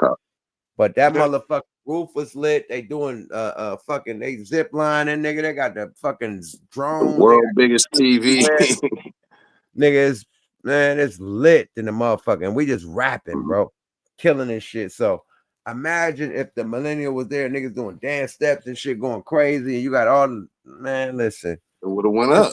It's on the stage, people. The stage people, like how you set it up. You can set up your screen to have whatever your movie in the background, whatever that shit is. You can set up some shit to where, okay, we need pyro when I do this. Boom, pop this. Like that whole shit when Kendrick was doing the shit on Super Bowl. That type of shit. The lights snapped out when he did the, you know what I mean? Some shit like camera angle shift, all that shit. It's like when you do a pop, pop, pow, you hear some boom, boom, boom, boom. When you do your pop, like it's skits and shit that you would need the pyro to, you know what I mean, transition the songs. Boom. Or the big chorus come on. Boom. Put the pyro with the chorus and shit. Like that all matters, my nigga. Wardrobe, everything changes. Wardrobe, everything. Everything. You know everything, all bro. That. So now imagine niggas like New Edition that been around long as they is, nigga, change outfits 4 times in a show. Rappers, the few shows we done, we changed a couple outfits, but just to get into the groove where if it do jump off, we knew that you gotta have that. You know what I'm saying? Like in between sets, if Yuck come out, you know on the Biggie tour. Yeah. On the Biggie tour, them niggas changed outfits 3 times. Puff and Biggie and them changed outfits 3 times between that whole set. You go by your catalog. You know what I mean? We got a gang of songs. We suits. They come out with the suits. They come out with the jerseys, and they come out with the motherfucking the what them shits called, the Bill Cosby joints, the Coogis. They come out with the Coogis. The Coogis, period. You know, the Coogis and the Versace's. Coogis and Versace's in the last one. But they had the jerseys with the bad boy shit first. Then they come out with the suits. And then they ended with the suits, but they come out with the other shit, the fucking Versace's and the Coogis. Then they come out with the straight suits, black and white suits, nigga, with the top hats and shit that ended with that. So they do 3 outfit changes, my nigga, in one show. I seen them Jay-Z and R. Kelly them did it. I went on they shit. They you know what I mean? They did a whole bus. They had a bus come through the wall and shit. Then they took that out when it stayed. Then R. Kelly came, changed. You know what I mean? But I didn't see none of that. This dude came out, he forgot his bra, but he bought a watermelon with him. You know what I'm saying? I'm Nigga done. bought That one we slice out of this watermelon. motherfucker, man. We could keep going all night on these niggas, man. I was about to leave after this, man. It's 3 o'clock in the motherfucking morning out here. It's probably 6 o'clock where y'all at, 5 o'clock where y'all at, my nigga. It's time to go night dynamite. Period. I gotta get to my my boss plate. You know what I mean? Salute to my wife, Kizzy. Give y'all shout outs, my brothers. Hey, I want to shout you out for this new endeavor we about to be on. You know what I'm saying? It's official. You know what I mean? We alumni, Smoke a Lot Radio, Calico. We in here, baby. You know what I mean? So it's on. I ain't got to say no more. You know what I mean? Thanks, Yuck, for this blessing. Log me in, hit me on the DMs with y'all numbers, and I'm gonna talk. You know what I mean? Get some real. You know what I mean? Let me know how I can do all that. What I got to get you on, like whatever platform. No, the fucking the IG, the fucking regime general. Gotcha. Y'all both hit me on that. I already follow Calico. I ain't got your shit yet. All right, I got you. But Calico, salute. You know what I mean? And salute for to you, brother. You know what I mean? The riches, you know what I mean? See, we riches, but we drilling them, baby. You know what I mean? Right Absolutely. on. Off top, man. Let's get this shit, man. Appreciate y'all, man. Calico, what's your shit, Brett? Hey, man, look, once again, man, salute to the fire-breathing dragon for opening up the platform for all of us to build, enjoy, and come in and take a part of, man, as usual. Hats off to you for that, my brother. Salute to the great name Gooch, man, and the whole motherfucking team, man. Lady Divinity, Unseen TV, Network, Go there, man. I mean, the whole motherfucking team, man. You feel me? Go, man. You know what I'm saying? To my Uso Toy boy that we just lost out there, man, for my Vallejo brothers, man. Salute to you. To my East Coast partners, man. We just lost a brother, Yak. You know what I'm saying? OG's finest, man. OG Yak, Chicago's finest. Excuse me, man. We just lost that brother. So salute to him and his family, and I can, send my condolences and all of that. But other than that, we're gonna end it on a good note. One more win. You know what I'm saying? Make sure y'all hit them motherfucking cash apps ass up, man. One more win. Yep. Appreciate you, man. And thank you for the crowd. You know what I'm saying? Voting me into this position. Yuck, making it official like Bin Laden with a missile, man, and we're gonna take them on one. Let's get it, bro. Appreciate you. Yada. Yeah, man. I gotta change the shit to What the Fuck Weekly. It was supposed to be Smoke a Lot Radio tonight. My co-host couldn't tap in. They busy and shit. We all busy and getting busy in the city. Definitely gonna be another episode of Smoke a Lot Radio coming soon. Not next week, because we're going through our preparations for our brother Gomac, man. You know what I mean? His funeral is next week. You know what I mean? So we shutting everything down for that. You know what I mean? And after that, like first week of May, you know, we back in this motherfucker doing our 1-2, man. So big rest in peace to Gomac.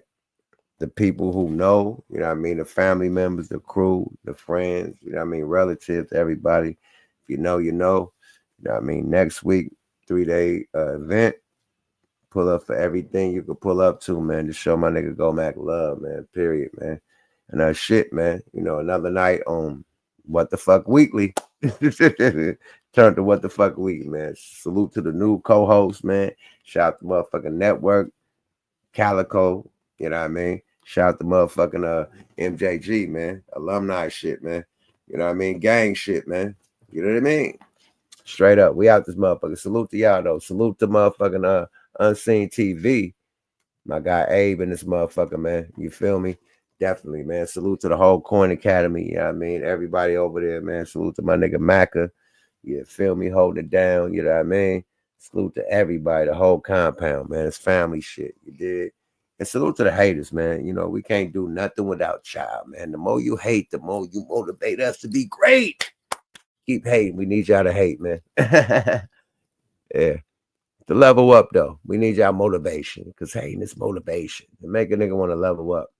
Because the best success is, the best revenge is success. You catch it. You feel that shit in. On that note, we out this motherfucker. Subscribe to the new channel, though. Yuck Mouth Live. Hit that motherfucker. Let's get that bitch to 1,000 subscribers so we can get monetized. You feel? I don't know what's going down with this channel, but we got to make a plan B, a plan C.